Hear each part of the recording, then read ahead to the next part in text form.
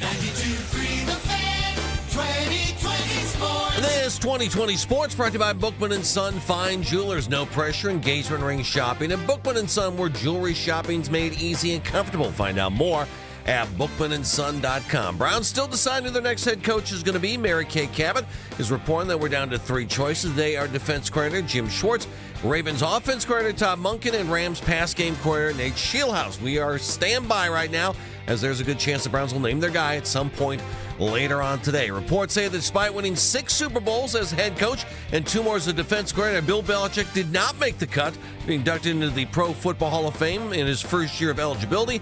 It's possible Belichick was getting punished for his part in the Spygate and Deflategate scandals, and expecting Belichick to get in next year. Cavaliers back to work tonight, going to play host to LeBron James and the LA Lakers. Nothing official, but there's the outside chance this could be LeBron's final game in Cleveland if he calls it quits after the season. Donovan Mitchell on maybe this being LeBron's swan song here in Cleveland. Trying to replicate what they did here, right? What he did here, win a championship, bring a championship back to the city, and then to be a part of possibly his last game here. You know it's going to be a spectacle. It's going to be everything that it deserves to be, and to be a part of that, you know what I mean, is always going to be great to compete and match up against him in that light. So he's done a lot for this city. Being from here is equally as impressive. Cavs have won 4 in a row, 11 of the last 15. LeBron and the Lakers come to Rocket Arena, having won 4 of their last 5. Cavs will be lacking Evan Mobley tonight. He's going to be out 1 to 3 weeks. Strained left calf. Darius Garland also still out. He's got the sprained right big toe. Some good news. Both DeAndre Hunter and Sam Merrill listed as probable for tonight's game. Hunter's been dealing with a sore right knee, and Merrill has the sprained right hand. Can now find 92.3 The Fan on YouTube. Subscribe to our YouTube channel. Get the best content from our shows each and every weekday. That's 92.3 The Fan on YouTube. Headline sports news every 20 minutes right here on 92.3 The Fan. From the University Hospital Sports Desk, I'm Jeff Thomas. Up next time for Baskin and Phelps here on 92.3 The Fan. The Ken Carman Show with Anthony Lima. If John Harbaugh wasn't going to give us the time of day, if you wanted to be an offensive guy, I don't give a damn about play calling. I don't give a damn. Marcus Freeman ain't walking through that door. Kurt Signetti is not walking through that door. Ryan Day ain't walking through that door. We ain't talked about any of them. If there ain't any other wonderkins or great big names, then fine. Might as well go with the guy who has the highest upside, have we not? The Ken Carman Show with Anthony Lima. We are Sports Radio 92.3 The Fan. Talk sports with guys in the know. It's embarrassing. I mean, are they not embarrassed? It's time for Baskin and Phelps. Cleveland's Sports Radio 92.3 The Fan. Oh boy, oh boy, oh boy, oh boy, oh boy, oh boy, oh boy. Do we have a head coach? Are we close? Are we there? Are we almost there? Or are they opening it up? I don't. You know, it's funny. Anthony was talking this morning. He's Jeff Phelps. I'm Andy Baskins. Yep. Baskin and Phelps.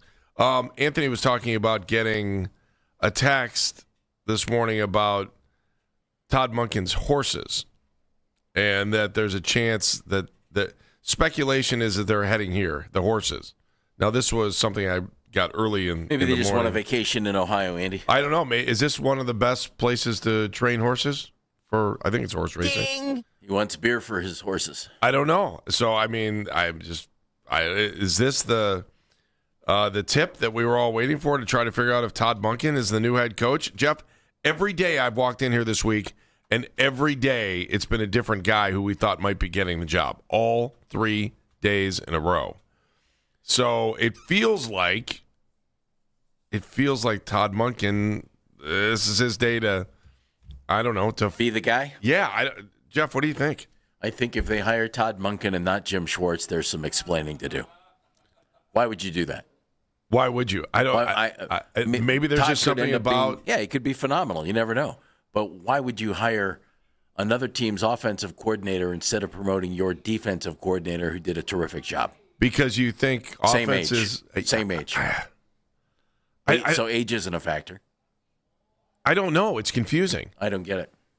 Don't get it. It's confusing. Again, if they hire Monken, they hire Monken.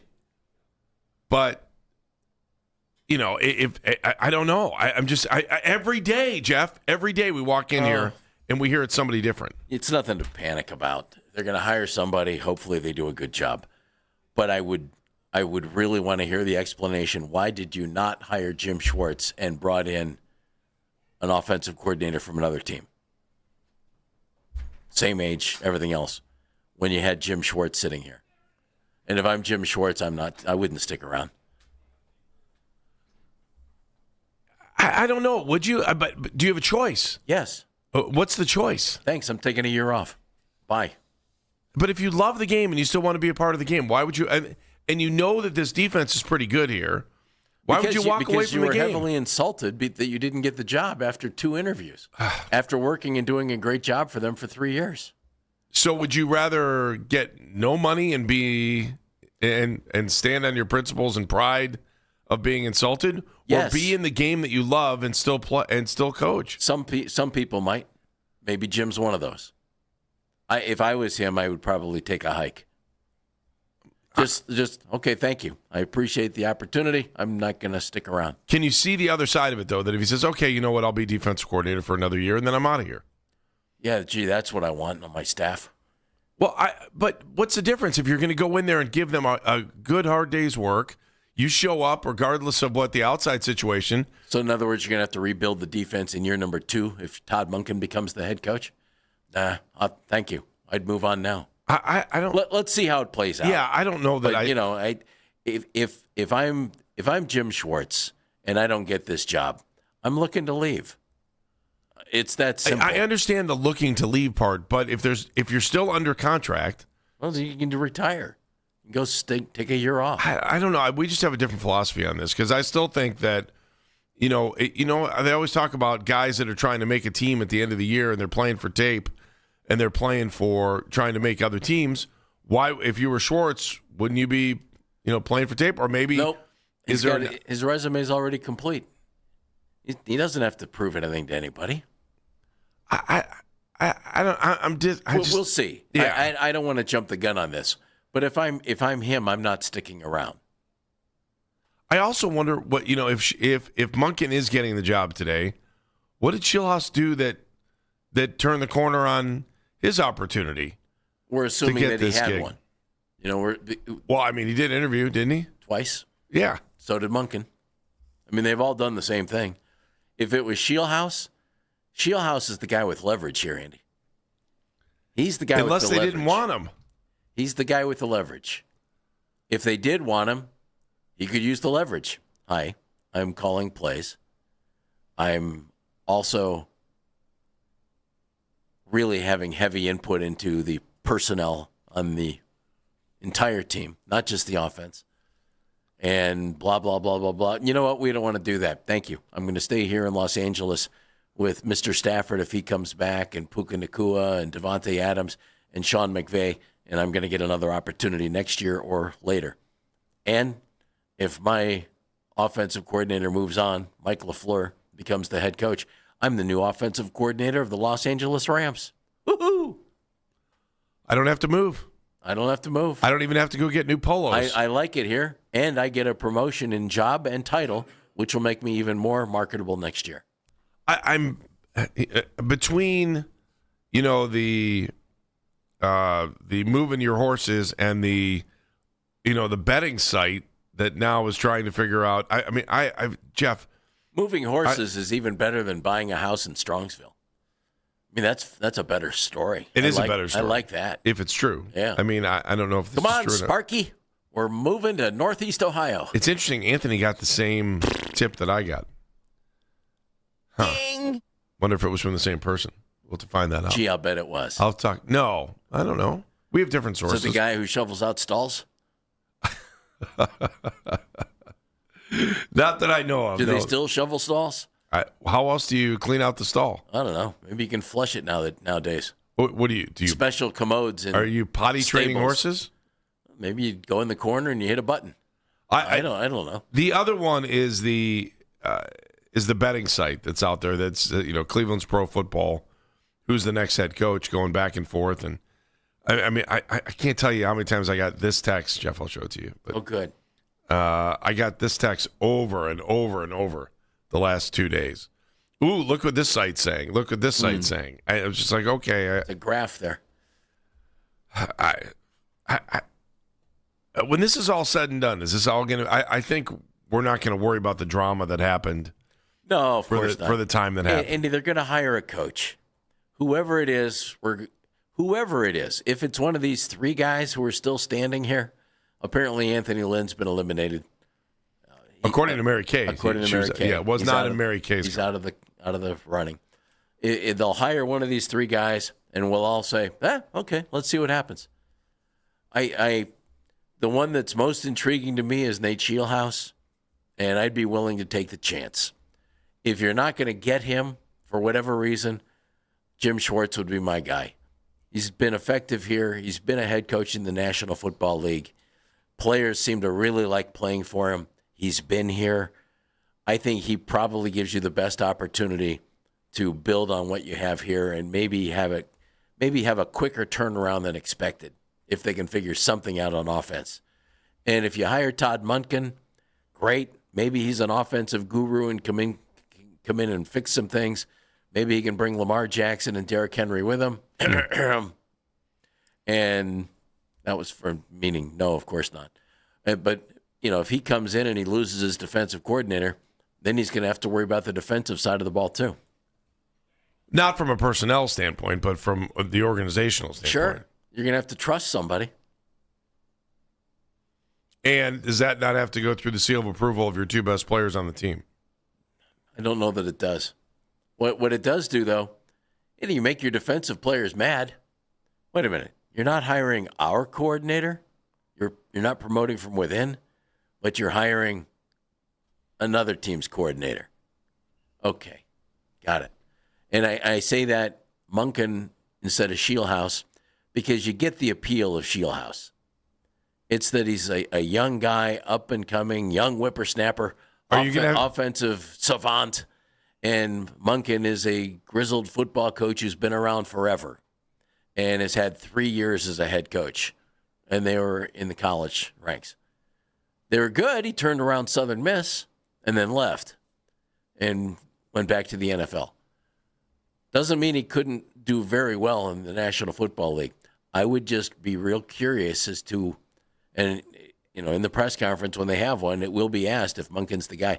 Why didn't you just promote Jim Schwartz? I can't wait to hear the answer. Why Monken over Schwartz? That wouldn't make much sense to me, especially you're in a rebuilding situation on offense. You rebuild on offense with personnel, Andy. I'm sorry. Jim Schwartz has a good defense. Todd Monken's not going to come in here with this personnel and make this offense sing. No one is. So I don't if it ends up being Monken, okay. Is he that great of an overall supervisor here that he's going to be a better head coach than Schwartz? Maybe. I think the big question will be if they did hire or about to hire or about to announce the hire of Todd Monken, why Monken over Schwartz? I think that'll be the That's the question. Yeah, and then what happened with Scheelhaus? Scheelhaus, you get it. Was he ever the leading candidate? Maybe. I don't know. Was he not the leading candidate? Is he a guy that you were going to try and woo as the offensive coordinator if you hired Schwartz?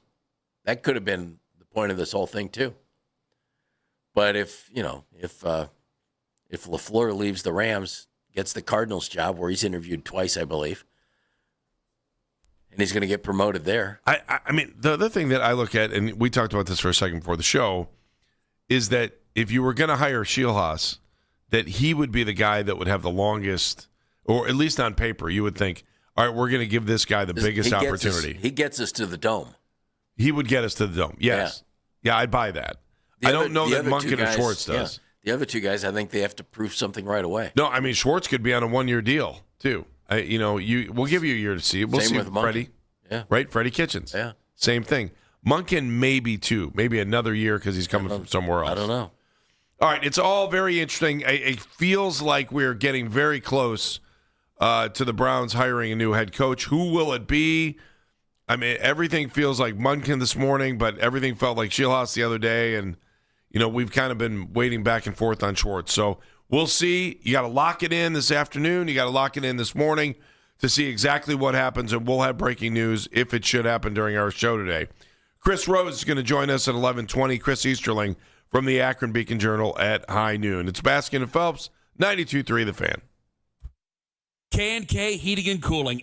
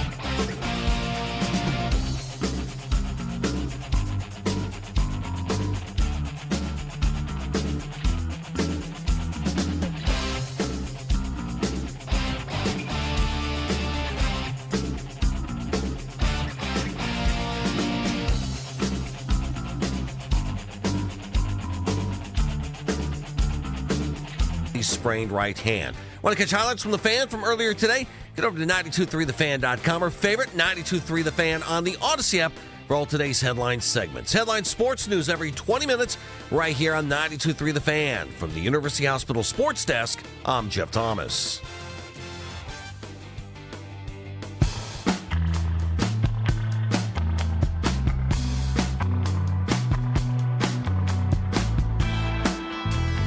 Baskin and Phelps, 92.3 The Fan. Again, Chris Rose joining us at 11:20. Chris Easterling at high noon from the Akron Beacon Journal. So we're sitting here. I mean, I'm on pins and needles. I'll be honest with you, because it feels like. Are you really? Yeah, I kind of feel like today's the day. You know. How about this? And by the way, you gave me your cold. I did not give you my did. cold. No. Yes, you did. Anyhow. You act like I get like we should put the You're visors sitting back here, up. I would love to. But I'm not coughing in your direction. I'm sure anyone that's watching on YouTube, you're they notice spewing that your I cover, Baskinisms. I'm back of my hand. I'm into my sleeve. I actually I wear these 3/4. I put my face inside the 3/4. You gave me your cold. I did not give you. Dan, can we get a ruling on this? Staying out of this one. No one wins it if I step in this one. Again, I asked the question. Why? Let me ask you this, though. Yeah. If they don't hire a coach today, isn't that kind of a bad sign? I mean, what the hell are you waiting for? I might be the only one in Northeast Ohio that is not freaking out that they haven't hired a coach. I'm not freaking out 10 either. 10 openings, 3 still remain, and it makes me think that they are. I just think Jimmy Haslam has been through this so many times now, and I'm sure every search is a little bit different. They haven't mastered. But I think he gets exactly what he wants here. Well, I know he can afford any of these guys. Let's be honest. Let's start there. You're an NFL owner. You can afford anybody. But I also think he's willing to overpay. Like, Mike Brown's going to pay the going rate. Jimmy Haslam would be willing to overpay if he could get, if Peyton Manning wanted to be the head coach, I'm sure he'd overpay for that. Or the director of football operations. If they've narrowed it down to 3, let's say they've even narrowed it down to, well, I don't know. Who knows? What's the delay? Contract talks not going well? That's a real possibility. Is that what's going Jeff, on? Here's another one, too. I mean what's the holdup here? At this point, what's the holdup? Unless you've decided, you know what, I don't like any of these guys. We're going to do this again. And if that's the case, fine. I would rather see them do that than hire somebody they're not sold on. Yeah, the other part is, and like Dan and I were talking this morning, he's like, would they just make a hire already? And I'm like, no. And part of the problem is because, Jeff, we're looking at it this way, too, that, you look at Shieldhouse, and I do, too, as if they're going to hire him, they're in it for the long haul. Because you're going to have to cut some teeth on that. You better let him, you better give him a long runway. And with Schwartz, I think Schwartz's runway would be 1 year. And if they didn't like it at the end of 1 year. Same with Munkin. Munkin might have 2. Yeah, ask Chudzinski how that went. Ask Freddie how that went. That is true. I don't know. I kind of feel like Schwartz is a 1 year run. If he can make it happen, then he's good. Munkin might be a 2 year run. You imagine what the defensive players are going to think if Schwartz doesn't get this gig and Munkin does? Honestly, Andy, I would think there's an issue there. And if Schwartz leaves because of it? What's the issue? The issue is with your general manager, or the issue is with your owner? I don't know. You tell me where the issue is. I keep hearing this and see this out there, and I don't buy this, that the Browns are just looking to hire a yes man. Well, a coach is an employee. A coach works for the owner. So you kind of have to do what the owner wants you to do. And if that means, you're talking to the owner every day, well, then you're talking to the owner every day. If that means, hey, this is the quarterback that you're getting because I'm the general manager and I don't report to you and you don't report to me. And by the way, if you want this quarterback on the roster, maybe I don't. I'll just trade him when you're not looking. I wonder maybe they're trying to hammer home, different structure. Maybe they're trying to hammer home, hey, and as the head coach, you will be reporting to Andrew Berry. Instead of what we were told with Kevin Stefanski, where Kevin and everybody in the circle of trust reported to Jimmy Haslam. I don't know that I did you mind the setup before? Oh, I didn't care. Doesn't matter to me. What I want, Andy, is what the Atlanta Falcons did. If I'm the head coach, I want to directly report to the owner. I'll be honest. You know what I'd like to do? Wouldn't you? Yeah. Wouldn't you rather directly report to the owner than to the general manager? Honestly, to me, the best. You want me to give you the absolute best thing that I could possibly see for this team. Somehow you figure out to get Ozzie Newsome back here, and he's your president of football. And Ozzie runs the whole show. And Ozzie calls Jimmy every day and said, how was lunch? Was it good? Yep. We're fine here. Thanks. No problem with the team. We're good. And Ozzie's running the show. And you've got a general manager who reports to Ozzie, and Ozzie can, overpower him when it comes to decisions. And same thing with a head coach. In other words, exactly what the Atlanta Falcons just put into place after hiring search committees to tell, or consulting firms to tell them that their structure stunk. The other one I wouldn't mind, Jeff, is if I'm Jimmy Haslam, I'm picking up the phone, I'm calling my brother, I'm saying, "Hey, Bill, let's see if I can get Nick in and try to help me." Can I get Nick Saban in here to help me with the Browns? Why is Jim Haslam Jimmy and Bill isn't Billy or William? Why? I don't know. Is this what keeps you up at night? Their dad is Jim Haslam. Maybe that's why. That would make more sense. Maybe they wanted to differentiate.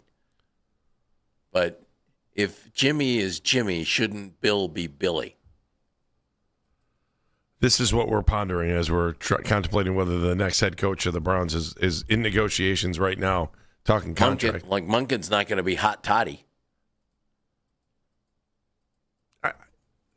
There's another factor into this thing. I got Menigan to laugh. Oh, you did? That's all I wanted. That's all I wanted. I was trying to get us back. Come on back. Yeah, Jeff. Come on back over, Jeff. Thank you. I have this very well laid out show that I'm trying to do, and you're trying to deviate. Excuse me, I've got to blow my nose because you gave me your cold. Oh, would you stop it? You're ridiculous. Absolutely ridiculous. Monken, Shieldhouse, Schwartz. That's what it feels like we're down to now. And, I'm sitting here and Lima's... Are we down to something if there are still three guys I don't know. who have had 2 interviews each? You haven't been able to eliminate one of them? Come on, man. It's not that dang difficult. Some Steeler fan that just happened to be on my timeline, and I'm not even going to give him a name. He just said, due to a lack of interest around the league, the Browns are naming Drew Carey as their next head coach. Well, it's a pretty good-looking picture of Drew on the sidelines. That though, is. Isn't it? Well done. You should send that to credit. Drew. Yeah, it's Aaron Smith. I'll give him credit. Send that to Drew. I haven't seen Drew in a while. Too busy doing his other stuff. That whole Price is Right thing kind of gets in the way. Yeah. Used to see him at a game every once in a while. Good gig for him. What's the difference between these three, but especially between Monken and Schwartz? Like, what All right, is let me ask you. Give me the positives. Give me the negatives. Rank these guys as far as the most intriguing. All right, Dan, you're in on this too. Most intriguing is Shieldhouse. Yep. Yes. Second most intriguing is Schwartz. Yes. Mine would be Monken. No. Least intriguing to me is Monken. I want to see what Schwartz can do when he's running the whole team after this team has really been impressed by him, apparently. So that's, to me, what's the safest hire? Schwartz. I'd agree with that. Yeah, I guess. Second, how is he not safe. the safest hire? I don't want safe. If you're going to do this, take the swing. That's what I would do with Shieldhouse. If you're going to do this, just take the swing at this point and realize that it's going to be 3 years. And give him 3 years to see if this thing can get up and moving. Can I ask you this one, though? Which guy gives you the best chance to compete next year? Schwartz. I think so, too, Probably Andy. Monken. Why do you say Why? Monken? Because the offensive talent, Dan, I mean, they're going to have to do some real overhauling. They can, except that's an area that Andrew Berry has shown us is not his strength. And if it is his strength, then what the heck had happened in the previous 5 drafts before last year's?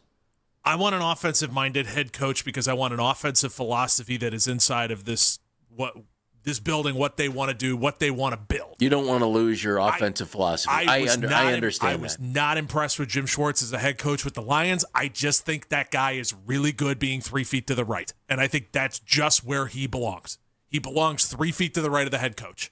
I think he is awesome as a defensive coordinator. So you're keeping your fingers crossed on Monken that he can be that guy. And by the way, isn't Shieldhouse that guy right now, 3 feet to the right? I just know it with Jim Schwartz. I don't know it. Give me the unknown. I think Shieldhouse is 5 feet to the right. Oh, it's 5. Because there's an offensive coordinator in between. Well, that's true, too. If I am the Browns with what has taken place inside of that building the last 2 years, I don't care how good the defense was. I'd blow the whole thing up, and it shocks me they haven't done that. I'm sorry, Coach. Did you say inside the buildings? The next line out of you should have been inside the rooms. I'd kaboom the whole damn thing. It's not like Jim Schwartz is some scheme god. It's not like he's come in here with something so off the beaten path that it's completely changed how they think about football. He's playing a boatload of man defense. It's not like it's, we're reinventing the wheel over here. Yeah, but so that takes me back to my point. They've put good talent on that defense. Do we trust Andrew Berry to put good talent on the offense? Well, if you trusted him on defense, maybe you should trust him on offense eventually. Well, the track record says don't. I hate But you just said he put good people on defense, right? Well, he's done. Defensively, the track record says yes. Defensively, yeah. Andy, just because a guy can identify talent on defense, the track record says he doesn't identify talent on offense. Show me where it is. Sorry, I could have picked Quinshon Judkins in the second round. Some people were saying Travion Henderson. Well, and you could have picked him because guess what? They're both good. And Travion's going to the Super Bowl. That's an easy pick. Harold Fannin, not as easy of a pick. You got a good one there. I'll give you that. You drafted quarterbacks in the 3rd and the 5th, and we don't know if either one can play. You drafted 2 running backs. You can go get running backs off the scrap heap who can come in and do some things. Monangai in Chicago looks terrific. Monangai looks every bit as good as Quinshon Judkins, and I like Quinshon. But Monangai went in the 7th round. You used 2 picks on running backs. Okay, fine. You still don't have a quarterback. You still don't have wide receivers, and you don't have an offensive line. So show me where the brilliance is on adding talent to the offense. I got time for this. Rob in a car. Hi, Rob. Robert? Hey, fellas. I'm listening to you guys talk, and it occurs to me that this is just the same thing all over again with the Browns administrators overthinking what is a really simple thing. Their 2 choices at the end of the year were to keep Stefanski or get rid of him. If they decided to get rid of him, they had to have a plan, which they didn't. The second thing would be the simplest thing now, because they don't have any plan otherwise, is to work with Schwartz and let him do it. Now, why do I say that? And I know you guys want an offensive-minded whatever. On what planet do you think that Jim Schwartz doesn't know offenses because he's been defeating them for years? He knows what he needs on an offense to win. I would sit him down if I was Jimmy Haslam and Andrew Berry. I would say the job is yours. Tell us what you need on offense to have success with offense. Tell us what you need to do that. If you are going to create an offense that your defense can't defeat, what would you want on this team? And work it out with him. And quit monkeying around with all this other stuff, because they're just overthinking. This is how they wound up with Deshaun Watkins. They overthought, and then they thought they were the smartest guys in the room again, and then they got Jimmy offered to throw a whole bunch of money at some stupid thing, and then we wind up right back in the 4-13 tank again. And I just really think that this is super simple. You work it out with Schwartz. Half the team already loves playing for him. And then the other thing I would ask you guys to think about is, why do you think that Berry's had so much more success on defense?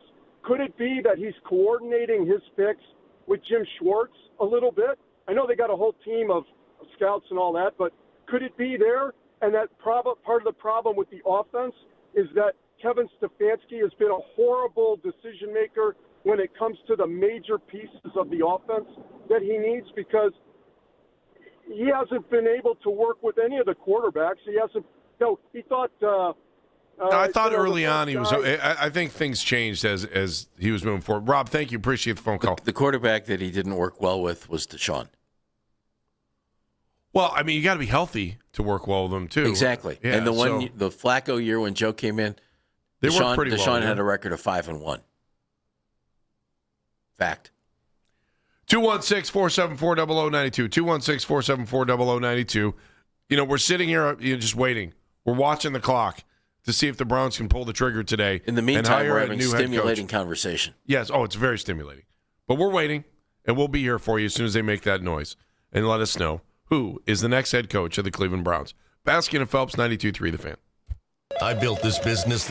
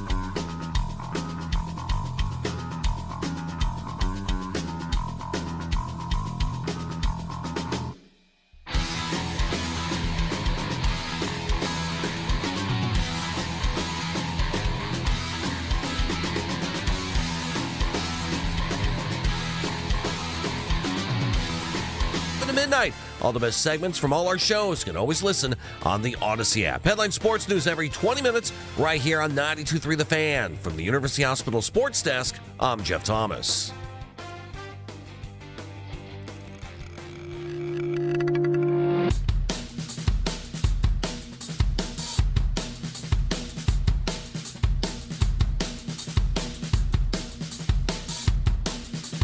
Andy, anything yet? Checking. Anyone looking at the betting sites? They were way in Monken's favor this morning. Were they? Yeah. They know stuff. Who knows? I mean, you just don't know. They just need to make a rock solid decision on this one. That's all. I don't care how long it takes. What does that mean? It means that, I like the fact that they gave Stefanski time. Whether you thought it was time for him to go or not. He won 11 games his first year. They thought they nailed it. So that was worth 6 years? First year? Won 11 games in his fourth year. They thought they nailed it. But they were willing to go up and down a little bit. I would still love to see the book that someone's going to write about this season and what happened and why they brought quarterbacks in and then got rid of quarterbacks and then decided to go with, Gabriel and then just didn't have Sanders ready. And man, what a mess. They completely wasted a great year on it. I mean, that defense was good enough to carry them to the playoffs. Defense was plenty good. It's aggravating to think of where they were, but I want to be positive and move forward to think of where they could go. I don't know which one of these three coaches is a keeper. I don't know which one of these guys would be a one and done. I don't know who. None of them would be if they were successful. Well, I'm just saying. I'm looking at Shilas is the one guy I think you could look at and go, you know what? If they only had 1 or 2 wins next year, and maybe the next year after that, you get used to it. I just don't want to walk into a season next year going, it's lost season. Got to get these guys. Why? It doesn't have to be. That's right. It doesn't have to be. Look at New England. Look at Chicago. Look at Denver. I mean, they've been able to put the pieces back together. San Francisco had a good team that had a bad year last year. They bounced back even with injuries this year. It's the NFL. You can do things in a hurry, Andy. You really can. All right, so are you looking for a guy that can turn it around in a short time and then hand it off to a more permanent fix where it could be a rocky start? Let's talk about that in a second. I do want to take some phone calls. Ron is in Avon. Hey, Ron. Ronnie. Ron. Good to have you with us, Ron. Hey, there you go. Hey, sorry, man. I'm moving a big slab of wood. Oh, that's all right. Hey, just do us a favor. Take us off speakerphone. Oh. All right, you got the wood in place. Now you're ready to talk. Here we go. All right, Ron, you're up. There we go. All right. I'm sorry. No worries. Hey, what I wanted to share is that I think one of the biggest outliers here that nobody's really talking about is Paul DePodesta. Nobody knew what he did. I'm willing to bet he had far more influence on the player selections in the draft, so on and so forth, that the reason that Andrew Berry currently has his job is because last year was the first year that he selected players without the influence of Paul DePodesta. Paul was still here at the draft last year, though. No, I realize that, but I really feel like what they did was that they removed DePodesta from that responsibility. I don't know. They saw the weakness. Yeah, I'm not buying that. I think Paul still had a pretty big influence right up until the end. I think they were looking and leaning on him to not make the decision, but give them advice on the decisions they were about to pull. But it is interesting. He's not here. Stefanski's not here anymore. That brain trust is now Andrew Berry and Jimmy Haslam. So I do think you make a good point. So there's a reason that Andrew's here and the other guys aren't, is because, to me, it just seems like because he executed the draft on his own last year. Okay. And it was a total win. Yeah, I don't know if you're that's necessarily You're true. making an assumption, Ron. Thank you, Ron. Maybe you're right. Maybe you're right. They were sitting next to each other in the draft. Remember, everyone made a big deal about the reactions to Gabriel and then the reaction to Sanders. So, I mean, you look at both those sides and you try to go. You're like, Dana, what's up? Here we go. Gentlemen. 92.3 The Fan. Breaking news. Adam Schefter, ESPN. Sources: the Cleveland Browns are hiring former Ravens offensive coordinator Todd Monken as their next head coach. Adam Schefter, Todd Monken, the next head coach of the Cleveland Browns, according to sources. All right, there you have it. Breaking news right here at 92.3 The Fan. We get you the news when it's out there. And Todd Monken is now, according to Adam Schefter, the new head coach of the Cleveland Browns. Jeff Phelps, your reaction. Why Monken over Jim Schwartz? That's all I have. Monken could end up being a really good head coach. Who knows? But I really want to hear why. Really want to hear why. No NFL head coaching experience. He's 59 years old. 3 years as head coach at Southern Miss. 1 year as offensive coordinator here in Cleveland. It went so well, Freddie Kitchens got fired. NFL Network has it as well. Multiple reports. Todd Monken, head coach. I'm just curious. And I'm not saying Jim Schwartz would have been a better hire. We don't know.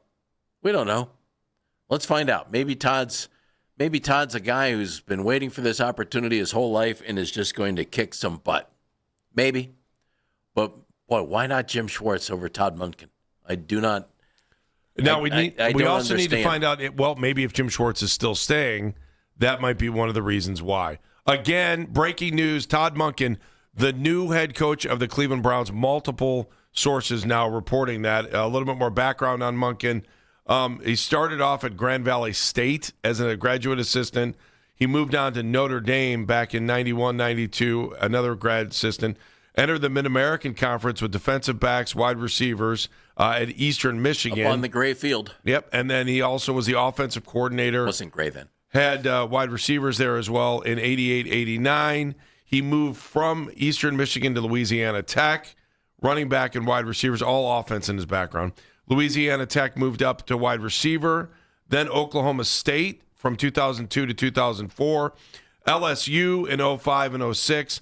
Then he made the jump to the NFL with the Jacksonville Jaguars in 07. Stayed there through 2010, where he was the wide receivers coach. Went back to Oklahoma State after that, went back as offensive coordinator and quarterbacks coach. Made the move over to Southern Miss after that. It's a heavy resume. Then came back to the NFL in 2016, where he was with Tampa Bay as the offensive coordinator and wide receivers coach. Then just straight out offensive coordinator in 2018. 2019, as you remember, he was here with the Cleveland Browns as the OC. Left, went to Georgia after that, where he was the OC and quarterbacks coach, and just spent his most recent time with the Baltimore Ravens as their offensive coordinator from 23 until last year. That is the resume of your new head coach of the Cleveland Browns, Todd Monken. Truly veteran coach, been around, has had success. Just a curious hire to me, Andy. Doesn't mean he can't be a really good hire, but to me, Shieldhouse was the most intriguing of the three finalists, apparently. And I wonder what Jim Schwartz did to not get this job.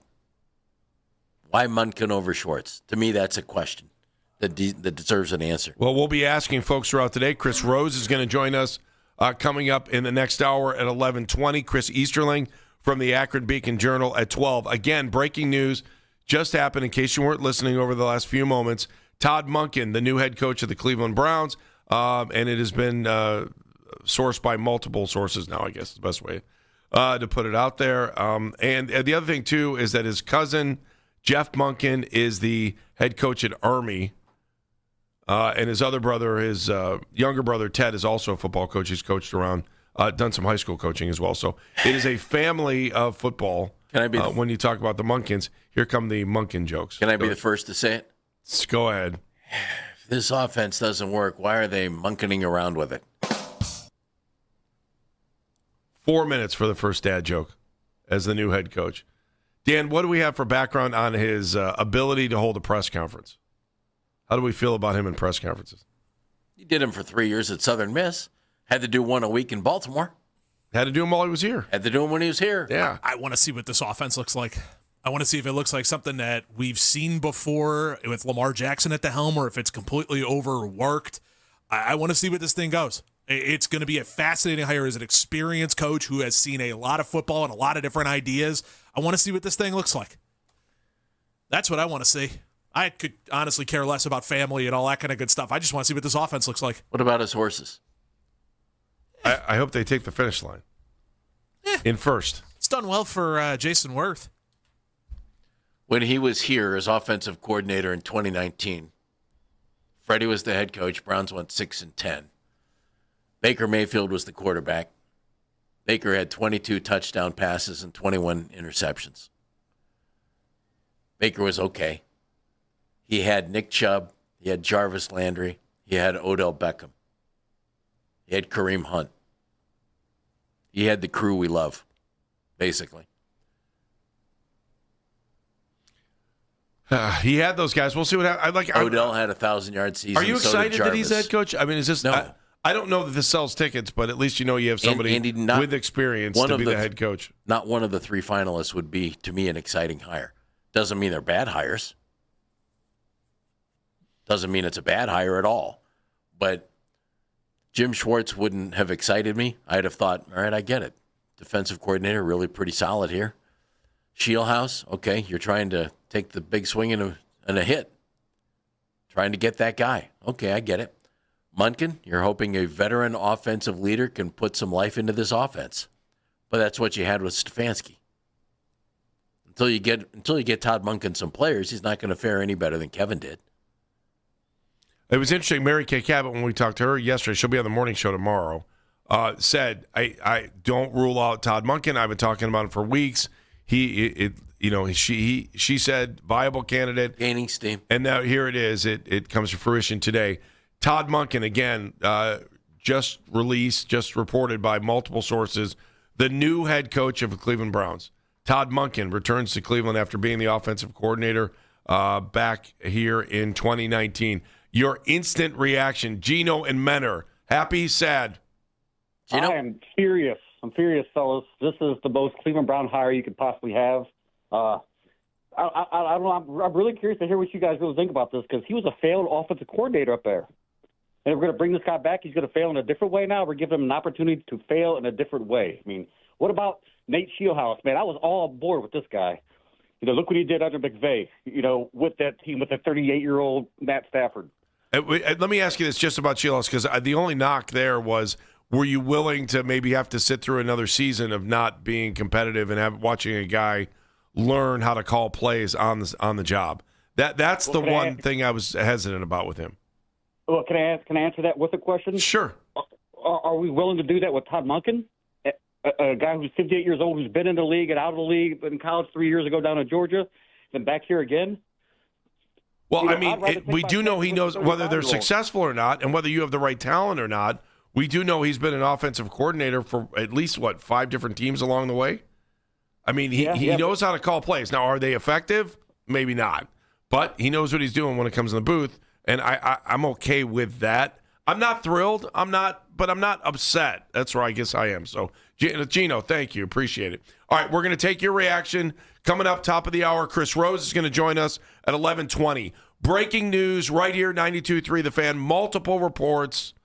Todd Monken, the new head coach of the Cleveland Browns. Is an Odyssey Sports Minute.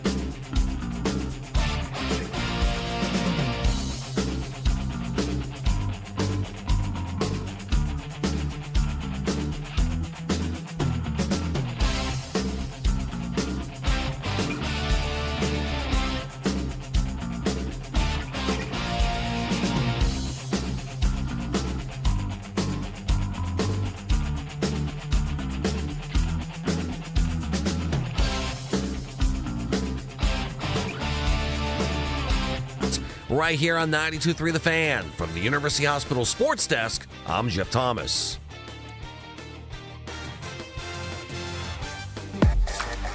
Do we only care about the Cavs when they are struggling? And it's your job to win football games, not save college football. It's the Emerging Podcast Scene, presented by Extend Technologies on 92.3 The Fan Extra on the free Odyssey app. Todd Monken, the new head coach of the Cleveland Browns. He's Jeff Phelps. I'm Andy Baskin. The next question, I think, is what's going to happen to Jim Schwartz. And let's see if we can get an answer on that from our Browns beat reporter. He is Daryl Ryder, and he's brought to us by Scheiben Jewelers, Cleveland's premier jewelry store. Hey, Daryl, how are you?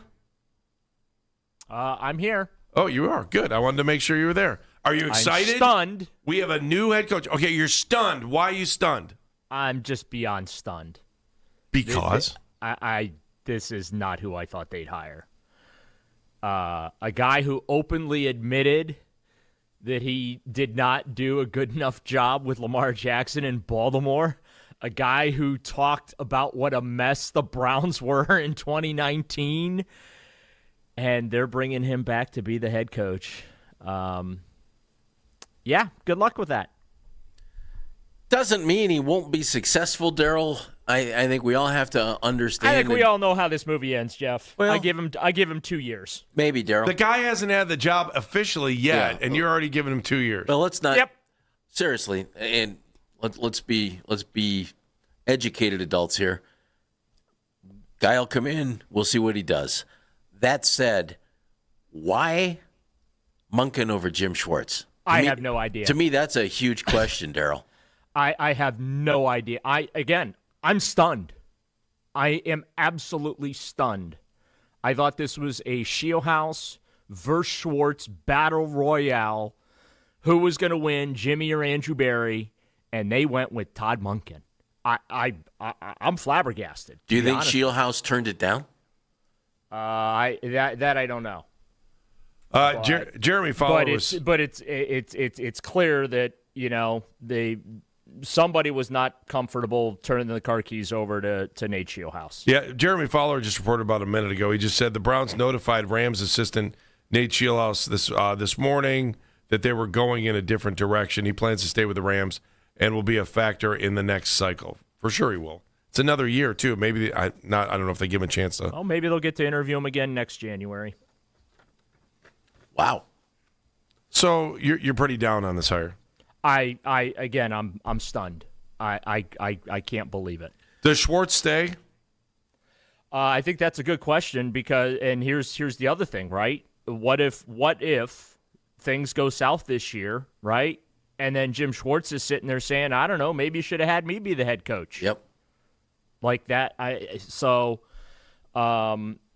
Obviously that's the next thing to watch. I mean, it was very clear throughout this process that ownership wanted Jim Schwartz to remain in the building. They had a tremendous amount of respect for the work that he has done as defensive coordinator in these last 3 years. They certainly built around him on that side of the ball, and they would like to maintain continuity there. But this is now twice he's interviewed for the Browns head coaching job, 2 different cycles, I should say. He was a finalist this time around. I don't know that he was a finalist when he interviewed previously. But I do think this sets up all kinds of potential for internal conflict if he does stay and things are not going well for this football team this fall, which, by the way, things probably are not going to go well. We don't know what the quarterback situation is. We've talked extensively about all the changes that have to be made on the offensive side of things. And they hired a guy who has openly admitted he didn't do a good job with Lamar Jackson, a 2-time NFL MVP. Okay?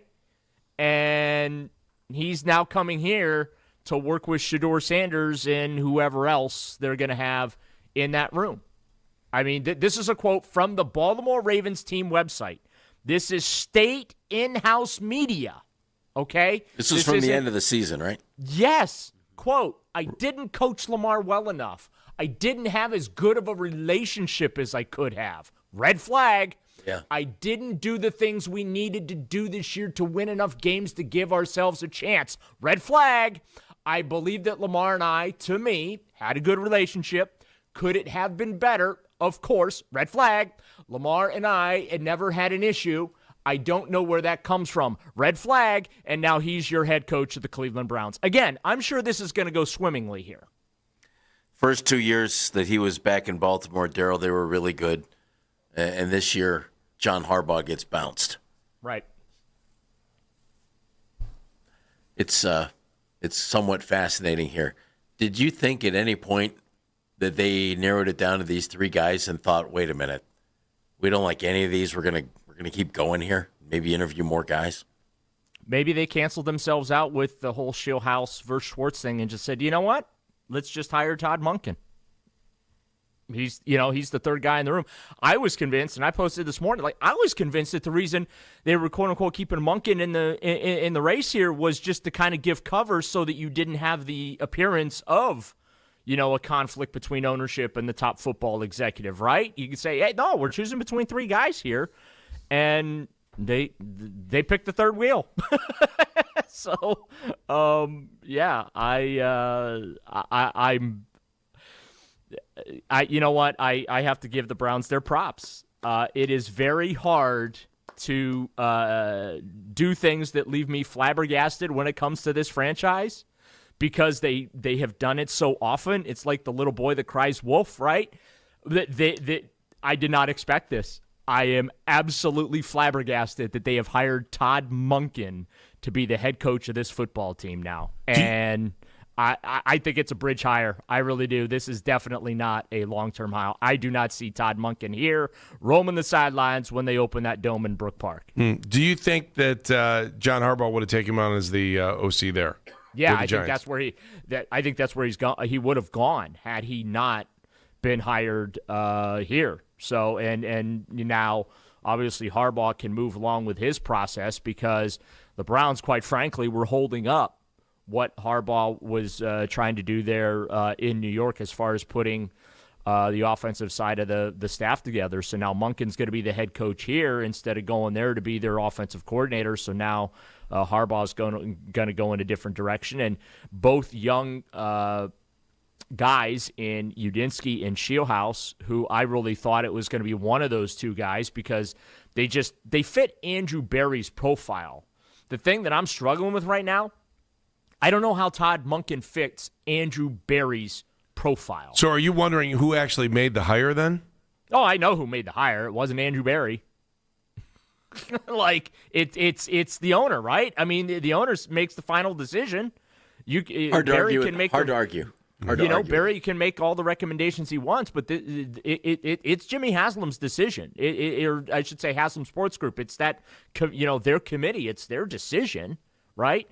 But do you really think that Andrew Berry went through this process thinking, yeah, Todd, I'm looking for a young, bright, innovative, offensive mind, and, I give you Todd Monken. Does that fit Andrew Berry's profile to you guys? Absolutely not. No, it doesn't. No. Again, Daryl, I do think we all need to be open-minded. Let's see what the guy can do. Let's see what he can do here. But to me, it's an odd hire at a critical time for the organization, and I do really want to know why not Jim Schwartz if you were going to hire Monken. I could get it if you're going to hire Shieldhouse. And especially if you want to keep Jim Schwartz, right? Well, yeah. If you're going to keep him, what would be more appealing to Jim? All right, look, we're going for the boy wonder, and we're hoping we get McVay. Do you understand? We'd like to keep you around. And, okay, you could sell that to him. I don't know how you can sell. We're bringing in a guy your age who has your resume on the other side of the ball, but without the head coaching experience. You're going to stick around, right? I know. How about more cash? Andy, he can go get cash. Could he, Daryl? If Haslam, what if we find out when this is said and done, he's the assistant head coach and they give him more cash? It's still a slap in the face, Andy. Yeah, I mean, again, I'm telling you, I covering this team as long as I have and knowing how that building operates, I see bad things on the horizon the moment things start going south. Because you got a guy that's interviewed for the job twice, and he's going to look at that and just be like, you could have hired me. If he sticks around. How do you think it's going to play with Shedeur? How's it going to play with Gabriel? How's it going to play with the whole Watson? How's it going to play with everybody on defense who sings the praises of Jim Schwartz? I mean, he struggled to make it work with Lamar Jackson, right? And look at Lamar's resume. Now and Derrick Henry in the backfield. Now, the one thing with like Monken's reputation is he's a bit of a chameleon from an offensive standpoint. Like he's not pigeonholed into like one system. You know what I'm saying? But also at the same time, I kind of feel like maybe that's kind of a negative because he doesn't necessarily have an identity, right? So I can't believe they went this route. I really can't. They went Todd Monken to be the next head coach. I mean. Wish him well. Wish him all the success in the world. I'm not confident one iota. I thought for sure that Andrew Berry was going to go young offensive mind with this search, not somebody that struggled to make it work with Lamar Jackson. Because, by the way, the Browns don't have a Lamar Jackson. When they let go of Kevin Stefanski, do you think they had a leading candidate in their mind? And do you think they ever thought it would end up being Todd Monken when they let go of Kevin? Oh, I'm sure they're going to try and tell us that Monken was their guy all along, right? Because that's what you'll hear. And you'll also that Mary Kay said that to us yesterday that she's been writing about him for weeks. Yeah. So, I'm sure we'll hear some version of that when he's introduced.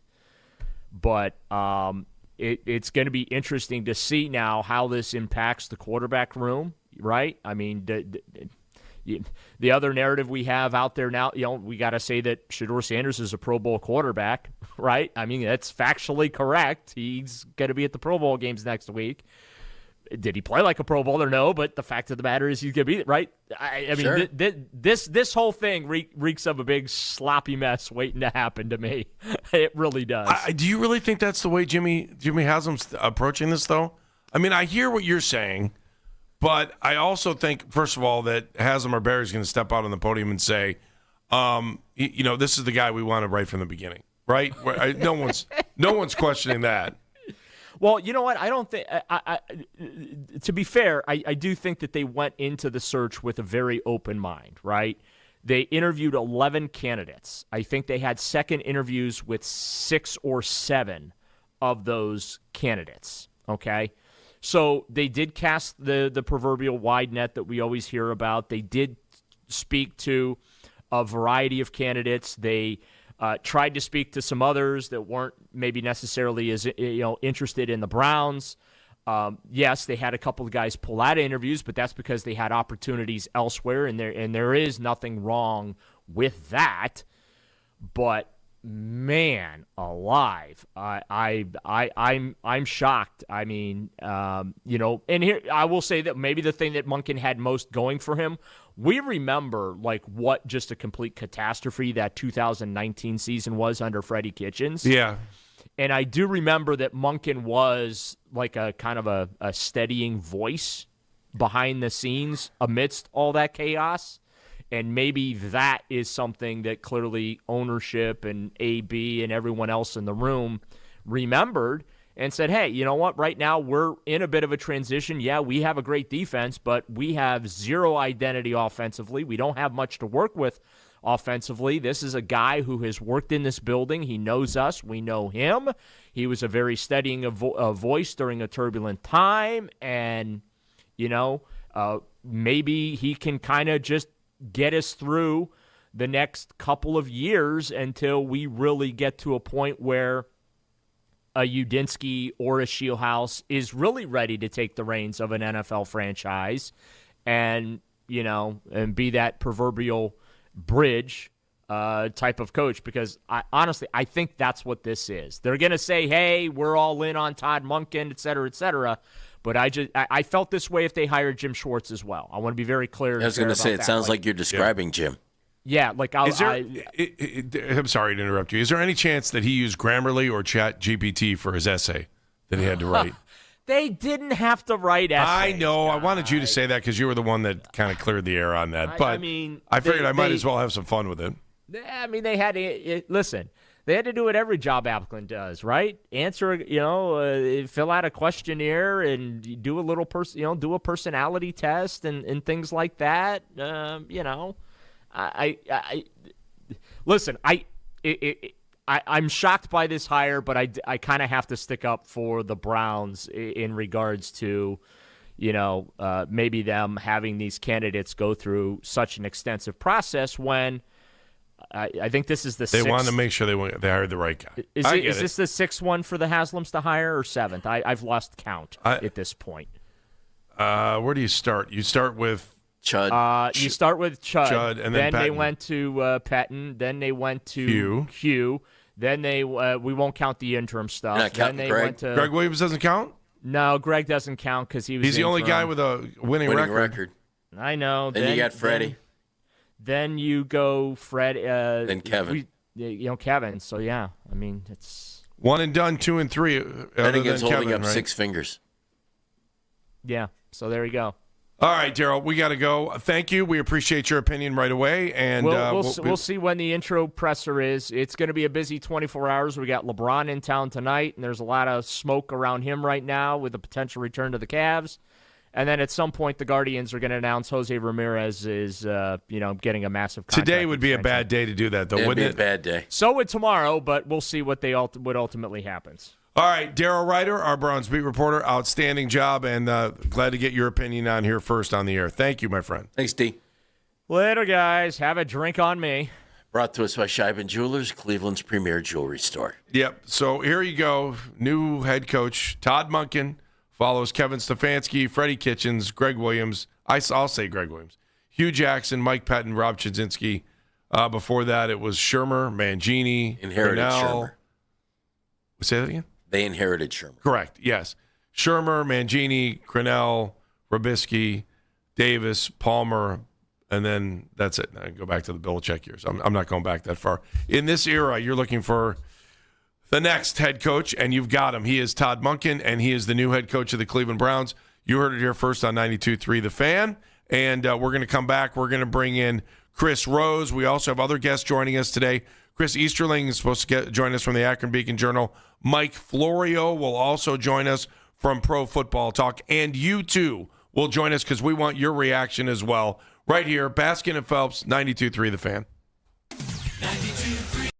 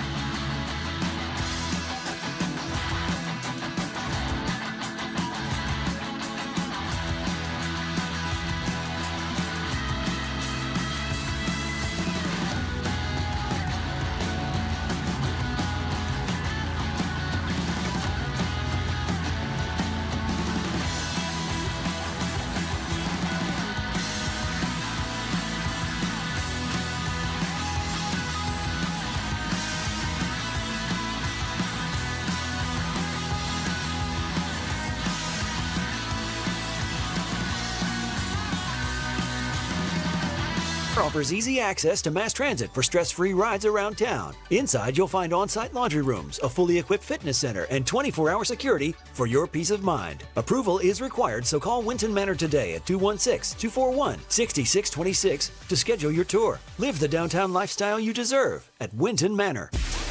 The home of Westwood One's coverage of the Super Bowl. Please welcome the Vince Lombardi Trophy. We are Sports Radio 92.3 The Fan.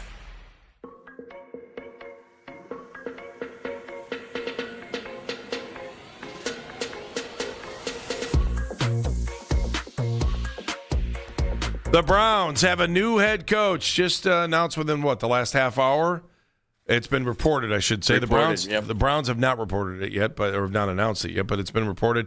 Todd Monken, coming over from the Ravens, coming back to Cleveland, where he was once the offensive coordinator.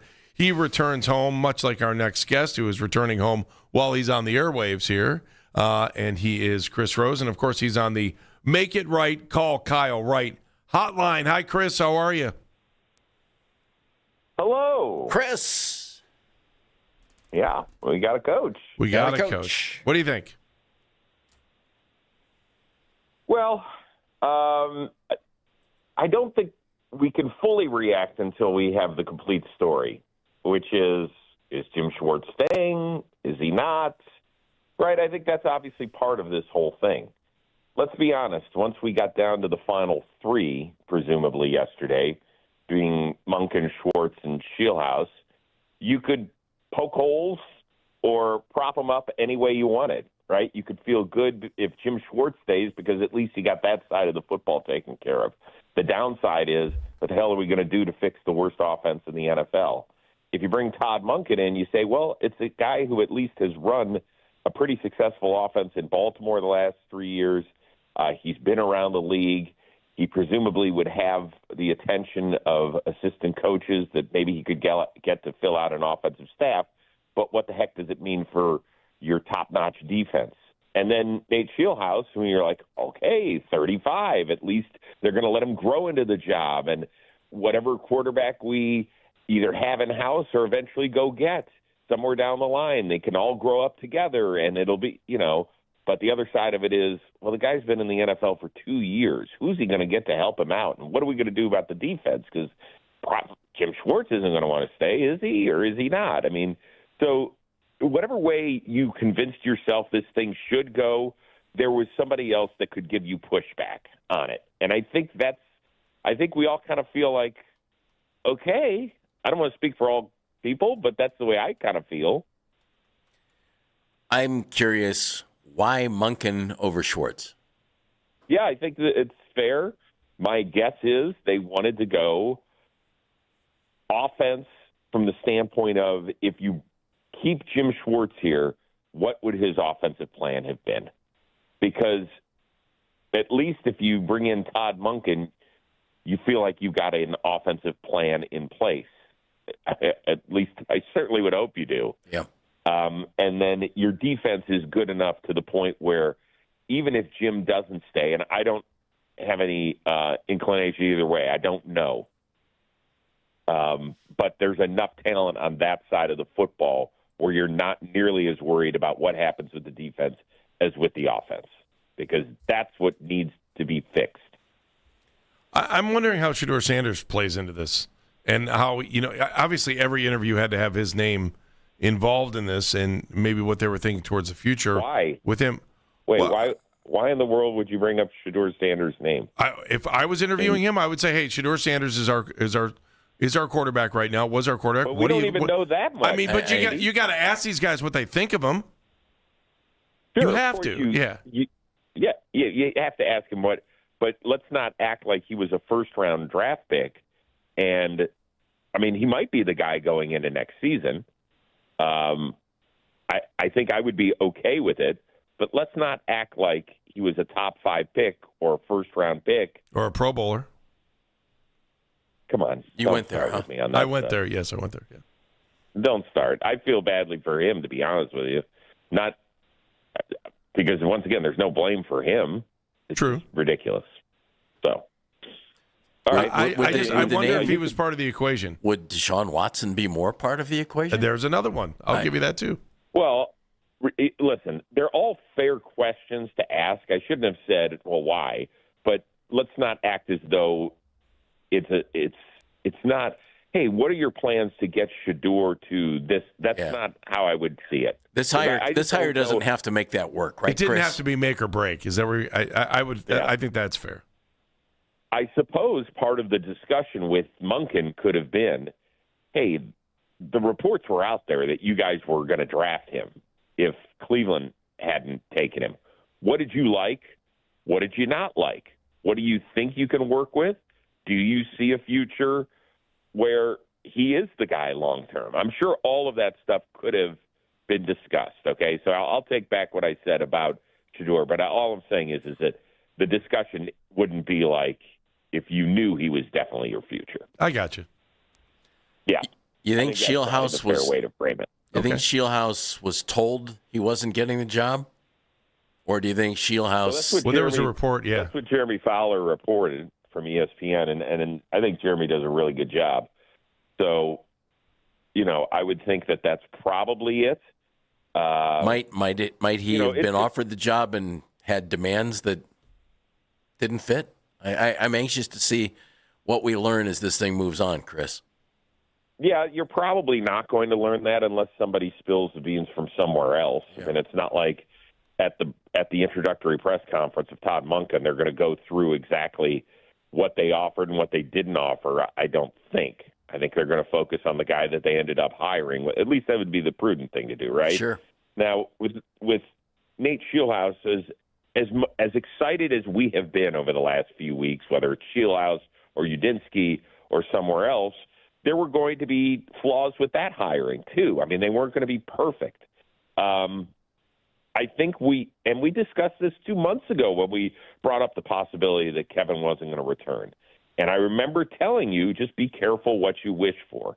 And that got even uglier than I thought because I didn't think there was any way that Baltimore, Pittsburgh, and Buffalo were all going to be open. I thought maybe one of those jobs would be open, but I certainly didn't think all three were going to be. So that just means that, a third of the league, it's changing coaches, changing coordinators. There's going to be a ton of coaching movement still. I think there's like 10 teams that have to still hire offensive coordinators. There's a bunch of teams that did not change head coaches that are looking for new OCs. I mean, for God's sakes, the Eagles can't give that job away. And that's a pretty good team. Yeah. So my point is that there's just a ton of coaching movement, and I think that it's going to be a real challenge for some of these guys to build the exact staff that they want. And my guess is the Browns said, okay, if that is the case, we want to make sure that we at least get the offense right with a guy who's been around the NFL as long as Todd Monken has. Chris, let me twist this just this way. Someone walks up to you today in L.A. and says, hey, Chris, all that Brown stuff.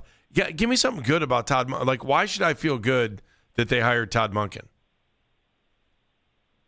So I got a call early yesterday and said that they were really considering him, okay? Right.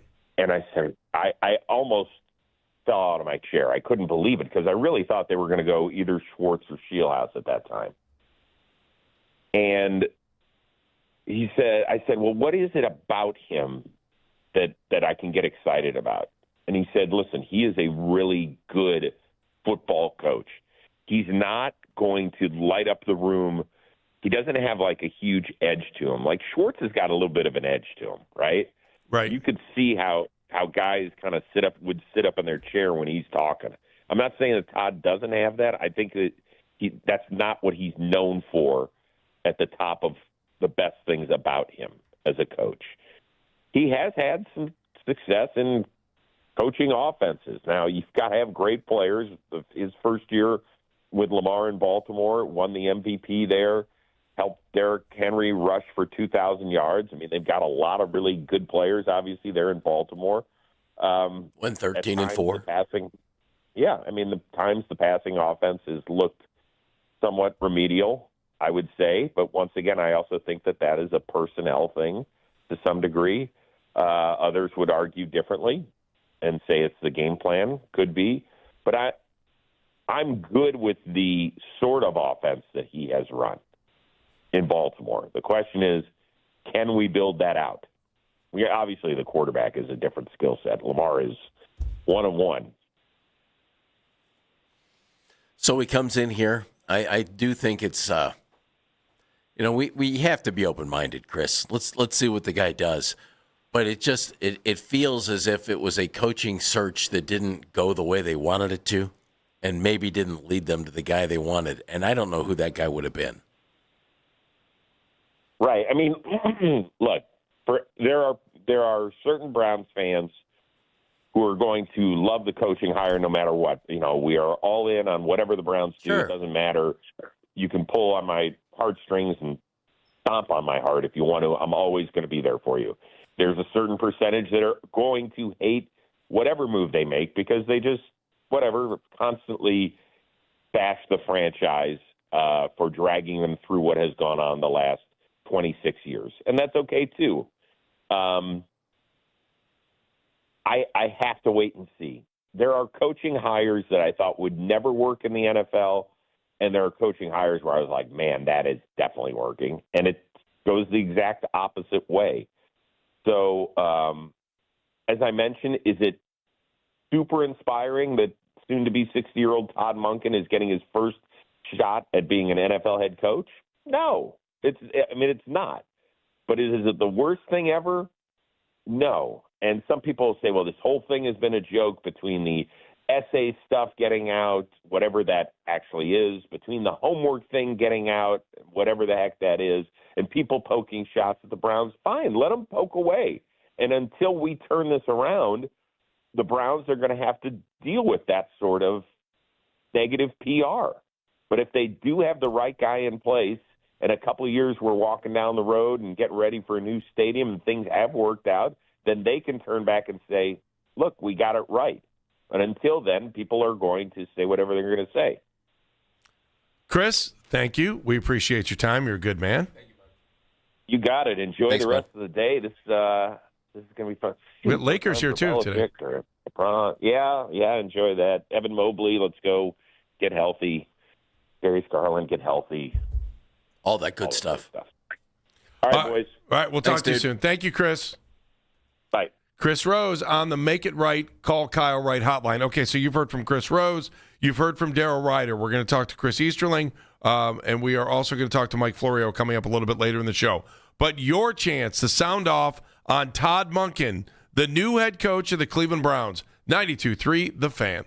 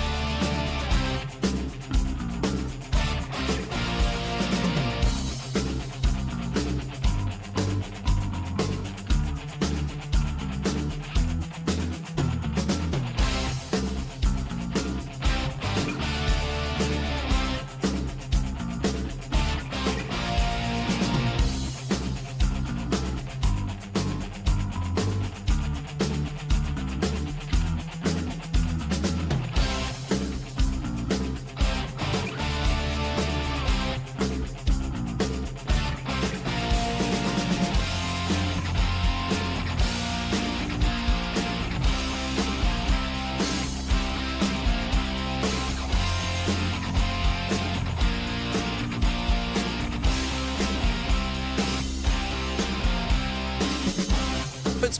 Monsters looking to extend their winning streak to 3 games. The Griffins, top team in the AHL, 67 points thanks to 32 wins in 39 games. Want to catch highlights from The Fan from earlier today? Get over to 923thefan.com or favorite 923 The Fan on the Odyssey app for all today's headline segments. Headline sports news every 20 minutes right here on 923 The Fan. From the University Hospital Sports Desk, I'm Jeff Thomas.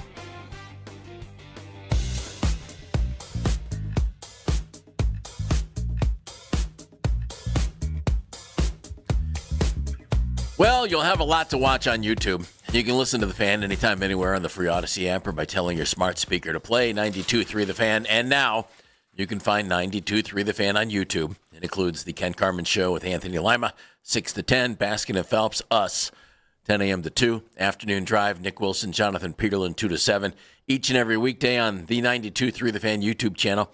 Subscribe to the channel for free. Watch all the best content from your favorite shows on The Fan live and on demand right now. The pride of Wheaton, Illinois, 59-year-old Todd Monken is the new head coach of the Cleveland Browns. Breaking news here on 92.3 The Fan. We've known for about an hour, multiple reports out there saying Todd Monken has been hired as the new head coach of your Cleveland Browns. Jeff, we've had a couple interviews. If you missed either one of them, Daryl Ryder was with us at 11 o'clock straight up, and then we just had Chris Rose from John Boy Media NFL Network join us as well. You know who we haven't talked to, Jeff? Yes. And that would be? Our fine listeners who call the show at 216-474-0092. That is correct. So we're going to take some phone calls. We want to hear what you think of the Todd Monken hire. Kind of make it brief because there's a lot of people that want to get through. We're going to start with Brian and Stowe. Hi, Brian. Hi, how are you guys doing today? Good. Hello, what do you think of it? Yeah, I just wanted to say, typical Browns fashion. I hope your discussion yesterday didn't come into play where, Barry wanted to go younger and Haslam wanted to go with Monken, and it ended up being Haslam's call, and that's where it is. But let's hope that Schwartz stays aboard and we make the best out of this as we can. But it's sort of ironic, don't you think, guys, that we announced this? That it's like the NFL other owners hate us. It's like we're like the laughing stock of the NFL owners, and to announce the Shedeur stuff when we're looking for a coach just adds salt to the injury. But they didn't. The league had to announce Shedeur. Are you talking about being a Pro Bowler? That's not on the Browns. Yeah, I'm not going to say that's on the Browns, but it's just everything about us just screams. There's plenty of franchises like Applebee's. Higher is 5. It's 5. 7 if we're keeping Schwartz. Okay. Thank you, Brian. Have a great day. Brian and Stowe checking in. Tony is in Columbia Station. Hi, Tony. What do you think? Hey, happy hump day, fellas. Happy. Want to make sure we're doing wellness checks on Daryl there. I hope he's okay. Overreacting to Monken's comments at the end of the year in regards to his relationship with Lamar. I think they show self-awareness and professionalism, but also Lamar's a hyper-athletic QB that is going to fall off a cliff at some point. I'm not saying that's happening right now, but that year was rough, and he appears to become pretty injury-prone. Overall, I think if they can retain Schwartz, given the situation we're in all around, I like to hire. 1 to 10, give me a rating on it. 7. You're giving it a 7? All right. Tony at Columbia Station. Thank you. I think Schwartz is a non-factor here. We all liked him on the defense. If they had a guarantee from Jim that he would stick around if they hired Monken, that'd be big. I'd be surprised. If I'm Jim Schwartz, I'm thinking, I've worked for you guys for 3 years. You've seen what I do. You didn't think I deserved to be the head coach of this team if you were going to move on from Kevin? You're sorely mistaken, and I'm going to be looking elsewhere. Yeah, I understand where you're coming from. A lot of that is ego, and I wonder, one, does Schwartz have an opportunity to go somewhere else if he wanted to, which I do think he would have opportunities if he wanted to. But 2, if he likes his defense and he wants to stay, it appears to me that his job is still there. He is under contract. I got a text from one of my buddies that said, I'm canceling my tickets today. I said, Today, I go, they didn't give you enough reasons to cancel before? It's interesting you fire a guy in Kevin who was an offensive background guy. Yeah. Didn't have head coaching experience. Neither does Monken, except for the 3 years at Southern Miss. It is a different world. So let's readily admit that. But a guy who was 2-time coach of the year, and you settle on a guy who's older, never been a head coach. It's a different look to me. It is. Again, doesn't mean it won't work. Doesn't mean it won't work. But and I'm going to be optimistic and open-minded about it. But it's, to me, Shieldhouse I would have understood. Schwartz I would have understood. This one I think, okay. Dan is in Cleveland. Hi, Dan. Good morning. Morning. My look on this here, it's a little bit complicated, but this came down from Jimmy Haslam bypassing Andrew Berry, okay? Because I believe from the beginning last April, the call came down from New York to Jimmy Haslam to Berry to take Sanders, okay? Because nobody was picking him for 4 rounds, all 32 teams. Okay. Settling on Monken, whether you like him or not, I think this is a pretty good because he's an NFL guy. He's been an offensive coordinator for 3 different NFL teams in his career, plus his long list of experience in college. But nonetheless, he's with Harbaugh. Harbaugh kept his job open in New York because at 59 he was given his OC a shot quarterback. This bypasses and allows Sanders now to get a further chance, I believe, because the word was, as you guys know, the Ravens were thinking about him, not necessarily Monken, but to back up Jackson last year, okay, in Baltimore. So I believe in the end, look for how Monken handles this. He's an experienced man, okay? And also when he was offensive coordinator for the Browns in 2019 or 18, he had Beckman, Landry, Chubb, the running back from Kansas City. The problem was Baker Mayfield with 22 touchdowns at 21 interceptions. So a 6-10 team with 21 interceptions in NFL could be a 10-6 team. So it wasn't Beckman's fault. Todd Beckman's fault. Okay. Scale. Give me a scale. Todd Monken, Odell Beckham. Yeah. Right. So I'm looking here. Let's find out what he's going to do going forward here. Remember, he was OC before he went to the Ravens at Georgia. Look for him maybe down the line in the draft to pick up Carson Beck as a backup to try and see who can. Yeah, give me a 1 to 10. Give me a 1 to 10. Nick Mullins. I do an 8 until we see how he picks the quarterback. You're an 8. Okay. By the way, he was head coach at Southern Miss there from 2013 to 2015. Where his quarterback was Nick Mullins. Yes. I like Nick.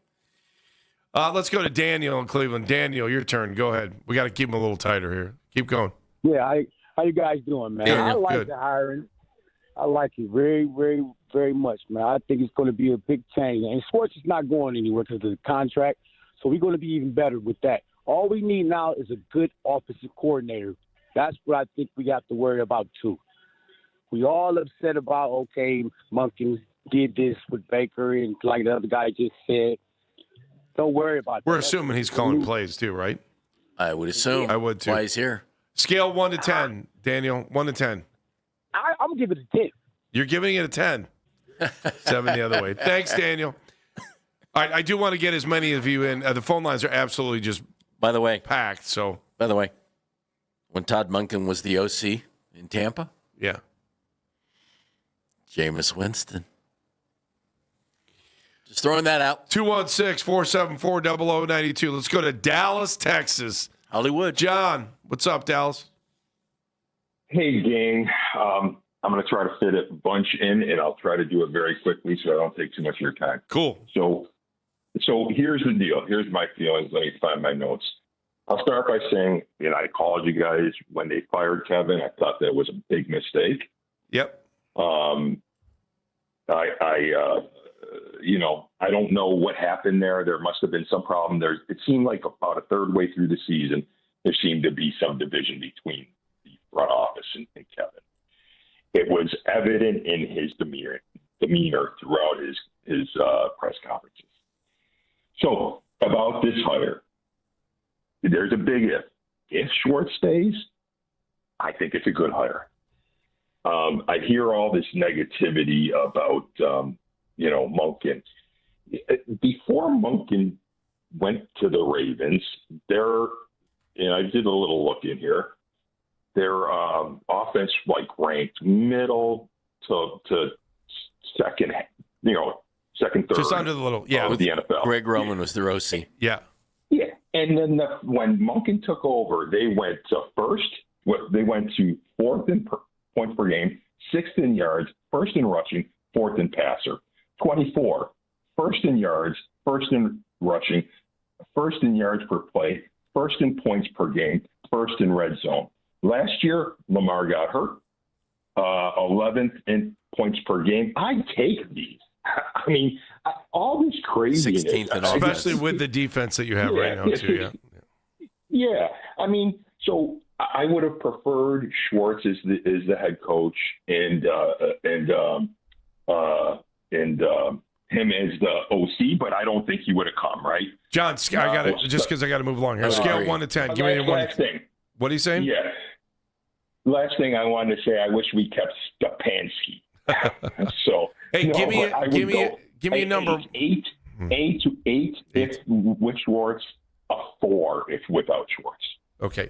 Hey, thanks. Sorry to take too much all right. time. That's okay. Thanks, John. Appreciate it. Wow. Numbers all over the board on this one, Jeff. 5, 7, 8, a 10, an 8. Jameis had the 5,000-yard season the year after Monken left Tampa. Let me steal one more. Zach that is was in for Cleveland. you, Dan. I heard. Go ahead, Zach. Your turn. Hey, guys. Hi, Zach. I think this was this may have been not necessarily premeditated all along. I think they were giving the young guys a shot, but when they didn't meet what they were looking for, I mean, they didn't meet what any of the other teams were looking for either. I mean, both of these young guys went back to their teams ultimately, right? I mean, nobody wanted them. So maybe that played a part in it, and Monken was the guy that was left. The only one left that said that he would join the staff if Schwartz would stay. So I think Schwartz is staying ultimately. I know they interviewed Schwartz for the head coaching position. I think that may have just been a fail-safe in case they couldn't find anyone. Maybe they just told him, "Hey Jim, you're under contract. If we can't find a guy, we would like for you to be the head coach, and then maybe you could find a guy to come in and call plays." Just as a de facto offensive coordinator, but I think it worked out, and everybody 2.26. 7.26 from the Russian judge. I liked it. Thank you, Zach. Thanks, appreciate it. There's the other Olympics stories are out on there. the way. Oh, I know. Dun, dun, dun, dun, dun. Layla Edwards. Keep going. The Athletic, our buddy Zach Jackson. Remember, Todd was here in 2019, okay, with Freddie. This is from a piece that Zach wrote in 2019. Afterwards, it was December 31st, after the season. Speaking of disgruntled offensive coordinators, and excuse me for just reading it, Todd Monken's one season with the Browns was a disaster. Monken had the offensive coordinator title, but Kitchen called the plays. It was clear that Kitchen and Monken never on the same page. Multiple sources told The Athletic that late in the season, Monken would spend time on the field before games telling opposing coaches how bad things were with the Browns, calling the team a total mess, and saying that Kitchen's Sunday play calling generally steered away from most things that had been in the game plan from Wednesday through Saturday. Well, welcome to Cleveland. Todd, you're the head coach. He gets to make the calls now, and somebody else can criticize him the other way around. All right, your calls, 216-474-0092, 216-474-0092, plus Chris Easterling from the Akron Beacon Journal. He covers the Browns. That's coming up next. Again, breaking news today, Todd Monken, the new head coach of the Cleveland Browns. Hey, everybody, it's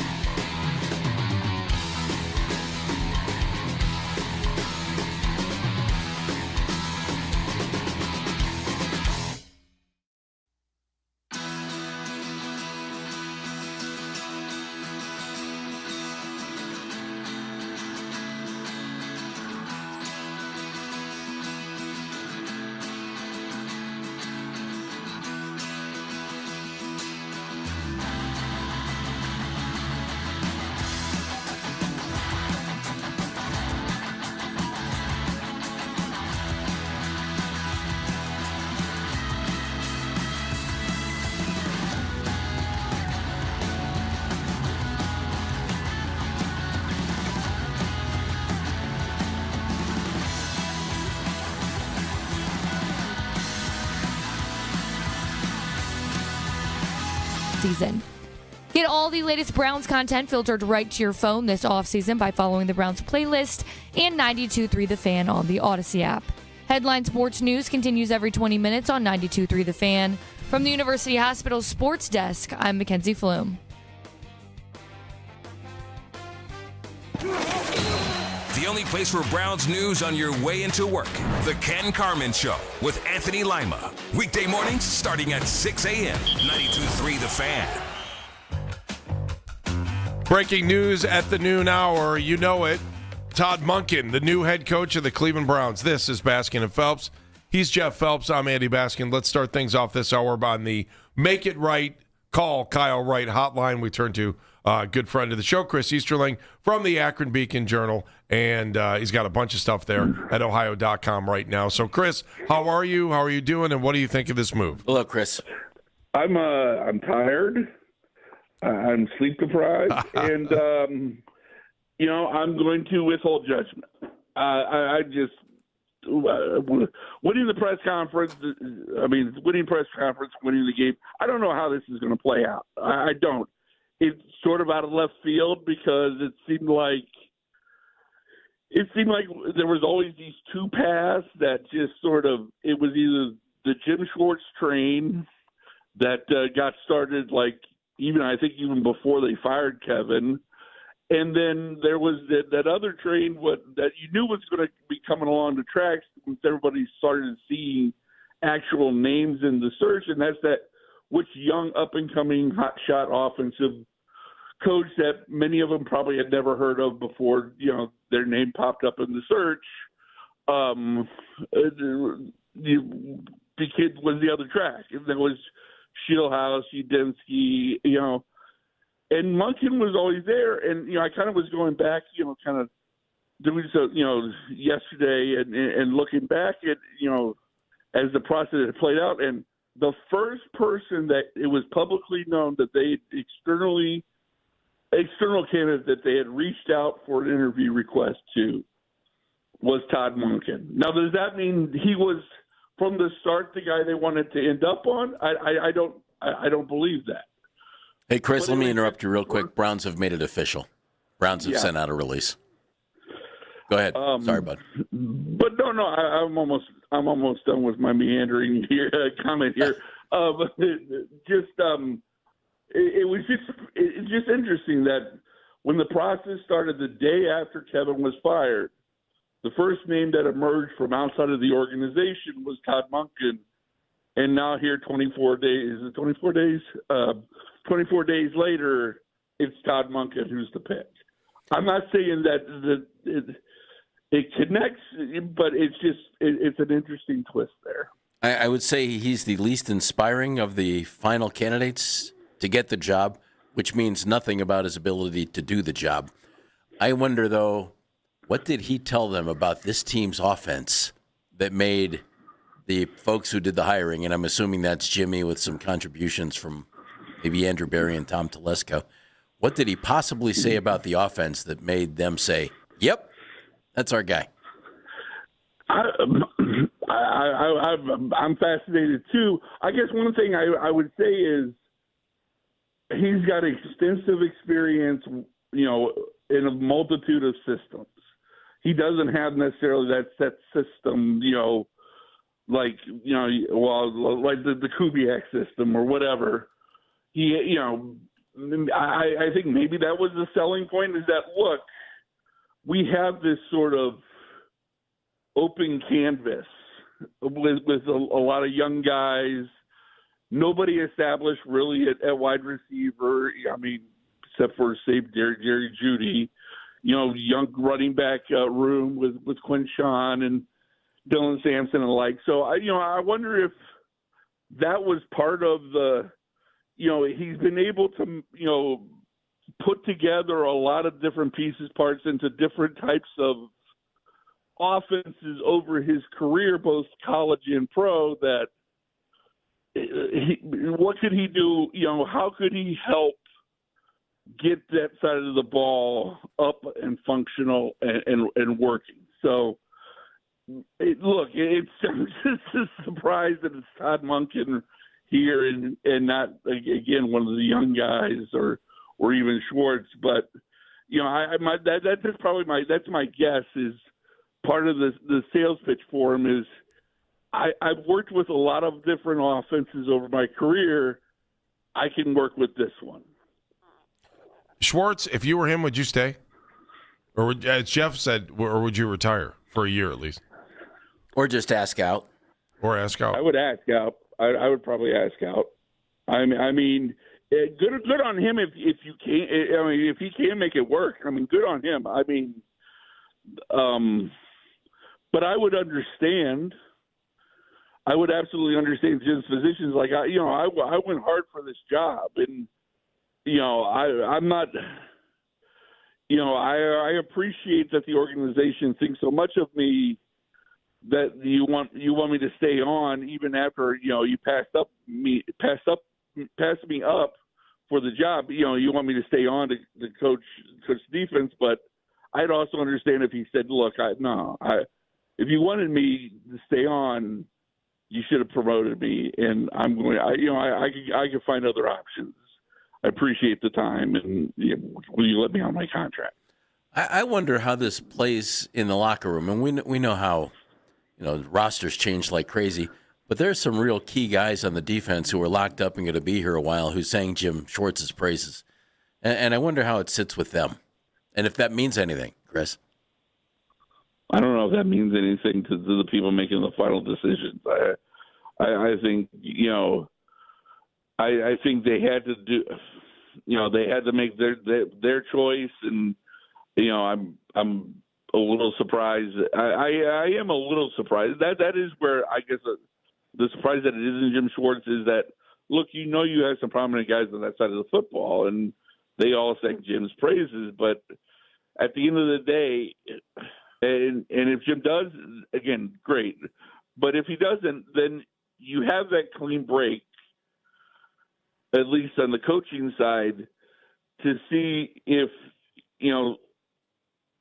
some new blood, even on that side of the football couldn't go out and maybe even get even more, because you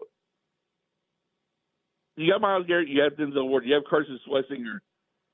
Jim Schwartz was great the last 3 years. I'm not diminishing that. But at the same time, you have Denzel Ward, Myles Garrett, and Carson Schlesinger. I got a feeling other defensive coaches could do something with that as well. Can he do it as well as Jim Schwartz? Well, that's the dice.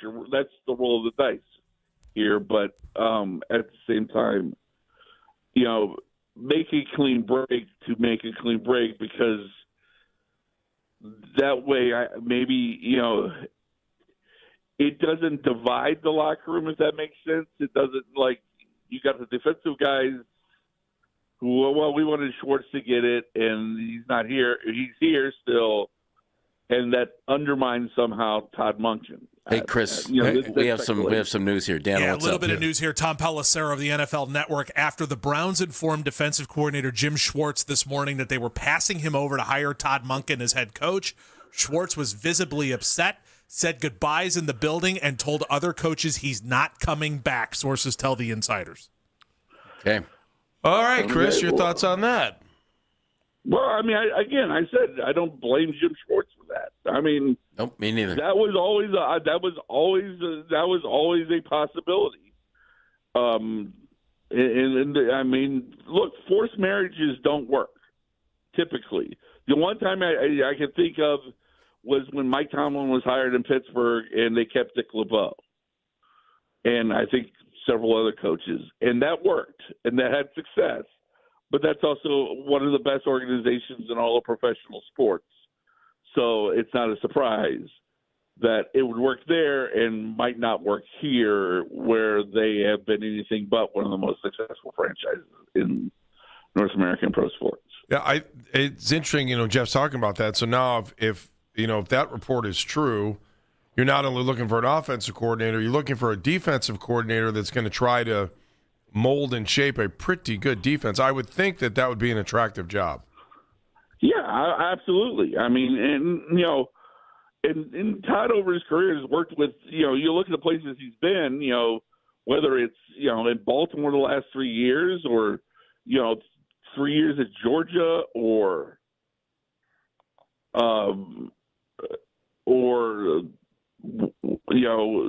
even back to Tampa Bay and in the 1 year in Cleveland. I mean, you go through his career, I'm pretty sure Todd Monken knows good defensive coaches also. So, I mean, and again, I don't want to sound like a defender of this because I don't know if it's going to work or not. I mean, history says probably not because what hire has. But, I mean, to act like Jim Schwartz is the only person that can coach the defense with that talent is, I think, underselling a heck of a lot of other smart defensive coaches out there. I would agree with you on that. And if I'm him, I wouldn't have stuck around. No, he'll have opportunities. Yep. He'll absolutely have opportunities. Yeah, you got to think San Francisco would be high on his list. Although San Francisco actually there are currently 10 teams looking, Yeah. 10 teams that are changing coaches. It would actually fit perfectly schematically, almost perfectly schematically for him because defensive line coach at San Francisco is a Schwartz disciple dating back to his days in, I think, Detroit is where they connected. And a lot of those, I remember both times they played the 49ers over the last 3 years, that was a topic, is that the schemes, while Saleh did some different things coverage-wise, the schemes along the front weren't much different because of the Schwartz, the influence of Schwartz from his time with I'm blanking on the defensive line coach's name, but his influence there. So San Francisco absolutely would make perfect sense for him as a landing spot. Chris, we're reading you, Ohio.com, Akron Beacon Journal. Thank you very much. We appreciate it. And we'll look forward to seeing more of your work as well. Thank you, Chris. Hey, thanks for having me on. Thank you, Chris. Chris Easterling on the Make It Right, Call Kyle Wright hotline. Okay, so here's the news as of this hour as we cross into the noon hour here on 92.3 The Fan. Todd Monken is the new head coach of the Cleveland Browns. The Browns confirmed that at 12:04, so that was 10 minutes ago. Now, the updated news for most people who are still wondering what's going to happen to Jim Schwartz, Tom Pelissero reporting after the Browns informed defensive coordinator Jim Schwartz this morning that they were passing him over to hire Todd Monken as head coach. Schwartz was visibly upset, said goodbyes in the building, and told other coaches he's not coming back. Sources tell the insiders. Schwartz is under contract, and Cleveland wants to retain him, but his future is now unclear. Baskin and Phelps, 92.3 The Fan.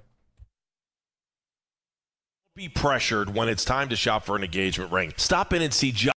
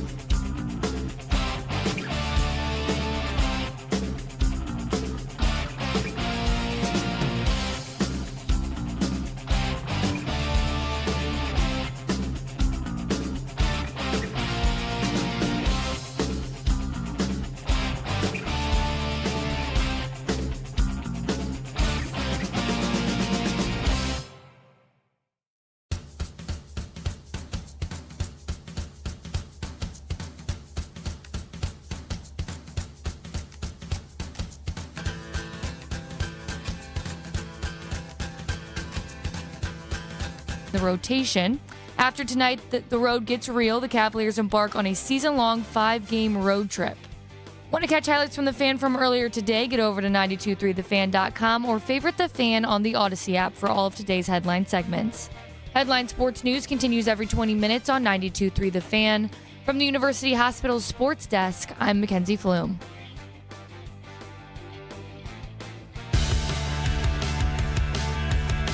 We have a contest here. Win a pair of tickets to the 26th Greater Cleveland Sports Awards. It's at Rocket Arena. It's coming up next Thursday, February 5th. Get the tickets at clevelandsportsaward.com. Enter the word story by the end of this hour at 923thefan.com to get registered to win story, S-T-O-R-Y. 923thefan.com by the end of the hour. All right, the Browns coaching search is over. Todd Monken named the Browns head coach. He is the 19th head coach in team history. To go along with that, there were a lot of people kind of, weighing the scales of justice on this, going, well, they hire Monken. Hopefully they can hang on to Jim Schwartz. He is under contract for another year. Tom Pelissero reporting today that after the Browns informed defensive coordinator Jim Schwartz this morning, they were passing him over to hire Todd Monken as the head coach. Schwartz was visibly upset, said goodbyes in the building, and told other coaches he's not coming back. Sources tell the insiders. Schwartz is under contract, and Cleveland wants to retain him, he said. His future is now unclear. There's a bunch of teams that would be happy to take him if the Browns are willing to release him. I don't know, maybe you get a draft pick. The Browns clearly didn't care if Jim Schwartz was coming back, Andy, because they hired the other guy. Let's just be honest about that. Oh, I don't know. They didn't care. They would have liked him to come back, but Yeah. if they really wanted him to come back, they would have hired him. I've been saying that for weeks. If it's a big deal, then hire him. And if it's not a big deal, go hire somebody else. It's not that big of a deal for them. I don't know. Maybe you were on the edge. Maybe they were trying to figure it out. Maybe it was 51-49. They were trying to figure out how they wanted to go with this. And at the end, maybe just one little thing that Todd Monken did maybe said, you know what, we're going to go with Monken on this, and then we'll see if we can hang on to Schwartz. So then again, it wouldn't be that big of a deal, right? We'll see if we can, but we're going to do this. And Andy, that's okay. Chris Easterling from the Beacon Journal, Ohio.com was just with us. Mm-hmm. And I agree with exactly what Chris said and how he said it. He said this is not to diminish what Jim Schwartz has done as defensive coordinator. I think he's done a very nice job. If you have this kind of talent on defense, you can go find a defensive coordinator to come in and do a good job. You can find that. You don't even have to be that good. You've got the talent on the field as long as you don't mess up the talent. Yeah. Maybe don't call the wrong play. Right. I mean, if you're a good defensive coach and you have this kind of talent, you can come in and do a good job. And so that's not to diminish what Jim did. I think he was terrific. I would have hired him over Todd Monken. He was here. The defensive side of the ball guys just absolutely loved him. My guess is the offensive guys had a really good feel for him as well. To me, it would have been a seamless hire him, and let's try and build on how we finished the season last year, and we have some good guys here. Let's go. I would have understood that one. Shieldhouse, I would have understood completely because you're trying to get the next young up-and-comer. The Todd Monken hire, though it could be wildly successful. Let's be fair, okay? Mm-hmm. I mean, seriously. Could be successful. He could end up being a really good head coach. I don't understand it. In comparison to the other two finalists, I could make a case for each of the other two. The case I could make for Todd Monken is this. Guy who's been overlooked for a long time and deserves a chance to be a head coach, and we think he'll flourish. Dan's got something to say, but I want to follow it up with something else. Pelissero adds in the 49ers, among other teams, would likely have interest in Jim Schwartz if and when he becomes available. Schwartz was in the Browns facility the past couple days in anticipation of being named the head coach, but he already told people that if he were passed over, he wasn't staying. That's Tom Pelissero adding on to his previous report. No surprise to me. No surprise to me. Does he end up back with Stefanski? No.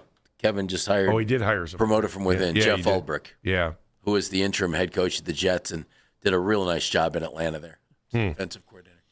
I don't know if this changes people's minds. That maybe they were hoping that Monken was coming in to be the head coach and Schwartz was going to stick around as the defensive coordinator, but it does seem apparent now that Schwartz is... A little bit more to add to it. Bubba Ventrone not expected to return. What? Yeah, not expected to return. Yeah. Special teams had such a special year. Yeah, so we'll add that part of it in there too. So Jim Schwartz wants out. Bubba Ventrone not expected to return. Shieldhouse staying in L.A., and John Harbaugh will be looking for an offensive coordinator. That adds on to it from Tom Pelissero up there on the Twitter.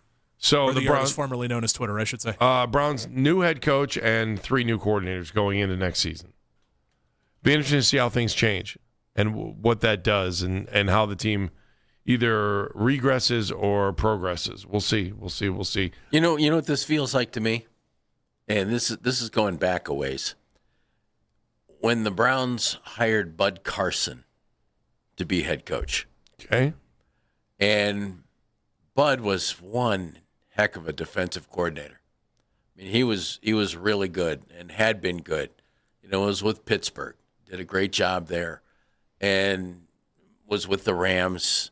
Did some college stuff. I believe he was head coach at Georgia Tech.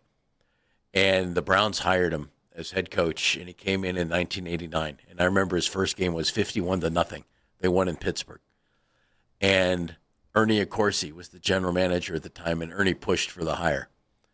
And I remember Ernie telling me, after they let go of Bud Carson, I was so convinced that he was going to be a great head coach in the NFL. Absolutely convinced he would be a really good head coach in the NFL. And he was distraught when he was telling me. He said, I thought for sure he was going to be really good. And that's kind of a Todd Monken hire here. Other side of the ball, but a guy who'd been around a long time, had a little bit of head coaching experience, and let's hope it turns out better than Bud did. All right, we want your opinion on this. Again, the storylines again. Todd Monken, the new head coach, and it appears that Jim Schwartz is going to be packing his bags and leaving, not happy about the fact that he didn't get the head coach's position, although still under contract with the Browns. You would think they would release him or maybe trade him or whatever. Release him. You think you can get a draft pick for him? Nope. Why not? I don't see that happening. Dan? No way? Nope. You'd probably release him. Okay. Joey's in Brunswick. Hi, Joey. Oh, hey. Hello. Hi. Hello. First-time listener, first-time caller. First-time listener. First-time listener, too. Well, I've been listening for the last, month, and I've been really hooked on the radio. Awesome. There you go. Good. But, thank you for that, Joey.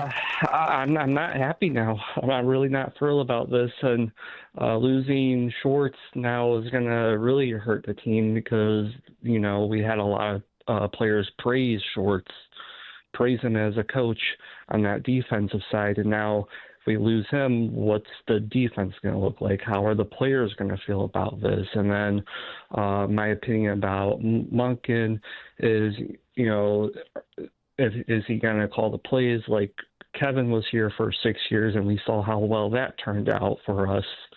Joey, I'll bet he calls the plays. That's why you hired him, huh? Yeah. But, yeah, I don't know. I give now hearing about Schwartz, I give this a 2 out of 10. You give it a 2. All right. Thank you, Joey. We appreciate you listening and being on board. Call back, Joey. Hope you stick on. No problem. Okay, thanks, Joey. Guys. Have a good one. All right, let's keep rolling here. Clark is in Cleveland. Hi, Clark.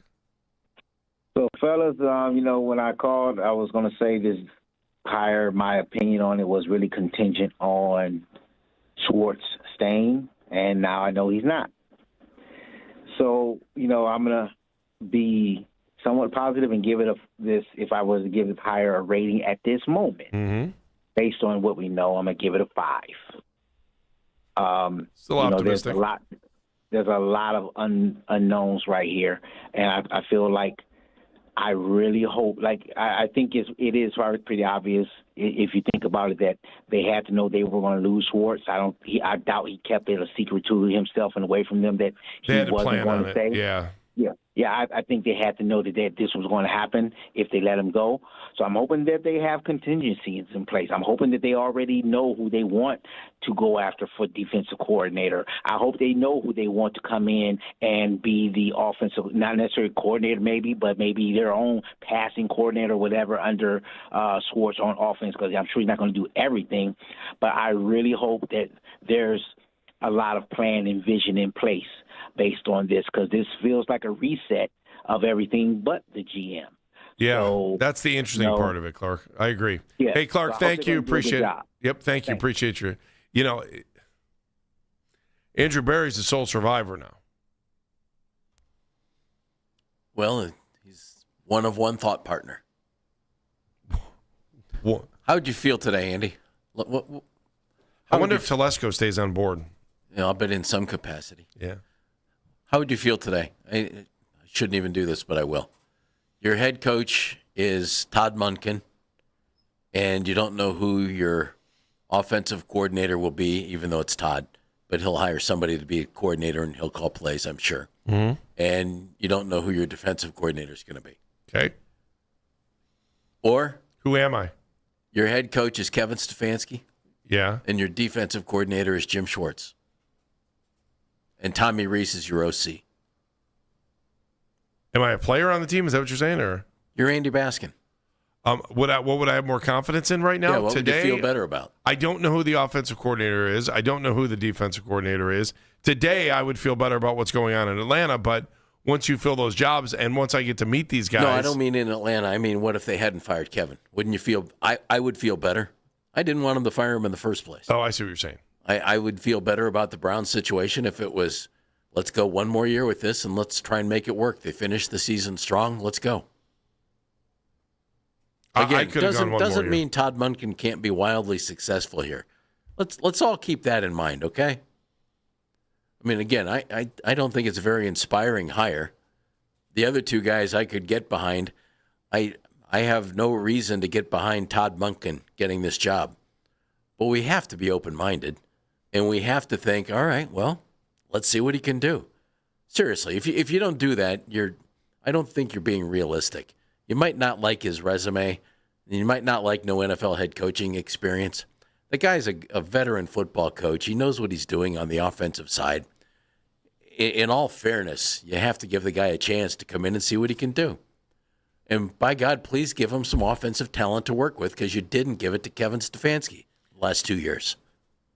Rome and Canton, 30 seconds. Go ahead, my friend. 30 seconds. I mean, guys, is anybody really surprised? This is another instance of Haslam, and who knows if AB actually was involved in this decision. But True, Roman. True. It feels like he's trying to be the smartest person out there, knowing that he has an opportunity to lose the only good thing that was going on with the team. And I'm going to rant, and you can pull the curtain on me when you guys need to. But that was the only good thing about our team was our defense. And risking losing the only guy that was holding it together just shows that Jimmy Haslam has not learned a thing since owning this team. And they're not going to be good until he passes the baton off to somebody else or sells the team to somebody else. And we all know that's not happening anytime soon, because he brought a bright, shiny new Haslam world in Brook Park, where I'm sitting currently. I can see where the stadium's about to go. So, unfortunately, everybody has to buckle up and expect a whole complete rebuild, because he just made everybody on the defensive side of the ball mad, and everybody who was comfortable with Schwartz in the building mad. And I don't blame any of them. I have zero emotional attachment to this team now. I didn't have it in the last season, and guys, I felt great. It was great on Sundays expecting zero from this team, because how can you? How can you? I'm sorry, but buckle up, boys, because we're in for another rebuild, and until the stadium's here where I'm sitting, we're not going to see any meaningful football. All right, so just rate it for me real quick, 0 to 10. I'll give it a 2 on the hopes that Monken actually can turn this thing around, but how are we supposed to expect that? You gotcha. Thank you. Appreciate it. All right, you're voicing off today, and we're hearing what you have to say about the Browns hire. Todd Monken named the head coach. It appears Jim Schwartz is out. He is not planning on coming back, according to reports from Tom Pelissaro. So, hopefully we'll hear more on that story. A little bit of news before you head to break as well, Andy. Mary Kay Cabot, Cleveland.com, and the Plain Dealer. Brown special teams coordinator Bubba Ventrone has received requests from the Steelers for a coordinator spot. League sources tell her the Rams as well, looking at Bubba Ventrone as a possible special teams coach. According to Mary Kay Cabot, Cleveland.com, and the Plain Dealer. All right, your opinion, 216-474-0092, or online at CLE Talking Heads. Hey, everybody, it's Andy Bass.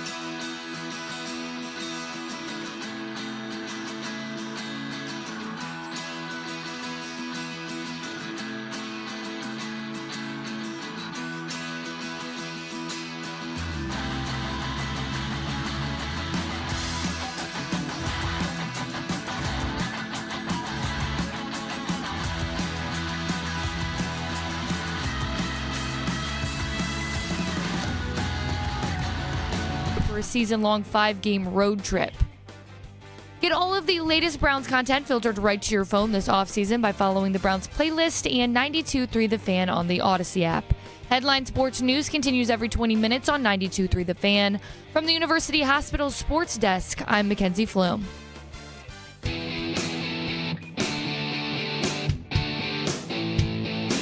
Check out the Fan Off-Season Special every Tuesday. Next episode just got a little more interesting. 7 to 9, Jake Volnick, Lance Reisland, Daryl Ryder, recapping all the latest Browns news, all the moves ahead of the offseason and free agency and the draft. You can listen right here on 92.3 The Fan. You can stream us on the Odyssey app, and you can watch every episode live on YouTube. That's the Fan Off-Season Special each and every Tuesday night, 7 to 9, right here on 92.3 The Fan. I'm Jeff Phelps. My buddy's Andy Baskin, Dan Mennigan behind the glass. Mackenzie's taking your phone calls at 216-474-0092. A couple of thoughts here. Jim Schwartz not sticking around as defensive coordinator, according to what Tom Pelissero is reporting. And that means that, Browns will need a defensive coordinator. Working with Todd Monken in Baltimore for a year. Highly thought of defensive coordinator Anthony Weaver, who was in Miami, got let go in the Mike McDaniel regime, has had some head coaching interviews, other interviews. Anthony Weaver needs a job, former Browns defensive line coach in the mid-2018s, 2014 and 15, before Miles got here. Anthony Weaver's available. This is nothing against Jim Schwartz and what he did here. I thought he did a very nice job. I wish he were still the DC. You hire Anthony Weaver, Andy, you bring in an established defensive coordinator, and you go play football. Yeah, really, that's where you're at. I don't think there's any – I still wonder, is there any way Schwartz takes 24 hours and just kind of settles in and thinks about this for a second? You think it's over? Well, he was at the point in his career, hey, this might be the last go-round I have for a head coaching job. And am I going to stick around there? If it doesn't work with Todd Monken and they move on from Todd Monken in a year or 3, well, Jim Schwartz is probably out too. Yeah, but you could see Schwartz being a DC somewhere else down the road. Well, sure. I mean, he's good to be a DC for a long time. If I'm him, I'm thinking, I'm not going to stick around here. You guys showed me ultimately what you thought of me, and I'm going to go somewhere else where they think of me like you used to. I don't mean it to be funny. You used to as a defensive coordinator. Maybe they just didn't see it as. Yeah, well, it may have come down to one or two things. Well, he's already said he's not sticking around, according to reports. According to reports, yeah. So, but that doesn't. I mean, do you know? Well, they did talk to him, so I'm assuming he walked out of that meeting saying, "Hey, are you going to let me walk away? Right? Are you going to let me leave, or what are we going to do here? Otherwise, he's got to retire, or maybe could you go back to college if you wanted to? I don't know. I'm just saying. No, he's under contract to coach football here. Right. They'll let him out of his contract. You would think so, but otherwise, it's this. Nope, you're our DC. Oh, good. I'm going to be a pain in not that Jim wouldn't act professionally, but seriously, shotgun marriage. Would you really?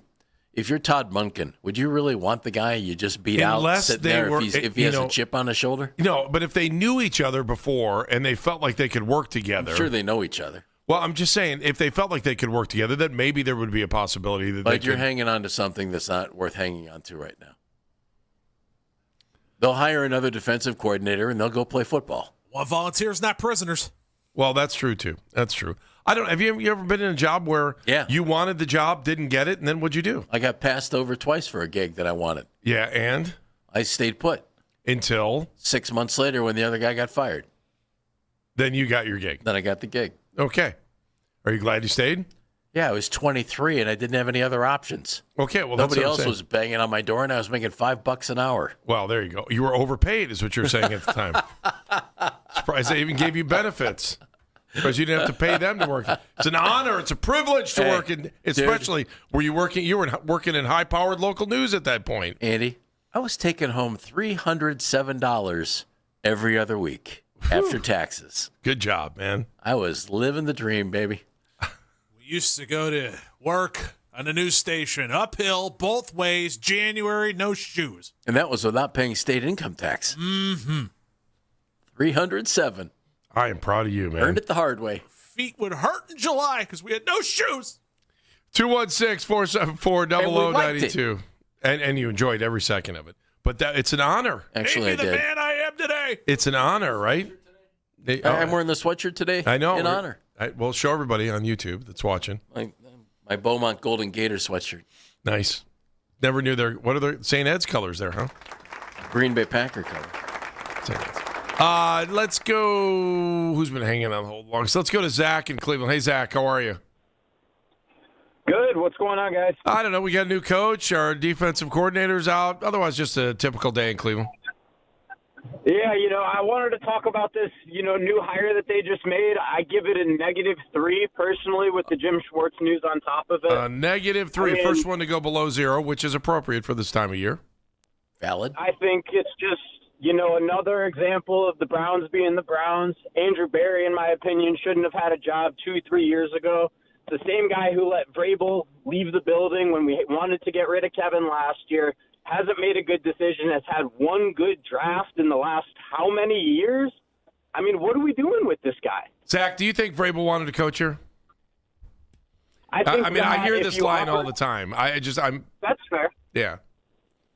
That's fair on the Vrabel point. I just don't see it as, hang on, I just make this point real quick. Excuse me. As I watched the Patriots go to the Super Bowl last week, yeah, I think Mike Vrabel coaches a much different way than this organization runs. And I don't know that Mike Vrabel would have been successful here.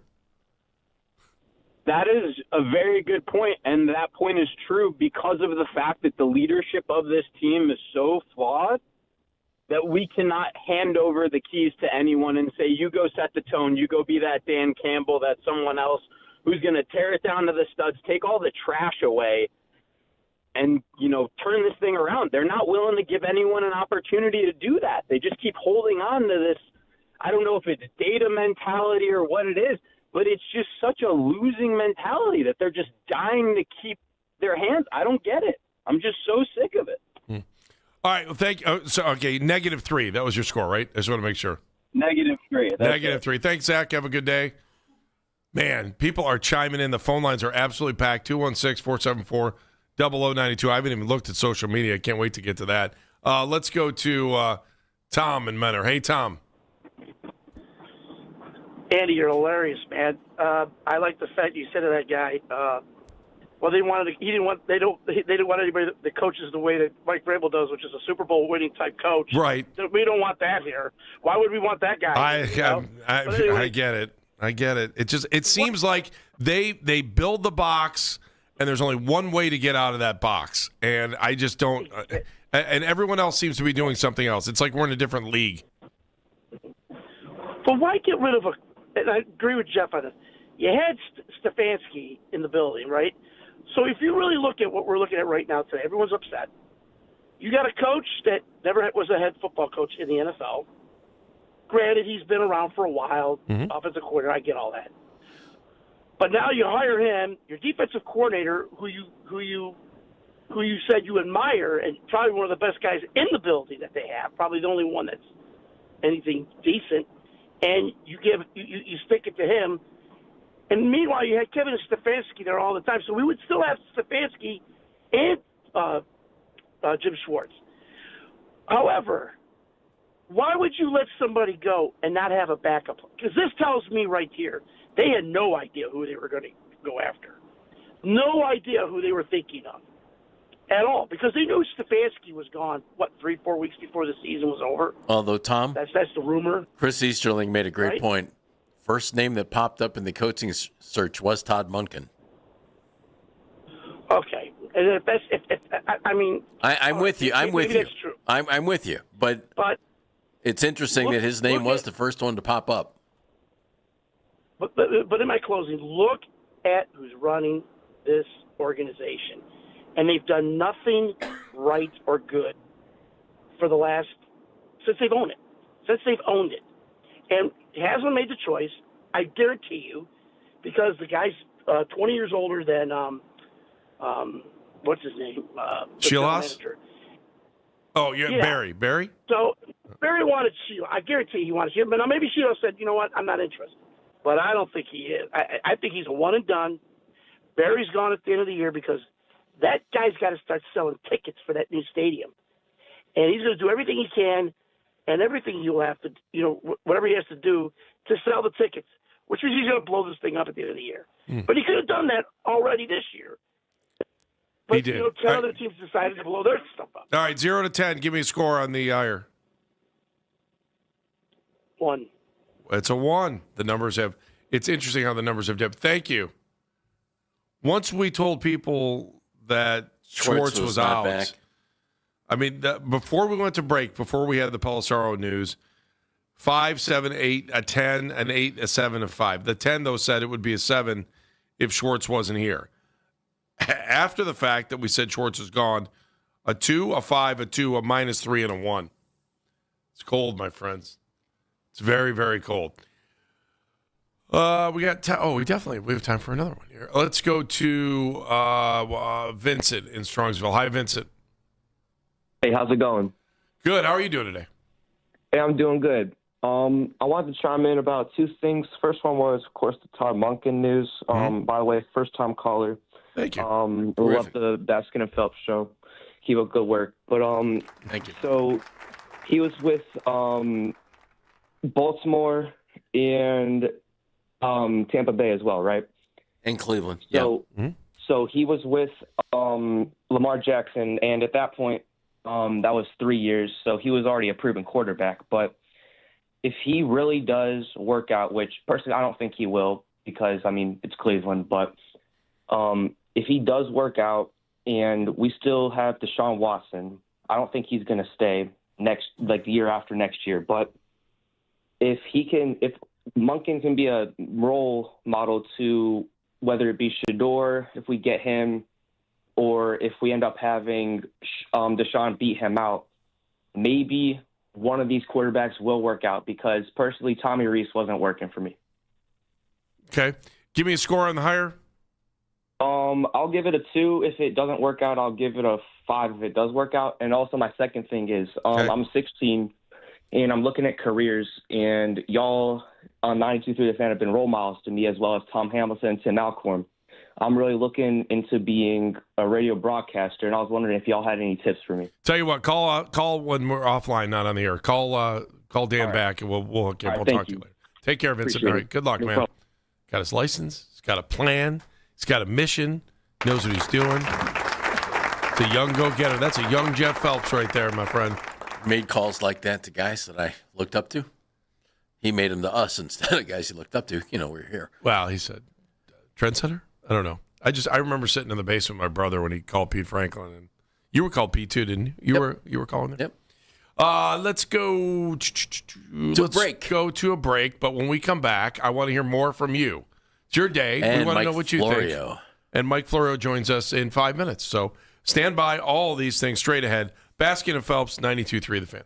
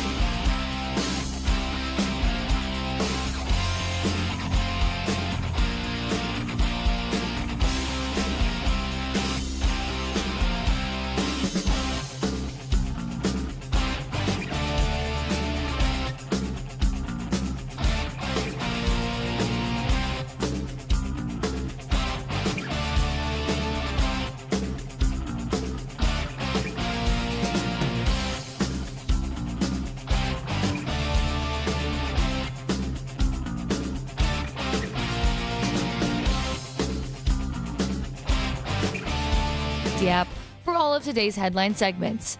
Headline Sports News continues every 20 minutes on 92.3 The Fan. From the University Hospital Sports Desk, I'm Mackenzie Flume. When you want the latest on the Browns, we're the station you turn to first. 92.3 The Fan is Cleveland's home for breaking sports news. Your teams, your station.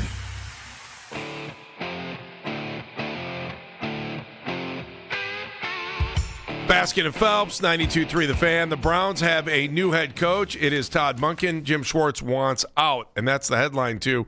On Pro Football Talk, Mike Florio wrote the story. He is Pro Football Talk is the Bible of professional sports news, and when it comes to the NFL. And right now, Mike Florio on the Make It Right, Call Kyle Wright hotline. Mike, what a busy day we're having here in Cleveland. How much fun are we having? Hello, Mike.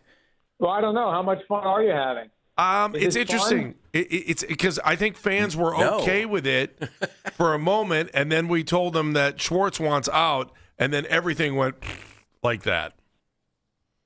Yeah, and this was the risk that the Browns were taking. I had someone tell me last week when it started to look like Schwartz had the inside track, this person said, here's what they have to decide.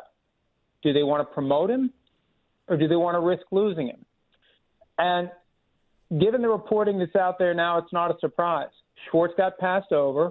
There was a period of 5 to 7 days where it looked like Schwartz was the guy, and now Schwartz is going to want to move on. And frankly, if I'm Todd Monken, I'd rather he go. Think about the potential for divided loyalty in the locker room, offense versus defense.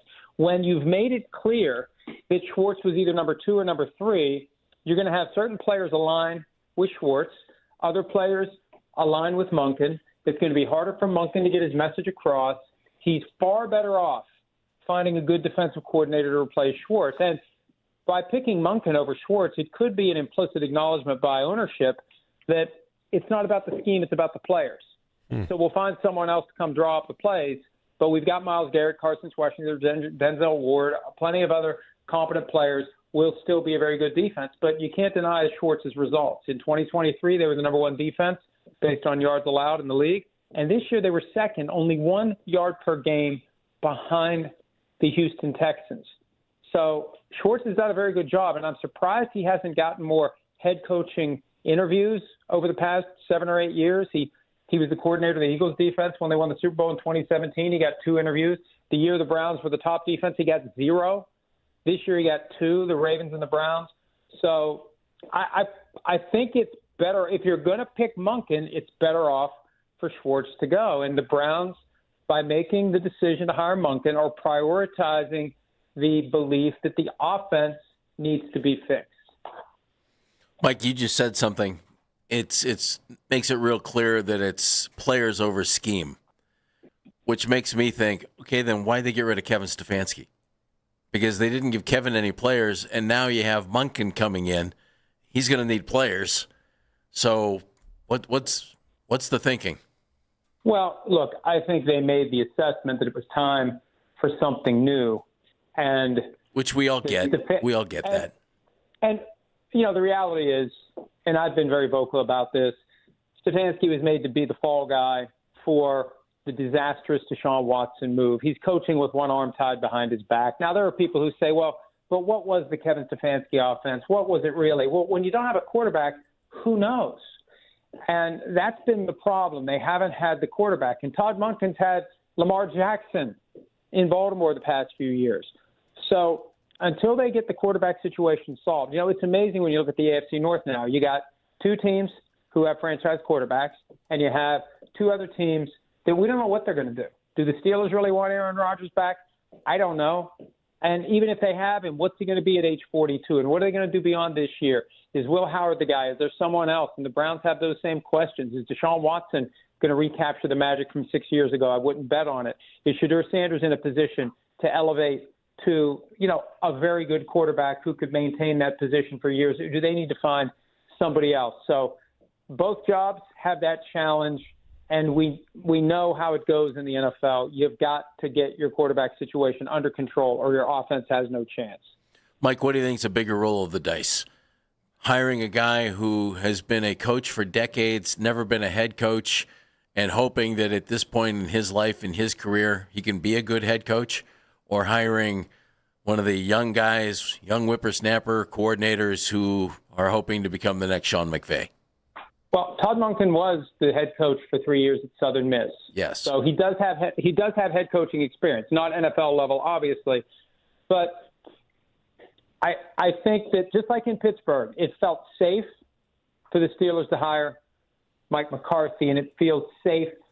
Well, the safest of all is make Jim Schwartz the head coach, but it still feels like it's safe relative to rolling the dice on someone who's never coached before. And this is the problem with having good options. You ultimately got to pick one. And the Browns had to pick one, and they made the decision. And I doubt that it was over the objection of Jimmy Haslam that Todd Monken got the job. And now we see where it goes from here. And if it doesn't work, you do it again. Next year, the year after, the year after that. We've seen Rob Chudzinski get run out of there after only 1 year. It's not unprecedented for a coach to be fired after 1 year. So all of these guys have pressure. It's just different degrees, different types, different reasons. But there's going to be pressure on Todd Monken to get this offense turned around quickly. Sorry. Hey, Mike, I know you kind of touched on it for a second there, but as you look at the hire, it does feel like it's a Haslam hire and not a Barry hire, right? It's hard not to look at it that way, because you would have thought that. I look at everything the Browns do as a Haslam move. Okay. I think he's basically Jerry Jones without the GM title, and he tries to step far enough out of the spotlight so he doesn't get blamed for these moves, but he's very involved. And that's his right. That's his privilege. But the problem is, just like with Jones, there's no accountability.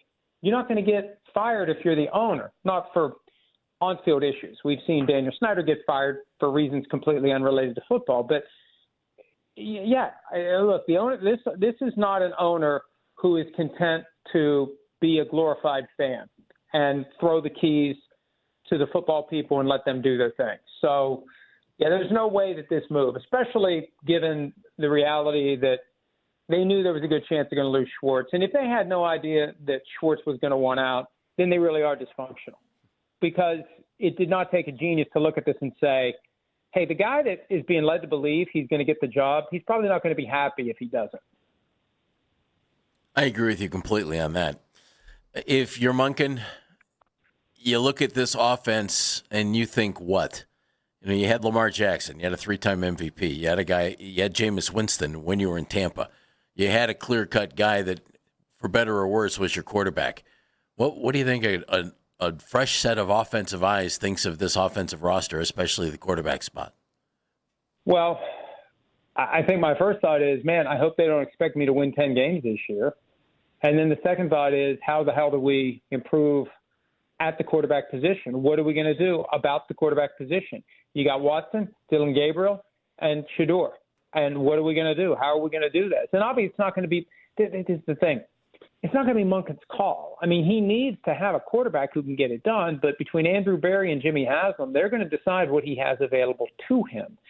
And they're still dealing with the cap charges in upcoming years. I mean, the bulk of the Deshaun Watson contract still hasn't hit the cap yet. It's one of the reasons he's going to be back this year. They can't get rid of him because that short circuits everything, and it makes millions flood into the salary cap this year. They got to keep him around so they can use those voidable years and layer the cap charges.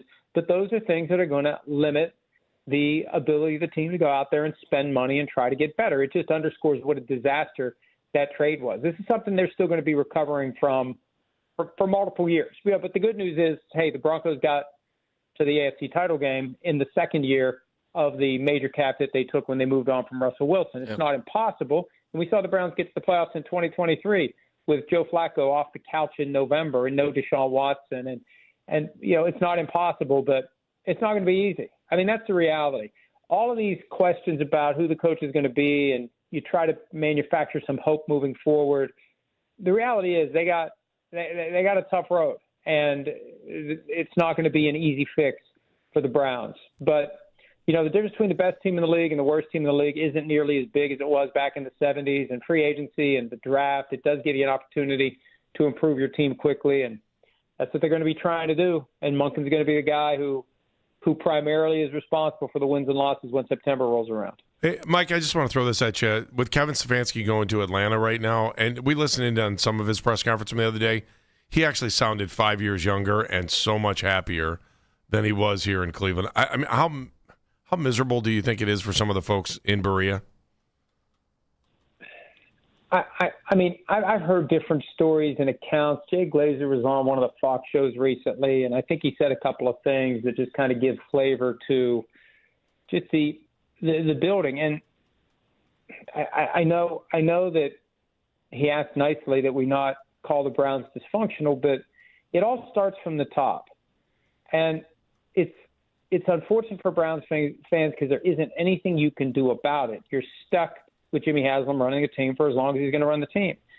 And these decisions we see one at a time, whether it's coach, GM, chief strategy officer, players drafted, not drafted, trades made, not made, those are all things that have his fingerprints on them or at a minimum aren't being done over his loud objection. So that's kind of where we are. And we have to hope that with whatever players are there come Labor Day weekend, that the coaching staff, whoever they are, as Tom Monken puts it together, they're going to be able to go out and try to get more wins than we've seen in recent years and be more like 2020 and 2023 than pretty much every other season since 2002. What do you think assistant coaches will think when they're contacted about coming to the Browns?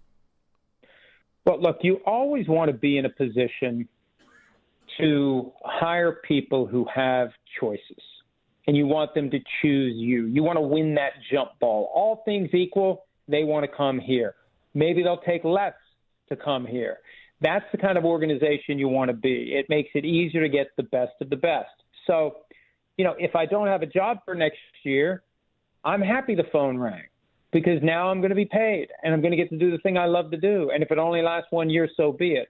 But I think you want to be in a position where, if a Jim Schwartz is available, you can lure him to your team, which just underscores the reality of not making Jim Schwartz the head coach because he's going to be a desirable defensive coordinator. There's going to be multiple teams that are trying to hire him, and he's going to land somewhere where he chooses to go. He's not going to be, oh, man, I got nothing to do. And I think a lot of these assistants, it's going to be, if I don't go work on the Browns staff, I'm going to go get a college job for a year or take a year off if I have a buyout from my last job, whatever the case may be.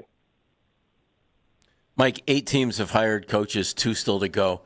Of the hires, no African-American coaches. Is that a problem? Well, it depends on the climate, doesn't it? Kind of does. There are years that I could have pointed to over the last 20 where it would be a much bigger deal. But let's be realistic about it. And this is one of those areas where they all stay in your lane. Well, sometimes the lane takes us there. Look, I know there's a certain percentage of the audience that doesn't want to hear it, but where is the national mood right now, at least as it flows from the top when it relates to diversity, equity, and inclusion? What's the mood? And is this not a reflection of that mood? I don't know, but I think the reaction is going to be very different. I know anytime I write a story that even mentions the Rooney Rule and I tweet that story, I see the reactions, whether it's bots, whether it's whoever, I see the reaction. It's loud and it's negative. So yeah, if it's ever going to go without deep scrutiny, national scrutiny, condemnation, this is the year, and this is the climate for it to happen. Wow. All right. We got answers on all those things. Mike, we love talking to you. Give me an update on your books. How are they doing? Well, we got Big Shield, 99 cents, Amazon, ebook, not the print. The others are available as well, all except for Playmakers. I don't own that one, so I can't sell it for 99-cent ebook. But Father of Mine, Son of Mine, On Our Way Home. And I've got one I'm working on now that my agent is convinced is the one, which probably means it isn't. And I don't know if it is or it isn't, but one of these days my day job is going to slow down just enough so I can finish it and we can figure out what to do with it. So that's the next one in the pipeline as soon as I can push it through the pipeline, which at times feels like Andy Dufresne crawling through 500 yards of the foulest smelling you-know-what in an effort to get to freedom. Sports related or? Yeah, it is. I'll give you a little synopsis. Okay. It is about a retired NFL player who, because he craves competition, goes to law school, and in his first day, in his first job, he comes home from the office and he finds a former teammate who's escaped from prison hiding in his basement, and it all kind of goes from there. Ooh, I'm intrigued. Wow. I'm And intrigued. there's a murder case that he's assigned to right out of the gates as a lawyer at a big firm in Pittsburgh, and we'll see if I get the plane off the ground, and ultimately if I manage to land the plane at the end. All right. Well, good luck. Very nice. Sounds good. Best of luck on the books, and thank you again for joining us on short notice. Yes, Mike. Thanks, Mike. No problem. Thanks, guys. All right, we'll talk to you soon. Mike Florio, Pro Football Talk and author, as you said. Big Shield. You can check it out on. There's an ad for it on Pro Football Talk as well. Let's come back. And by the way, he was on the Make It Right. Call Kyle Wright hotline. Let's take more of your phone calls when we come back. Big day in Cleveland sports. We have a new head football coach for the Cleveland Browns. It is Todd Monken, and it appears that one of the men, Jim Schwartz, who was on that finalist list that was still under contract for defensive coordinator, is probably saw his last day in Berea today as well. So 216-474-0092, Baskin and Phelps.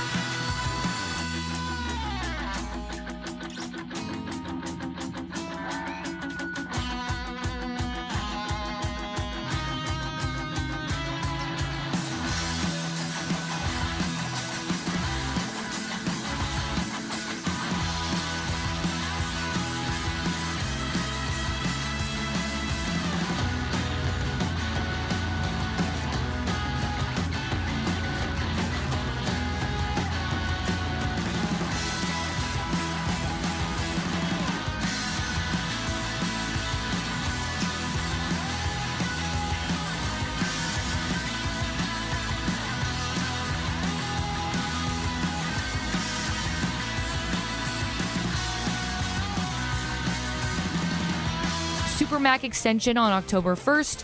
Without an extension, he'd become an unrestricted free agent in the 2027 offseason. Get all the latest Browns content filtered right to your phone this offseason by following the Browns playlist and 92.3 The Fan on the Odyssey app. Headline Sports News continues every 20 minutes on 92.3 The Fan. From the University Hospital Sports Desk, I'm Mackenzie Flume.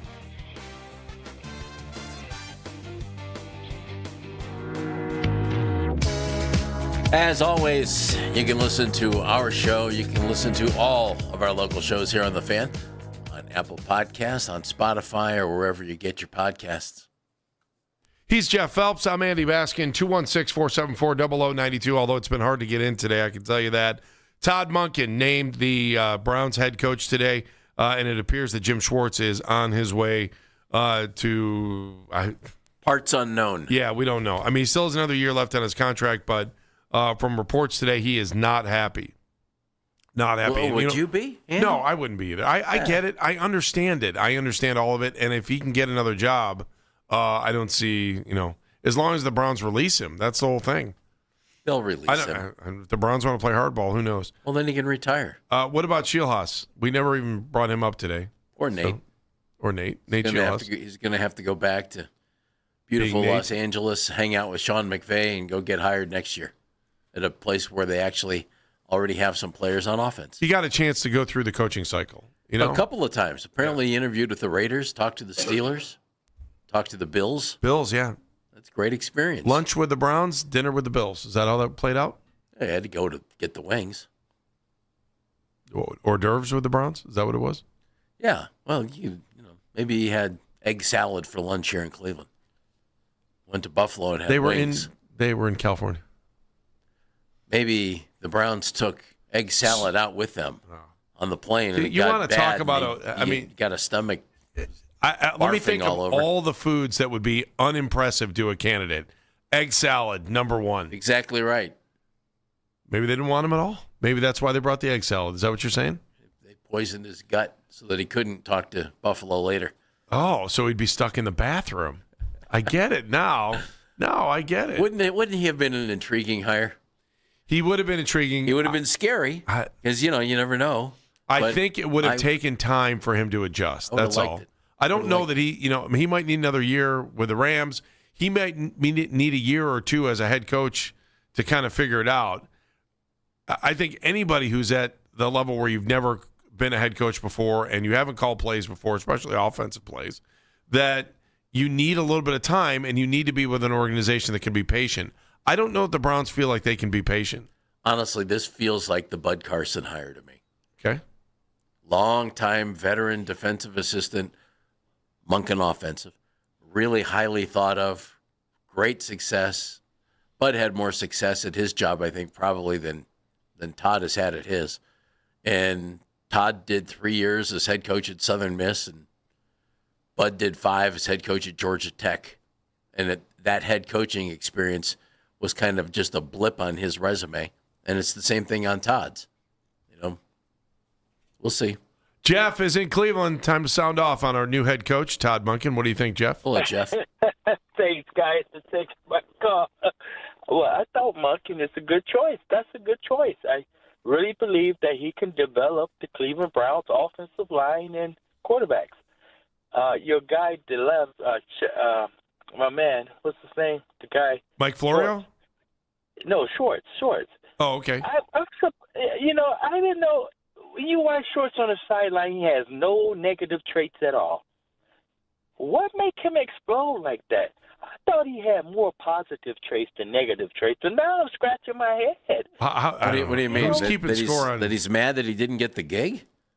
Oh, well, maybe it's just his passion. Maybe it was just his passion for the Cleveland Browns that he was let down. Maybe they promised him something and they didn't give it to him. That's the other thing that you just said it. I thought, well, I wonder what they promised him. I wonder what they said to him along the way to maybe make him think he was getting the gig. But he had said if he wasn't getting the gig, he was, according to the report, that if he didn't get the gig, he was going to move on. So who knows? Give me a score, 0 to 10 on the hire. 10. You're giving it a 10. The hire is a 10. Thank you, 10. Jeff. All right, appreciate it. Jim is in Tennessee, huh? Hi, Jim. How are you?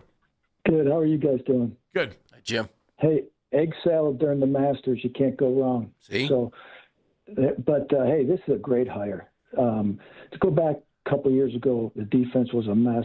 Bringing in a veteran guy like Schwartz stabilizes it and fix it. We got great personnel now. I mean, come on. Anybody could coach Myles Garrett to get up there and get the quarterback. And we got two corners that can play man or zone, and Ward and Campbell. We got a great young linebacker, and we got some D linemen now to help. The defense will be fine. We needed a veteran, proven offensive coach who's coached athletic quarterbacks like Lamar. Great winner at Georgia with pro style, huddle, everything else. He's done everything. He's been a head coach in college, was successful there. And Bubba's gone, which is huge. And now, look at the defense. We needed stops versus the Vikings, didn't get it. Needed stops versus the Jets, didn't get it. We didn't really stop the Steelers. It was a fourth down incompletion in the end zone to win that game. So, this, we got a good offensive coach to fix this with experience, with what we need. And I think this is a slam dunk. All right, you're giving it a 10? 0 to 10? Yeah, if guys are giving it -2s, I'm going to give it a 12. Oh, 12. He's going to equal it out. Thank you. Appreciate it, Jim. Andy, never know. Checking in from Tennessee. Never know. Man, we are on both ends. We are on the scales of justice here, Jeff. I'm watching them. Up, down, up, down. Put a little more weight on that side. It's pretty interesting. Mixed reviews. I didn't think it felt negative at first, and then it turned positive, and then we heard Schwartz was gone and went into the tank negative, and now it's starting to work its way back up. Yeah.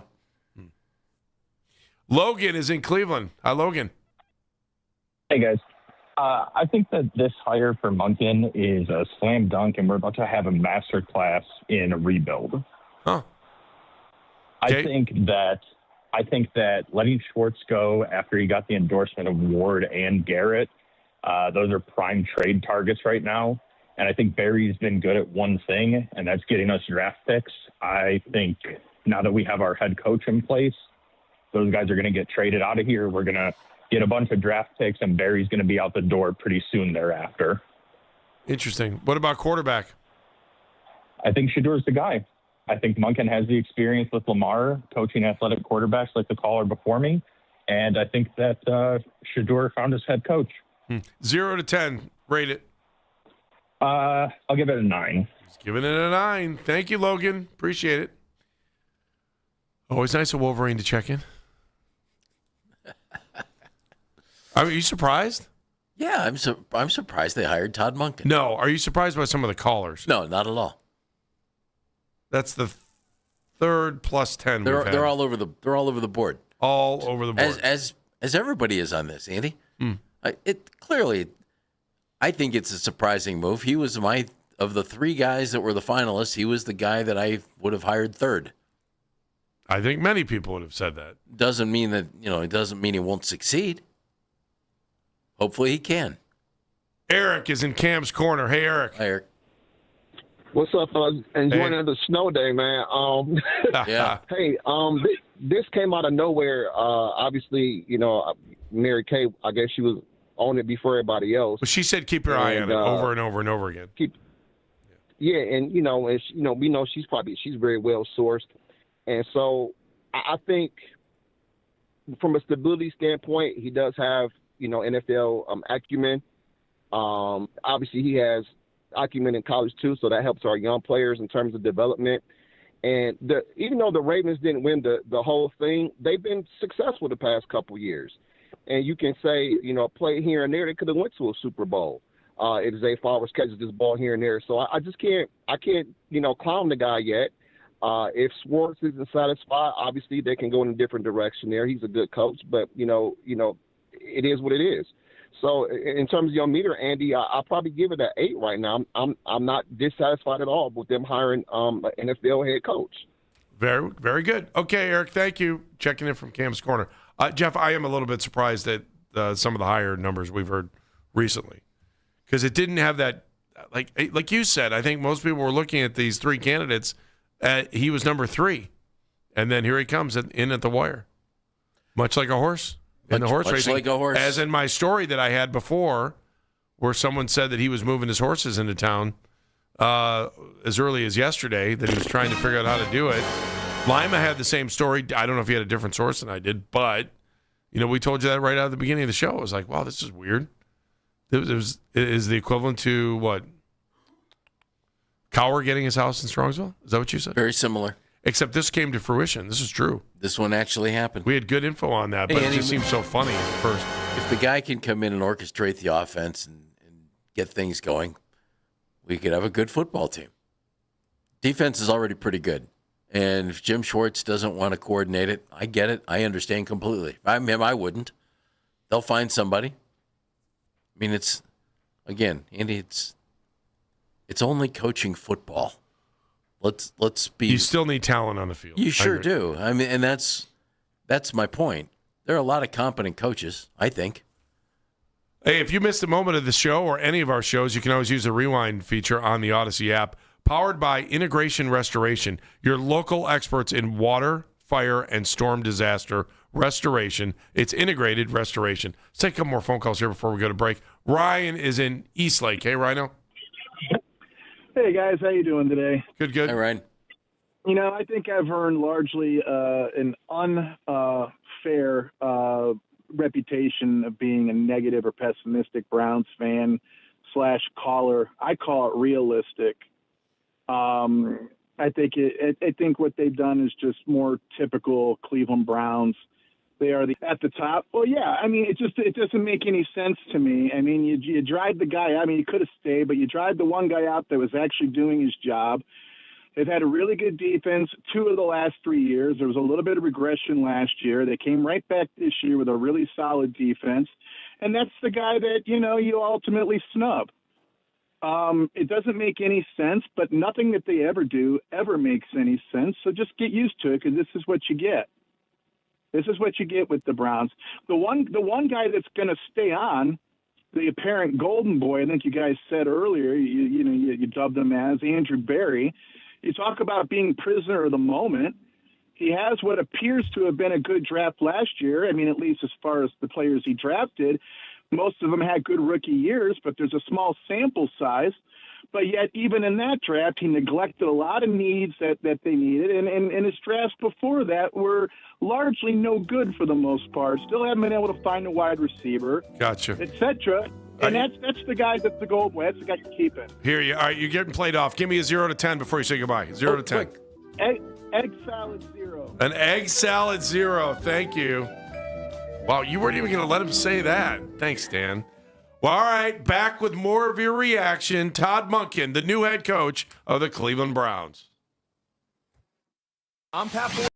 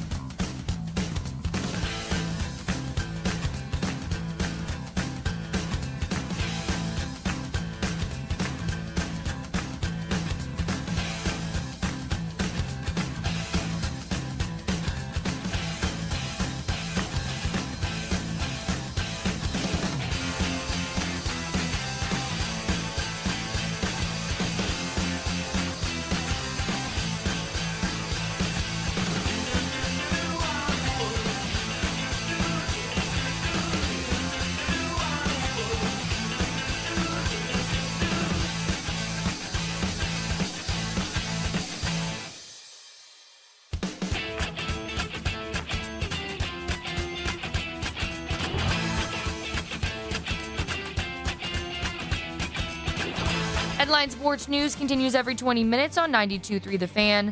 From the University Hospital Sports Desk, I'm Mackenzie Flume.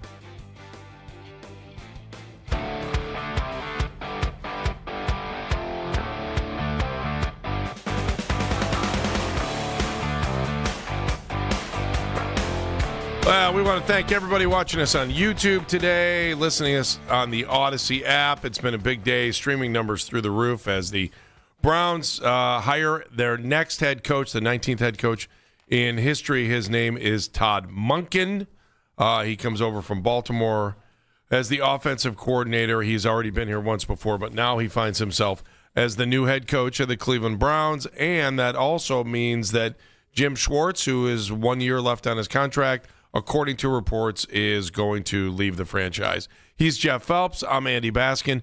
Jeff, give me one word to describe the hire for you, because I haven't talked about this. Surprising. Surprising. I like that. I want to say enigma is the word that I keep thinking, because I have a lot of question marks. Like I don't feel bad about the hire. I just don't feel great about the hire. I don't know. I wouldn't have been giddy about any of the three. Right. But the other two I thought were much more intriguing. Doesn't mean Todd couldn't end up being the best of the bunch. You never know. But it's a surprising hire to me. I completely understood the appeal of Nate Scheelhaase, of Grant Udinski. I completely understood the idea of promoting from within with Jim Schwartz. I can't wait to hear the explanation of not taking one of the young guys and thinking you've hired your coordinator or coach of the future. I can't wait to hear why not Jim Schwartz and why Todd Monken. And then I just want to hear why Todd Monken.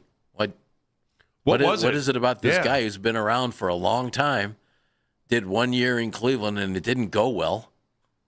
And what happened? He didn't even call the plays when he was here. Freddie did. And then according to The Athletic, said nasty things about what was going on to other teams.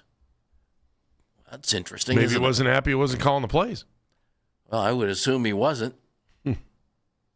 I don't know. We'll find out. I mean, and I'm also I'm curious because I keep asking everybody to score this on a scale of 0 to 10. Early on, the numbers were above 5 for like our first, 10 callers there. They were above 5, and they seemed pretty happy. But that was before they found out that Jim Schwartz wasn't going to come back. And then as soon as we told folks that Schwartz wasn't coming back, the numbers dipped significantly, like 2s and 5s and 2 and -3, a 1, a 2. And then somehow, a little bit later in the show, I think as it settles in, or maybe people are hearing it for the first time, they feel a little bit better. So we went on a run there with people who were saying 10s and 12s and 9s and 8s. The last caller called it a 0. So I think there are a lot of mixed emotions on this. I think time will tell who was right, who was wrong, and how much of an impact this hiring will be as the Browns still continue to try to find their way and have a significant run in the playoffs and finally get this franchise to the Super Bowl at some point. I don't know if this is it, but I can't tell you that it isn't. How's that sound? I think that's fair. Seriously, Andy, I mean, we can all sit here and say, oh, my goodness, what a bad hire, or oh, my goodness, what a good hire. We don't know. Neither do the people who just hired him. No, they don't. They'll find out. We do know he comes from Baltimore. He said he wishes he would have coached a little bit better last year. Well, he knows Harbaugh. In 3 years there, Andy, they were really good. 13-4, then 12-5, and then this year 8-9, and it cost John Harbaugh his job. Seems weird too. Ron is in Shaker Heights. Hey, Ron. Hey, Baskin and Phelps. Hello, Ron. What's up, man?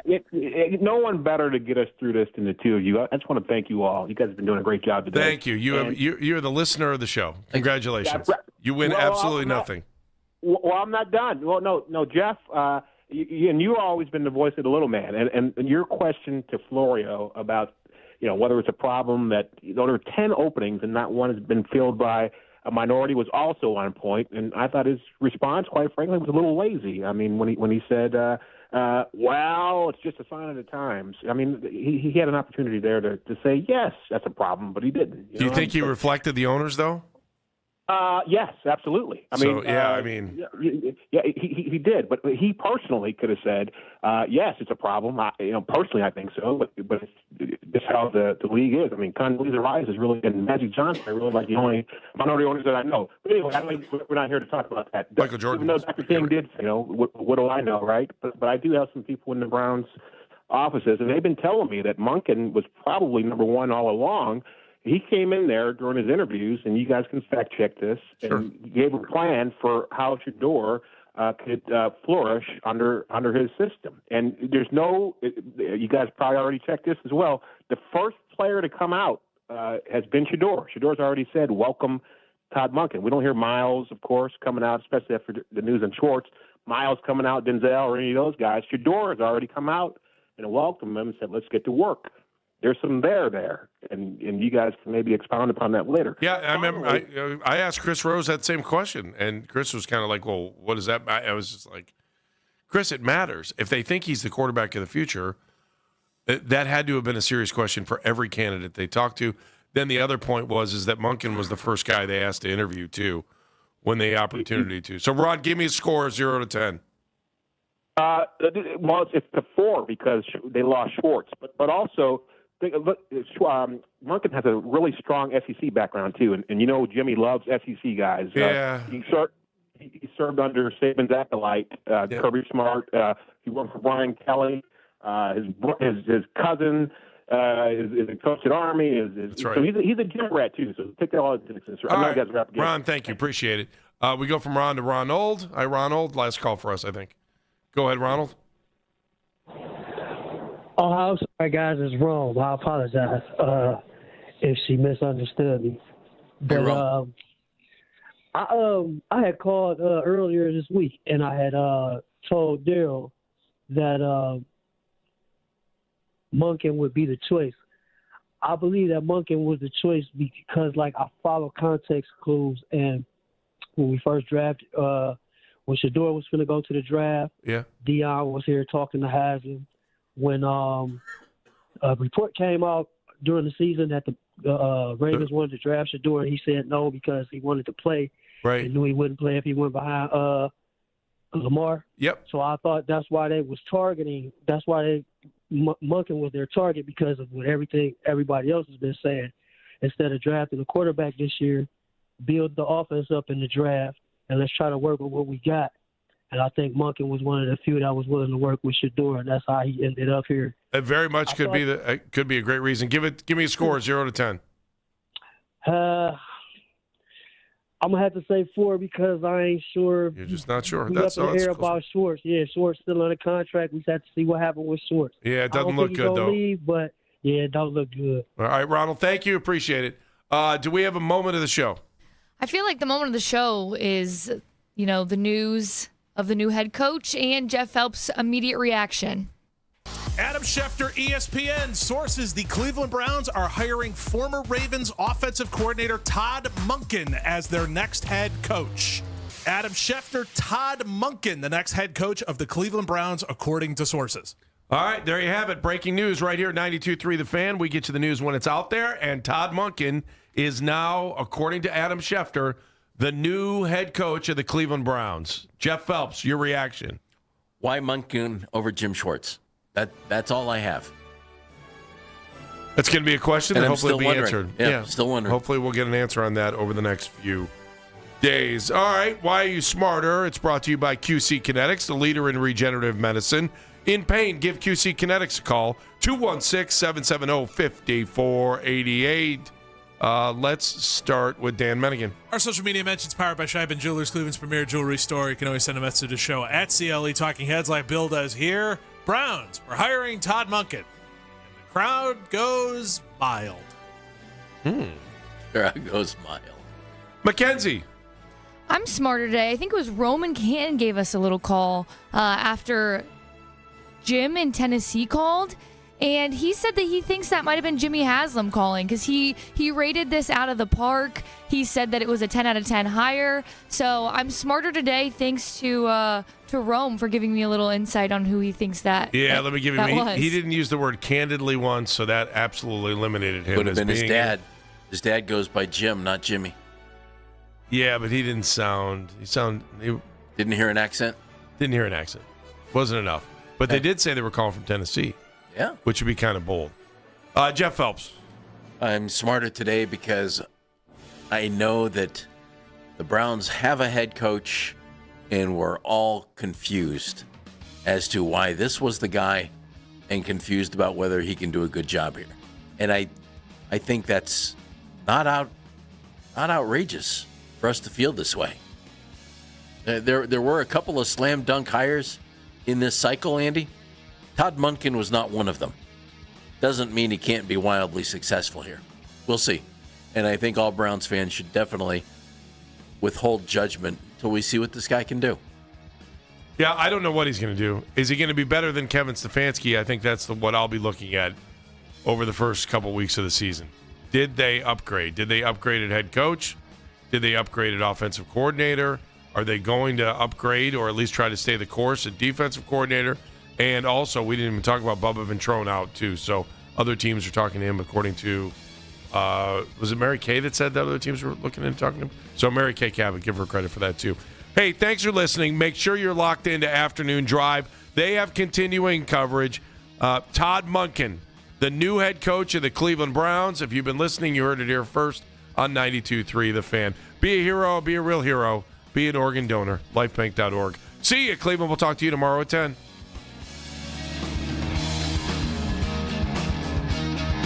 And that's the show. This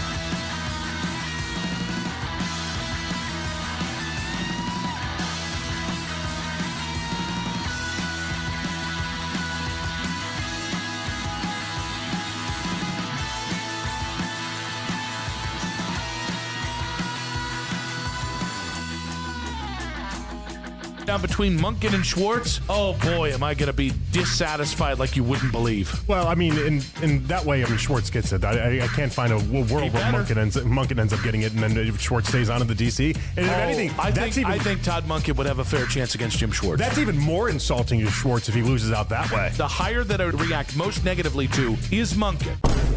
It's the Afternoon Drive with Nick Wilson and Jonathan Peterlin on Cleveland Sports Radio, 92.3 The Fan. The show is back. Nick Wilson, Jonathan Peterlin. Welcome to Monkenland, Cleveland. We got a new head coach for the Cleveland Browns. LeBron is back in town, either for the last time, maybe not. And that opened courtesy of the NFL Network and Mac Robinson on the board. Yes, we've got Jake Murrin, man in the 92.3 The Fan YouTube channel. If you're watching us there on YouTube, please like our videos. We like to be liked here, and make sure to subscribe to 92.3 The Fan on YouTube as well. That beautiful channel that it is. We got Matt Corelli on the 2020s talking Monken all day long. Hi, JP. Hello. How's it going today? I'm actually pretty okay. Yeah. Are you? Yeah. Because in a weird way, I feel like, well, first off, I'm disappointed. I think that's at the, but I don't know. In me or Todd Monken? I don't know what, no, in Todd Monken. I don't know what would have made me happy, but I'm disappointed about the whole ordeal. I am very unsatisfied in just a lot of ways. Why are you okay? Because it's the Cleveland Browns. So you knew they were going to do the thing that nobody thought they were going to do? Is that the idea? No, the Cleveland Browns were choosing from Nate Scheelhaus, who's been in the NFL for 2 years, Jim Schwartz, who has a .363 career winning percentage as a head coach, Todd Monken, who's a 59-year-old, never been a head coach, and Anthony Lynn, a guy who they had no intention of hiring. So it's not like it was like, all right, you get the Mona Lisa or like a 6-year-old water painting. No, but they found a way to somehow get the combination that would also make Jim Schwartz the most angry, and then have him getting ready to go scorched earth on everybody. It's going to be very fascinating. The fallout from that, I mean, buckle up. We're going to hear all sorts of things, I would imagine. I do think it's funny that people are like, nah, you upset Jim Schwartz. It's like, guys, he was not going to react to not getting this head coaching job, no matter who it was. He was not going to react like, okay. I think they thought that he would. Bluff. No, that's where the Browns are mistaken here, though, is that I think the Browns genuinely, I think they thought that Jim Schwartz was just going to be cool with the whole ordeal. And sure enough, a hothead went being a hothead. Can't be surprised by that. But there were all sorts of people that were convinced that Jim Schwartz would be able to stay on as DC that obviously aren't right today. Listen, I can give you the scorched earth, fire and brimstone. It's a 60-year-old head coach, and this is a clear sign that Jimmy and Andrew Berry could not agree on one of the two candidates either guy wanted the most, or I can give you what I like about it. I can give you the idea that I want you to knock them down like bowling pins, Nick. I want you to take care of this team. Why? Because I just don't want the laissez-faire nature to it all. Listen, it's a long show. I'm gonna get you riled up at some point, okay? I'm gonna get you riled up. Are you having any kind of emotions? I'm having emotions. It sounds like I'm having emotions because I'm having emotions. Okay, then give me your emotions. We're not pleased. That's not fun if I'm just sitting here yelling like a crazy person. But and then that's what you want me to do. You're sitting over there seeming like you're sipping tea. No, I wanted to yell together is what I wanted, okay? I didn't want you seeming like, can I get you some crumpets? Would you like some bread or something like that? Okay, that's carb shaming. You're going to hang out? You're just going to hang out as I just unload on the Browns? I could stand for some of that, yeah. I know you're mad right now. I know you're angry right now. I know Mac's angry. I know Matt Corrali's angry. I know you're angry right now. Matt Corrali's just happy to be alive. Why are we taking this with the temperature of a shrug emoji?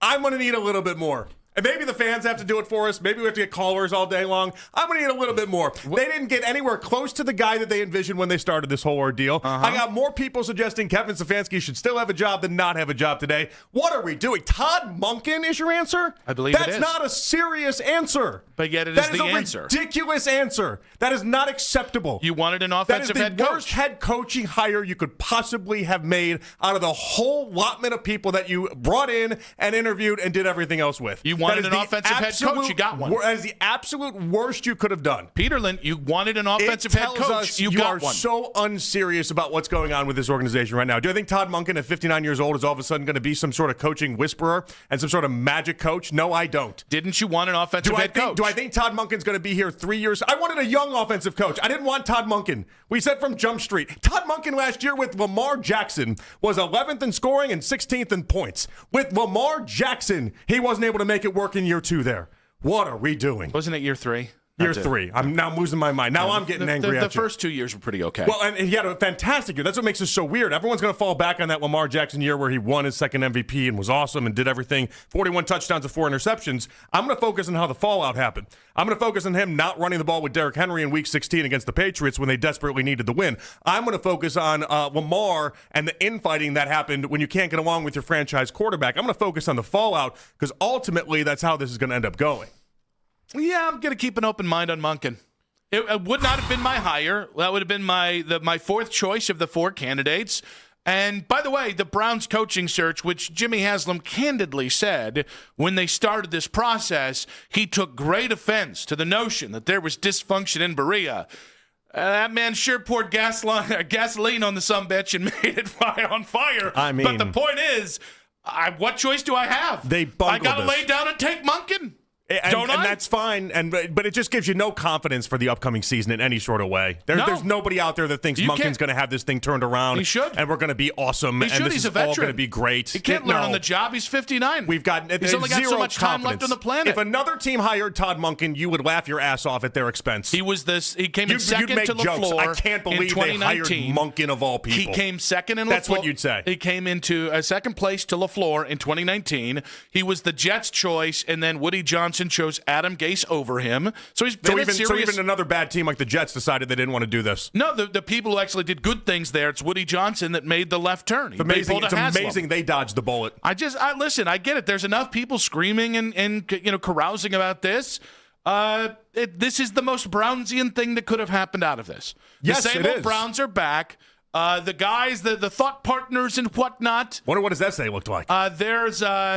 It was probably like the nicest cursive you've ever seen. And what that dodo bird, he's out here. No, that got personal. I didn't mean that. I don't know Todd Monken. There's a lot of dodo birds in this equation. I was clearly speaking about Monken. So he gets the first head coaching job of his life, and the first thing he's got to do is move his horses all across the country.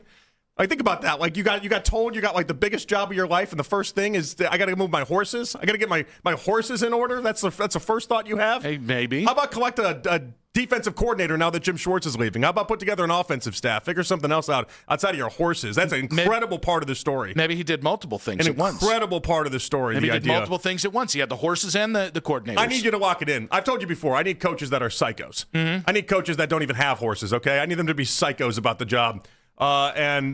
Incredible part of the story when we talk about it years later that Lima and Baskin got scooped because of horses being moved across the country. Mm-hmm. All right, so I'm glad you're open. Well, no, you have to be. What choice do you have? No, I mean, ultimately, we're going to have to, at some point, we're going to have to say week 1's getting here. Okay, let's see what you can do, Todd Monken. So that's all you had? That's the anger that you had? It's run out already? No, I mean, I got 5 hours. We're not just going to do this all day. Plus, I could literally do this for 5 hours. Well, yeah, you can do yours. You have the temperament of someone that's very unbothered right now. You have the temperament of someone that's like, all right, fine. This is what you all wanted. Nobody wanted this. No. You wanted a coaching search, and you wanted an offensive head coach. Here's what you get.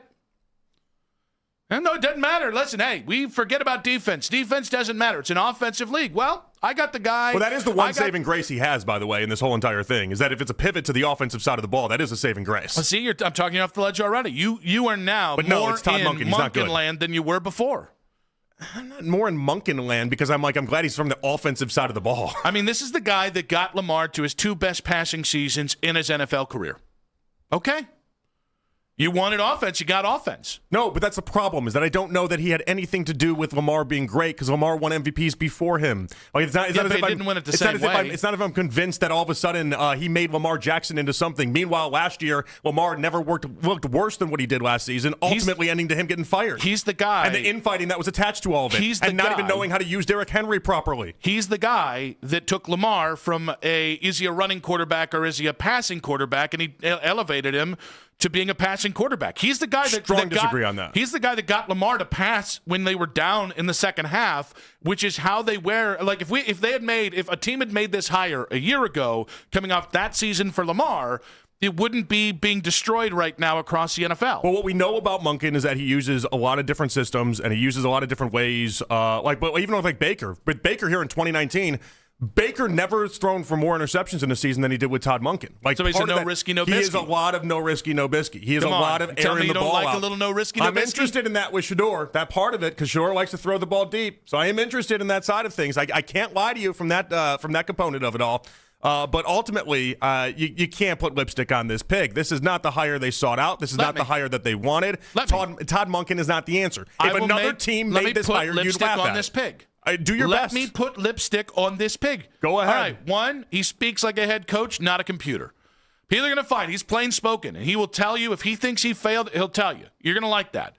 Lamar's best season. You're going to like that. Lamar's best season as a passer, both of them came under Todd Monken's tutelage, coming off the time where no one in the NFL would have poached Lamar from the Ravens because they thought he was a run-first quarterback, and no one would give up 2 first-rounders to go ahead and sign Lamar. He is as experienced as it gets. Like, this is the antithetical thing to Shieldhouse, who had 2 years as an offensive assistant. He knows the building, having been here previously, and he wanted the job. Like, I had to deal with Grant Udinski. Does he want the job, or does Mike McDaniel want the job, or would an OC job be better? I think we know Todd Monken would have sold his left nut to get this job. Sign me up. I got a head coach that actually wants to be here. Wanting to be here is not enough of a qualification for getting a head coaching job. Now? No, When I hear people are talking about Nate Shieldhouse would rather be the OC in L.A. than be the head coach here, I don't want a guy with 1 foot in. Wanting to be here is not the qualifications. That is not enough for me to be like, oh, great, I'm on board with Monken. He's going to be awesome because he wants to be here? We can all agree. That matters 100%. It doesn't matter if he's awesome or not based off if he wants to be here. A lot of people want to be places and still end up sucking. Him being both feet in on this does matter.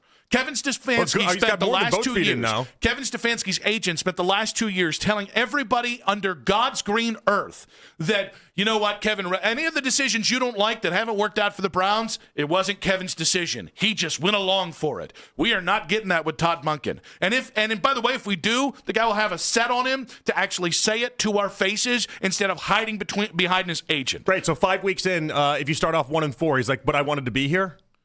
Like, that's not enough for me, and that's also not enough for a hire. That's the problem. Plus, I gave you 4 things, and you're focusing on one of the 4 things. But Jim Schwartz wanted to be here too. Jim Schwartz wanted to be here. Wanted Jim Schwartz. Jim Schwartz wanted to be here. Why don't we just give him the job? Don't act like you wanted Jim Schwartz. I didn't want Jim Schwartz. I wanted Shieldhouse. Clearly, what are we fighting over? All the dust is settled. We're not fighting over anything. I think we might be getting there, though. Well, you're trying to defend Monken in a way that I find to be a little interesting. I gave you 4 legitimate reasons why Todd Monken is not the end-all be-all. We agree this process was a disaster. We agree 100%. We agree they should that look like Andrew Berry idiots right in now. Plain daylight. The Browns look stupid right now, and I want that to be the theme. This might cost them both Jim Schwartz and Myles Garrett. No bueno. But acting like there's no validity for this hire, not saying you are, but most people are, I disagree with that sentiment. I gave you 4 reasons.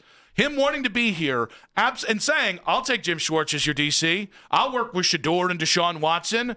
Even using the Lamar thing falls a little short on me, though, because first off, Lamar won MVPs before him. But he won also, 1, and it was 4 years before. We discredited, he won it in year 2. We discredited, that doesn't mean he didn't ever win it before. We discredited throughout the entire process, though, Dan Pitcher because he works with Joe Burrow and Joe Brady within Buffalo for working with Josh Allen. Yeah, the difference at multiple turns, you said neither one of those guys. There's a huge difference. The year before, people were debating whether Lamar was worth the contract he was about to be given. People thought Lamar was a run-first quarterback.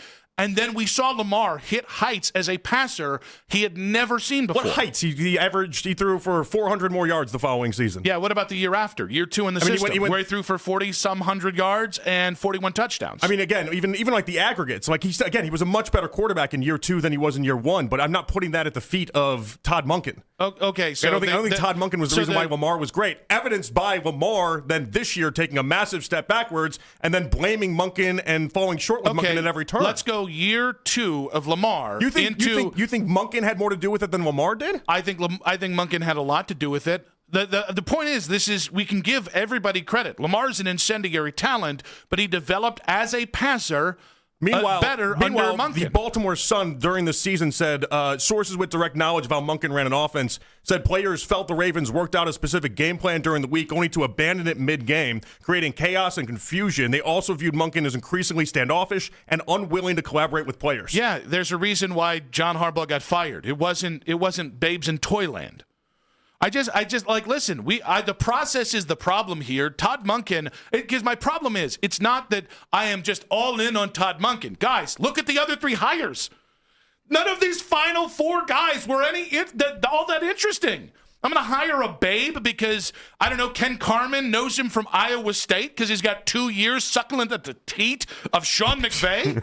Oh, Nate Shieldhouse! That is how people get jobs these days. Oh, my God! That is how people get jobs. What did we do, Lord? What? Like, even Jim Schwartz. Like, I want Jim Schwartz to stay. But Jim being upset about this is part and parcel. He didn't get the job. If that's too much of a bridge, well, then the Browns screwed that up because this happens all the time in the NFL, and the guy who didn't get the job keeps his job.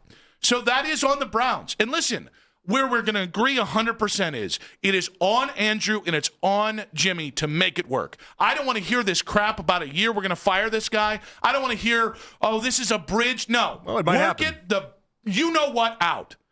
If you have any leadership in your body, Andrew Berry and Jimmy Haslam, sack up and make it work. What feels more likely? Monken's here 4 years from now, or he's gone after this season? Monken's going to be here for 4 years. That doesn't feel more likely to myself. Well, I think that's because nobody expected him to be the head coach. I don't think anyone's giving him a chance to be the head coach. Well, we're going to have to give him a chance at some point. But today I think you get to be frustrated. I think you get to yell about it, and I think it's more about yelling about the Browns than it is Monken in particular. I've done a lot of yelling about Monken because, again, I think if any other situation, if they hired him for any other team, we'd laugh at that other team for hiring him. But it really is about how the Browns bungled the situation start to finish, and now they've made their bed. They got to lie in it, and they got to make a lot of moves to show to me that they're going to be a serious team this upcoming year. Now we're talking the same language. Now, I do not want to hear Andrew Berry, through agents, through whatever, saying 6 months from now it wasn't his hire. I don't care. You're the GM. Sack up. I don't want Jimmy to get misgivings because alignment isn't imperfect but Andrew, in a year in. Andrew's already sack collectively up and make it work. He's already collectively gotten some sort of weird Peterlin pass out of this whole ordeal because half the fan base is just convinced this is a Jimmy Haslam hire and Andrew Berry had nothing to do with it, which is quit. He might. Quit. He might. No, seriously. Don't tempt him with a good time. No, seriously. I heard I've heard all these fantastical things. Kevin was so against the Deshaun thing. He wanted to. He thought about quitting, but he didn't. He kept his job, and he went out, and then they lost that deal. So if Andrew doesn't like this, fine, quit. It's like I have no sympathy for Andrew. I have no sympathy for Jimmy Haslam. Your decisions have led you here. Now your decisions should lead to where this works out. Or at least give it the best chance. If this lasts a year, if this is Freddie Kitchens and people are right about that, then Jimmy Haslam has failed his most aggressive failure yet. And if Andrew Berry decides to walk out 6 months from now or a year from now or whatever it happens, then again, it's a massive failure for both gentlemen. This is like, show me some leadership. Yeah. All these guys have talked about it's not dysfunctional. Show me. Because I am sick and tired. Today felt very dysfunctional. Because I will tell you, I'm sick and tired of these two guys getting the Peterlin pass for the worst trade in NFL history. Peterlin pass. And for this idea, the absolute unmitigated gall of Jimmy Haslam to say, I am offended that somebody said dysfunction. Look in the mirror, Jack. So we want to talk about Todd Monken. I will defend the hire to some level because the other 3 coaches were just as blah as Todd Monken was. We want to talk about the process. Show up, sack up, and get the damn job done, guys. I'm glad you woke up from the tea party. I knew I'd get you there. That's on a different thing. Wow, we had to get there somewhere. We did, though. 216-474-0092. Phone lines are full. You guys stick there. We're going to take your reaction here. Are you keeping an open mind on Monken? We've got Ashley Bastock coming up at 3:20. Quick hits at 3:40. A lot to get to there. It's LeBron Day as well. Ross Tucker Football Podcast at 4. And then Daryl Ryder, who I'm sure not only saw this coming, but is going to be very fair and balanced coming up at 6 o'clock tonight. But are you keeping an open mind to Monken? More on that in 5 minutes on 92.3 The Fan.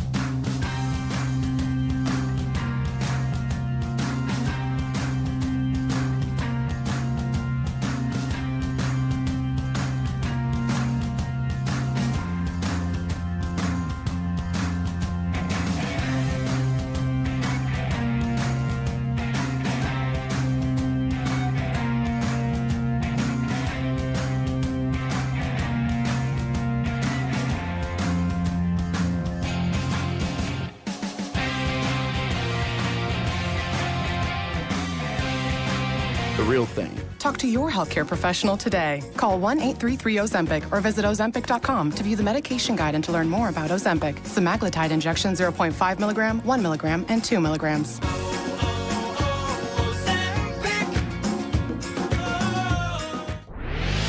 Catch the latest Browns news all offseason long. Stream us on the Odyssey app and on your smart speaker by telling Alexa to play 92.3 The Fan.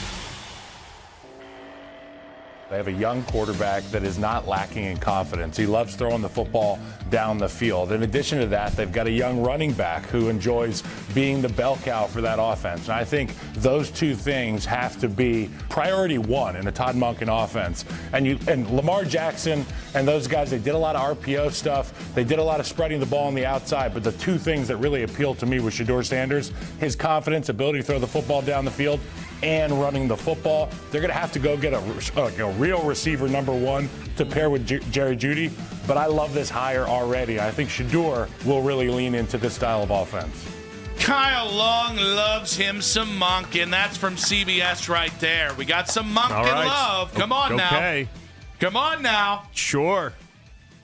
Your heart's not in it. It's not in it. No, because I don't share the Monken love. Also, he's like, in Monken's system, it's like the one thing I do like about Monken so much is whether it was Jameis, whether it was Baker, or whether it was Lamar, the man just adapts to the players around him. Like I like that component to Monken. He is not like, I have this scheme and I'm hell-bent on doing this. No, he takes from everything and he uses the players around him and then he forms it based off of what players he has, which I think if I was a coach, I'd like more coaches to do that. Most coaches don't, though. So I guess I just look at it, and I don't want to attack the Monken hire because I wasn't in love with any of the final four candidates. So to me, the process was clearly flawed. And when you hear things like certain coaches, guys who I thought were like the best of the final six, or even some of the guys that didn't get second-round interviews, but like a Mike McDaniel say, or not from McDaniel's perspective, but when the Browns just felt it wasn't a fit, that to me was like,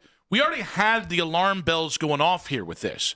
And so I think it's fair to wonder, did they completely just fail to communicate with Jim Schwartz? How he could be blindsided by this? I don't understand that. I really don't understand how they didn't talk to Jim ahead of time. They didn't figure this out because that reaction made it seem like Jim Schwartz thought he was getting the job. Yes, and I think that is more than fair. And again, like Monken with Schwartz to me gives me more confidence than Monken with anybody but Schwartz as the DC. I would have felt better if it was Monken and Schwartz because there would have been a part of me that just thought Schwartz was running the defensive side of the ball. Half the team was taken care of the same way I thought that's how it was run with Kevin Stefanski. Yeah, I mean, I'm still not of the mind. He's under contract for a year. Look at me, just all worried about the defensive side of the ball. Yeah, finally, you've come around to that too. There we go. But no, I mean, he's still under contract for next year. I haven't seen a report that they've let him out of his contract.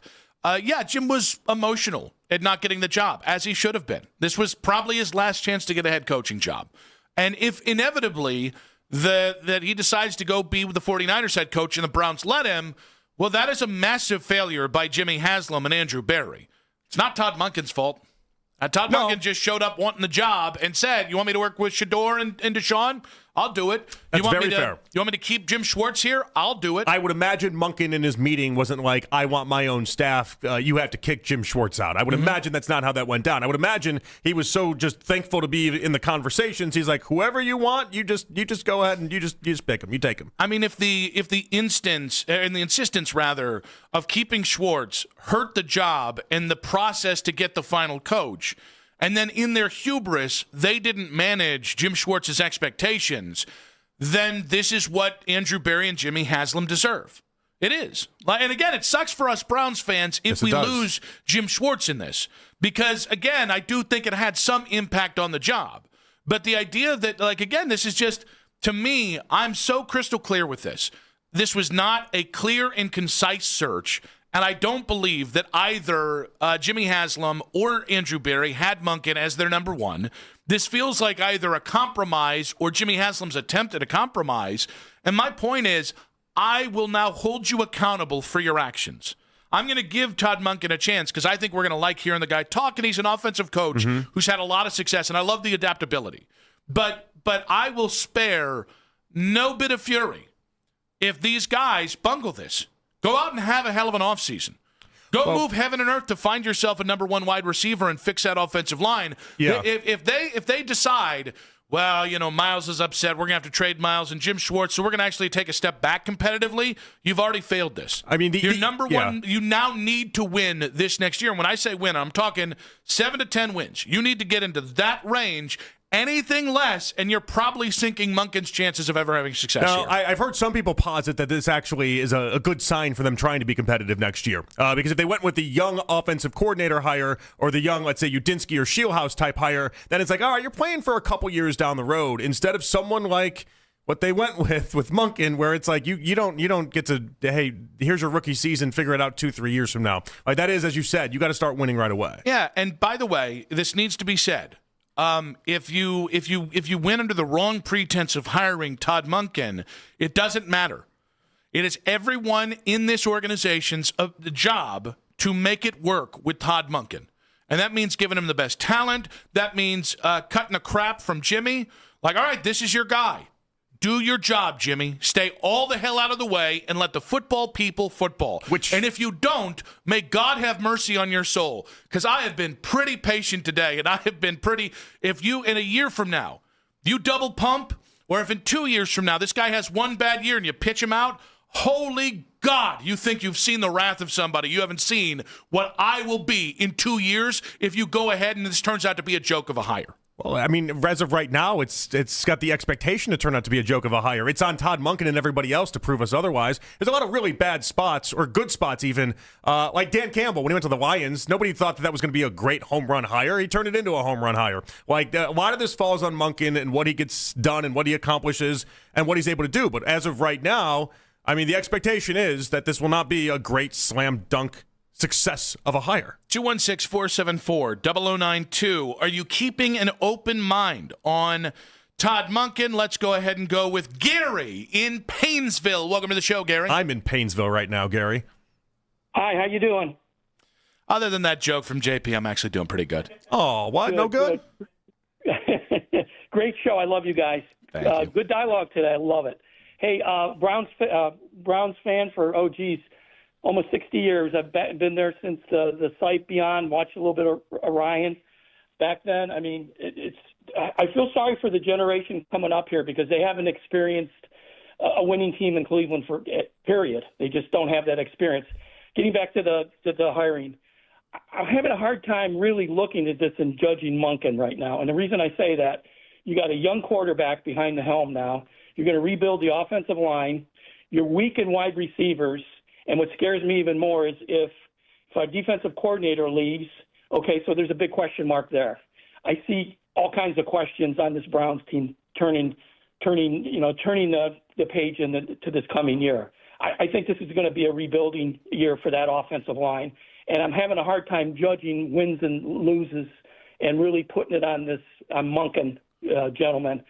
I don't know much about him other than, he had a great Ravens offensive team. I don't know if it's the team that really drove the results in terms of offense or how much input Monken had on the team. And I'll listen now. Gary, we appreciate you, buddy. Thank you so much. All right, the two things. One, Monken needs to get on the phone and call him some Jim Schwartz, and he needs to either beg and grovel. Yes, and if that doesn't happen, he better have the next guy in mind that follows a very similar defensive system. And it's not about four-man front; it's about wide nine concepts. There are many different ways you can attack with a four-man front.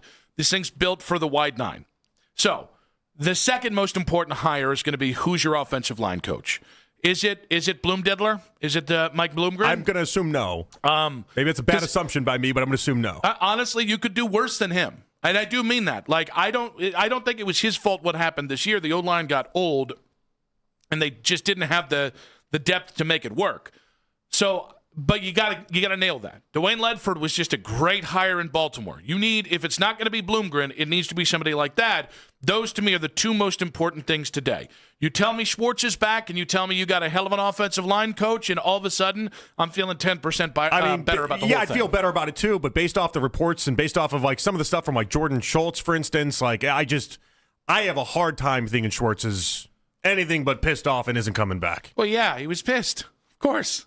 Like, I don't know. Like, listen, there's two things that can help you here. One is time, because he can't make a move without you saying it. And the second is money. Give him the Chip Kelly deal. It's Jimmy Haslam's money. I do not give a rip. Give the man $6 million a year.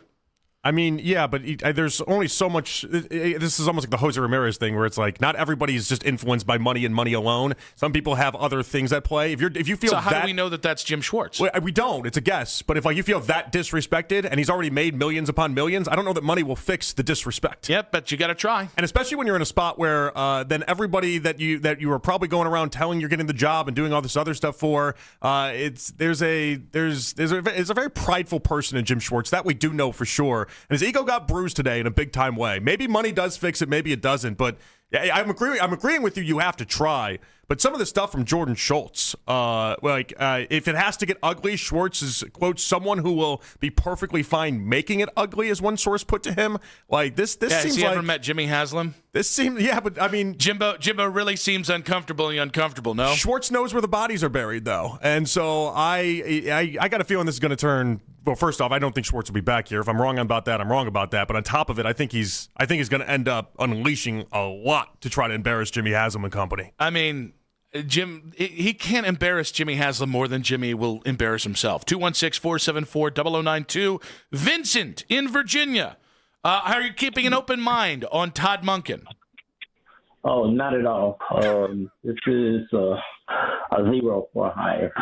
You basically are in a rebuild mode now. You need a defensive coordinator. You need a whole new defensive staff. You need a line coach. You need an offensive coordinator. Jim Schwartz at least had 50% of the locker room. That was 50% stability that this team had. This is a 2-3 year rebuild. I've been a Browns fan for 63 years. I can't do this no more. I'm either become a Houston Brown or a Cincinnati Bengal. Oh, don't do that, Vincent. If you think you hate the Browns thing, wait till you get a load of Mike Brown. We appreciate you, Vincent. I'm a lot perturbed by the actions of Jimmy Haslam and Andrew Berry and their hubris in this entire process. I think the Browns, if they can just get out of their own way, specifically looking at you, Jimmy, if you can just get out of your own way and land the plane on Jim Schwartz or another quality defensive coordinator and find yourself a good, the Browns really only need an offensive line and a number one wide receiver, and that's going to give them a chance. They didn't have a chance last year. Monken needs a chance, and then it's on him to land the damn plane, but a good offseason can get you where you need to go. Well, and that's why this is hard. It's a hard conversation today. Like, this conversation will be much easier in May, for instance, when we've seen all the free agency additions. We've seen who they've drafted. We've seen the approach that they're taking. Now, the encouraging part of this, as I mentioned earlier, is that I would think, unless they're really just doing a 1 year, let's tear everything down and let's make it a complete rebuild and do everything like that and even trade quality pieces. But if they don't do that, then there's a real chance they make a run for it. And they think that Monken has to win right away because he's got to win right away. 216-474-0092. Are you keeping an open mind on Todd Monken as the next Browns head coach? And how much does your opinion of this hire change if Jim Schwartz does, in fact, leave? More on this, more from you guys in 5 minutes on 92.3 The Fan.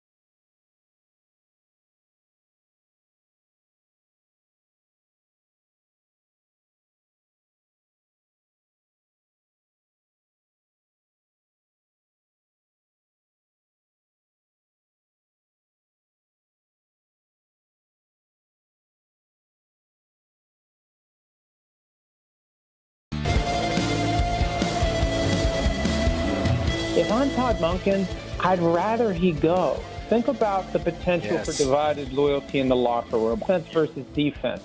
When you've made it clear that Schwartz was either number 2 or number 3, you're going to have certain players align with Schwartz, other players align with Monken. It's going to be harder for Monken to get his message across. He's far better off finding a good defensive coordinator to replace Schwartz. And by picking Monken over Schwartz, it could be an implicit acknowledgement by ownership that it's not about the scheme, it's about the players. So we'll find someone else to come draw up the plays, but we've got Myles Garrett, Carson Washington, Denzel Ward, plenty of other competent players. Will still be a very good defense, but you can't deny Schwartz's result. Mike Florio on with Baskin and Phelps after the Monken hire, saying it's actually better for Todd Monken if Schwartz leaves, which I think is among the dumber takes I've heard today, but missed a moment in our show. Use the rewind feature on the Odyssey app, powered by Integrated Restoration, your local experts in water, fire, and storm disaster restoration. I think it is best for Monken if Schwartz stays, because you get continuity on half the side of the ball. If it's not broke, don't fix it. At the same point, if Todd Monken cannot get in the same room as his team and help lead this away from, hey, we really like Jim Schwartz, then he shouldn't have been head coach in the first place. Yeah, I guess we'll find out. The interesting thing, though, is I do wonder, I think what Florio's kind of driving at is what happens if in the middle of the season it's off to a poor start and then Denzel Ward is like, yeah, I mean, this is why you should have made Schwartz the hire. Like, Schwartz is right here. He's obviously the commander in this room, and maybe that was something that ultimately. The only problem with this is the Browns aren't scared of that. The Browns clearly wanted Schwartz here. This is a Schwartz decision. It'd be different if the Browns presented this as, this is our decision. We're breaking up Schwartz. We don't want him around Monken. That's not what's happening here. Yeah, also, Todd Monken has somebody he can call that has lived through this exact same situation, and it's John Harbaugh. John Harbaugh and Rex Ryan were 2 of the finalists for the Baltimore job. Harbaugh got it, and he got Rex Ryan to stay on. It's funny, like, I think a lot of the cliches that I think Florio was espousing happen in more insecure coaches, which when you're a 59-year-old first-time head coach, you don't tend to be. Usually it's the guys who are 30 years old or 35 years old that end up having those kind of insecurities. Which is why, and maybe this is where the Browns' misstep happened as well. My thought process on it was if it was Jim Schwartz as head coach and then Monken as OC, or Monken as head coach and Schwartz as DC, I wonder if the Browns just thought everyone would be kumbaya with that. Understand that this is a working partnership. The two of them are basically co-head coaches, but obviously somebody's got to step to the podium every day and somebody gets the title, and that's all we're arguing over. Yeah, I think if they thought that way but didn't do let's be honest here. You can manage the Schwartz situation by being honest with him and communicating with him the entire way. That doesn't mean they didn't just because Jim got upset. He didn't get the job, and this is, again, likely to be his last chance at getting a head coaching job. So Jim's reaction is the most human, understandable thing in the world. And the Browns have to understand that and react unemotionally. And they have to try and get with Jim. And honestly, you got to kind of pamper him a little bit and let him know how much he's loved and how much he's respected within that building. And that still might not be enough. But I do think if Jim Schwartz leaves out of this, I think the number one takeaway is the Browns didn't do the job they needed to communicate with that candidate. Because if you did, I think in the end, Jim would have stayed. Well, I mean, after the Udinski hire, according to reports, Jim Schwartz thought he was getting the job. Mm-hmm. No other way of looking at it. For whatever reason, after the Udinski hire, maybe somebody told him something. And it's also in play, too, that Haslam might have even throughout this entire stretch wanted to give Jim Schwartz the job, was fighting to give Jim Schwartz the job, and then ultimately something got in his ears right before, and he switched up, which he's been known to do as well. 216-474-0092. Want to hear more from you guys? How open are you on Todd Monken as the Browns' next head coach? This is any one of these 4 hires would have been guys that the organization now needs to band together and support in the best way you can. And that means giving that guy every asset potentially to win next year. Because at 60 years old, he's not going to get a lot of time, especially considering people are already kind of mocking the hire around the NFL. Mm-hmm. He needs to win. He needs that collateral in Cleveland. He needs it around the NFL. We have missed the most important thing of all this. What's that?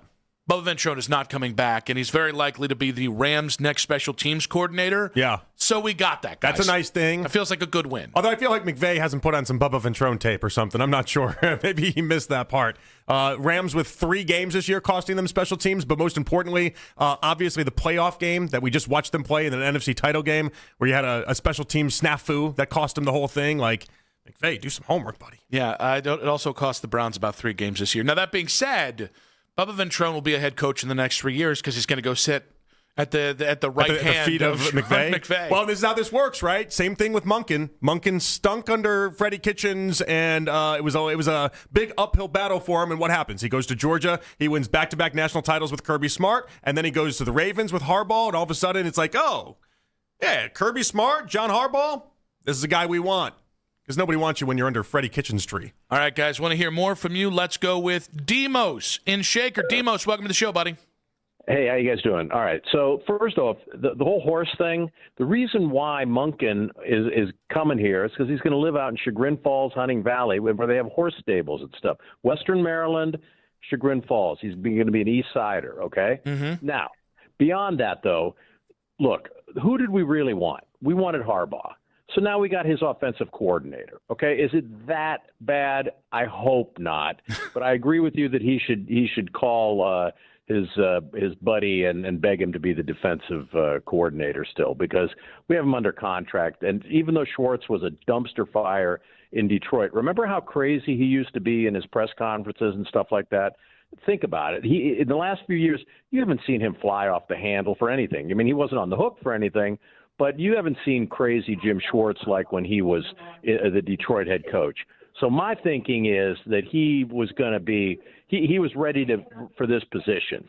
So I'm a little bit apprehensive about Monken, but better than the 2 younger guys, because that's for the rolling of the dice. And Nick, you used the word before, Brownsian.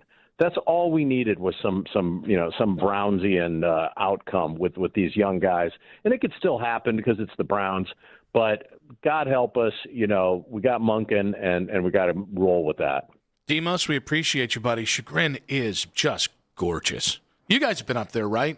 Oh yeah, I'm 10 minutes away from there. I go to Chagrin Falls all the time. I mean, I didn't have a lot of experience with Chagrin before I moved to Manaway for those 2 years. I mean, just good God. I was there Saturday night. Look at that. I like it. I like Chagrin Falls. I like the area. Yeah, it's a good area. I do think we should be reframing this as Harbaugh adjacent. If Jesse Minter gets to be Harbaugh adjacent in Baltimore, Todd Monken is Harbaugh adjacent in Cleveland. Come on now. I don't really understand fully what it means, but okay. Well, there's Harbaugh. Yeah. And then there's an adjacency to Harbaugh. I mean, okay. Let's go with, you know what? Roman in Canton. Welcome to the show. What you got for us? What's up, fellas? How we doing? I'm doing all right, Roman. Good. Just wanted to call about this. Jimmy Haslam really just can't get him out of his own way. It's so frustrating being a fan and watching him butt his head in to make every decision and act like he's the smartest guy in the room. The defense was literally the only thing that was keeping us in games and in some cases winning us games. And the fact that he, tries to think outside the box and, tries to basically, again, be the smartest guy in the room and act like this was his plan all along. I'm sure it wasn't. He's settling for Monken. And if he didn't know that Schwartz was going to leave from this, then that just shows how incompetent he really is as an owner. And I'm putting on my tinfoil hat here, and I'm convinced that he called Baskin and Phelps at 1:30, and he called as Jim from Tennessee and gave this great. He graded. Was someone doing a Haslam impression, or you think he was actually? It wasn't me, just to be clear. No, if it was somebody doing a Haslam impression, they did a really good job. We're gonna get the audio of this. We actually have the audio of this. All right, we got it up now. Okay, Roman, because you brought this up, we're gonna go ahead and play it right here, buddy. We appreciate you. All right, now let's judge with this. So this is who Roman says he believes is Jim from Tennessee, meaning Jimmy Haslam. Jim is in Tennessee, huh? Hi, Jim. How are you? Good. How are you guys doing? Good. Hey, this is a great hire. Let's go back a couple years ago, the defense was a mess. Bring in a veteran guy like Schwartz. No, it's not. Stabilizes it and fix it. We got great personnel now. I mean, come on. Anybody could coach Myles Garrett to get up there and get the quarterback. And we got two corners that can play man. Not enough southernness for you? Campbell. We got a great young linebacker. Jimmy can't and we got fake some D Yankee. linemen now to help. Cut it off. It's making me upset. Doesn't even need to see anymore. That's or not hear even anymore. close to Jimmy Haslam. Yeah, no, it just sounded like older white guy. Yeah. Which is Jimmy. But not like the that. Jimmy. But not like that. Yeah. Jimmy, you think Jimmy would hide behind Jim in Tennessee? I like the idea. Well, that's where we really lose it, because Jim in Tennessee was the obvious giveaway. If he was going to call a radio show, he wouldn't call it as Jim in Tennessee. Yeah. But I like the idea of someone trying to do like a prank Jimmy Haslam type call and Baskin and Phelps just whiffing on it. Just not even understanding that that's what that guy was going for. I'm mad I didn't think of it. Although I would have to find a way to disguise my number because it would just show up as Nick Wilson over here. With that being said, 216-474-0092. Still taking your calls on this one. How much of your opinion does this hire, how much of your opinion on this hire change if Jim Schwartz leaves? And reports say Todd Monken has sold the Browns on an offensive plan. What would that plan look like? That's in 5 minutes on 92.3 The Fan. Hey, it's Nick Wilson for Northeast.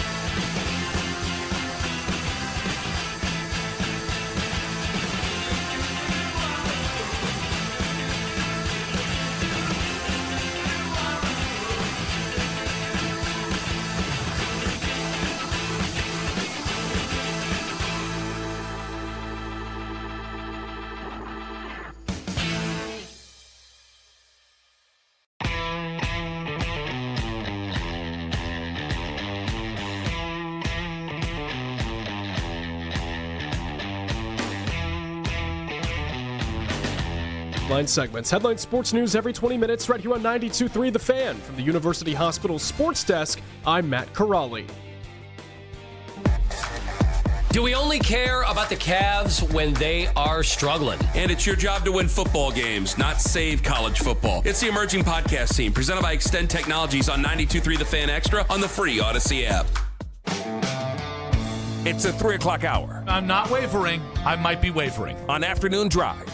The Fan is looking for a winner. Enter the code TATTOO, TATTOO, at 923thefan.com before 4 o'clock for your chance to win a pair of 3-day passes to the Incarceration Music and Tattoo Festival, July 17th through the 19th at the Ohio State Reformatory. Get tickets at incarceration.com. It's all from Incarceration Music and Tattoo Festival 2026 and Sports Radio 92.3 The Fan. Ashley Bastock coming up in about 20 minutes. Browns beat reporter for Cleveland.com will get her take on Todd Monken as the Browns' next head coach. I do think it's funny, the waves of people.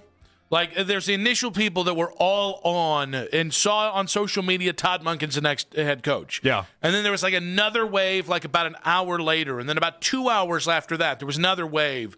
We just have been hit by a fourth wave of, and I know this because about every couple hours, there's a new wave of people being like, Monken? Is reality setting in for people, or do you think people just hadn't taken their lunch breaks, or what's going on? And there's just not everybody's on Twitter like everybody that works in sports talk, because I just got from the collective group 3 no bleeping ways in a row from 3 different people. So let me ask you this. So obviously, I listened to the 820 segment where Lima set up his theory on everything. And so I was already thinking Monken in the back of my mind then. And then I heard Ken at 9:45. And because I heard the 820, he basically just laid it all out there in a very funny way that he was getting the idea that it was Monken and it was going to be Monken. And so then from that point forward for 40 minutes during Baskin and Phelps, they're just talking about it being Monken. And I had a lot of time to process. So then when like Schefter and them hit it, it wasn't like a whoa big surprise. It was like, oh, I've already processed this. Like this was coming. It didn't blindside me in any sort of way. Did you have that same experience, or did you just get the notifications to your phone and you're like, oh my gosh? So I listened to the Morning Boys till about 9 today. So I did hear Lima, but I didn't hear Ken, and I didn't hear the first 40 minutes of Baskin and Phelps because the girls are home from school. So I'm making them breakfast. I'm going about my day thinking, okay, Lima's trolling everybody again. And then you had to have been gobsmacked. I actually had somebody DM me on Twitter and say, have you heard anything about who it is? And I was like, no, not really. I'm like, I've kind of checked out the last couple hours, but I haven't really, I haven't heard nobody's reached out to me with anything like, oh, this is going to happen. Within 2 seconds, I flipped over to Twitter, and there was the Todd Monken is the head coach from Schefter. Okay, so I'm envious of that. I love when that type of stuff happens. Like, I think that is one of the coolest things in life is being not only having breaking news, but being absolutely blindsided by breaking news. And I just got these little crumb trails all throughout the day that I was able to mentally prepare myself for when it happened. It was even, I was like, all right, we knew this was coming, where I loved your way of doing it way better. Maybe that's why you were more angry, I guess, because you had that slow build-up to it, whereas I think I was just so blindsided by it, and then I was blindsided by the rage of people with the Monken hire that I was like, I really can compartmentalize these two things. There is, all right, of the 4 candidates, there wasn't a home run hire. There's not somebody I would have been incredibly excited about, and I have pledged this entire process to give whomever is the head coach a fair chance. I think there are things that can get you excited about what maybe Todd Monken can be.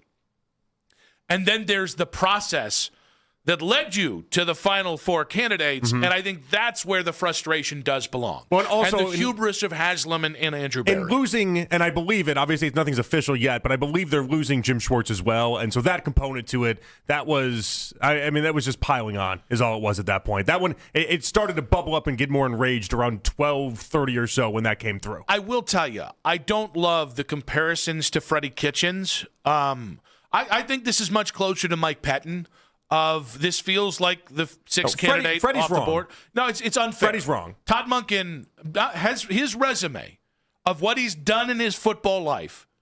he at least deserves serious consideration to be a head coach. And he has. I mean, he was the number 2 to the Jets job for Adam Gase. He was the number 2 to Matt LaFleur in Green Bay in 2019. So, like, other teams have considered him. It's just they haven't considered him for about 2 years seriously. Freddie Kitchens was never anyone's idea of a head coach, and it was He's in a class of his own. Well, not a class of his own. It's him and Jim Tomsula. Okay, yeah. The two of them belong in their same. This never should have happened. Everybody knew it was a mistake the moment that it happened, and we just have to let that be where it is. But like even within this with Monken, like the beautiful thing about something like this is we might be angry today, we might be mad today, and I've been all of these emotions because. More likely than not, it won't work out. But there is a possibility that it does. And there is a possibility that Monken ends up being a great hire 5-6 years from now. We're looking back and being like, yep, he had it the whole time. Just nobody saw it but the Browns. I don't know that that's going to happen. But it's the possibility is there. It only becomes Freddie Kitchens or it only becomes Pettine if Jimmy allows it. And we need to state that clear as day. If this was some detente between Jimmy and Andrew Berry, gentlemen, you have your jobs. Go about supporting this guy. I think it's that simple for me. I guess the hard part for myself is I'm trying to find a hard time getting the through line between how this organization runs and then how Monken's going to fit in to even make it last long term. Why I say that? Monken is hot-headed, but Monken is also very direct and extremely straightforward. We like it. That man, you think I have no bedside manner. That man's got no bedside manner, okay? I like it. I don't want him to have it. He'd be a Tell me what it is, Papa. And that's what he does. But we know this organization's fragile. We know that between Jimmy Haslam and Andrew Berry, they have not been the most receptive in the past to being like, hey, you suck for reasons X, Y, and Z. Here's how we make it better. But in the interim, you suck for these reasons. And so that's the only part I worry about. Like 6 months from now, what happens when Monken's like, hey, you didn't give me this piece, you didn't give me this piece, you didn't give me this piece. This is on you. What do we do here? And then their fragile egos take a hit. Yeah, no, they need this. They need somebody like that. That's why I'm shocked it happened. That's another part that I like. I'm shocked it happened. It would have been the thing that I liked about it. One of the things I would have sold you on if Jim Schwartz had been the head coach, even though, again, I wouldn't have said that was a great hire either.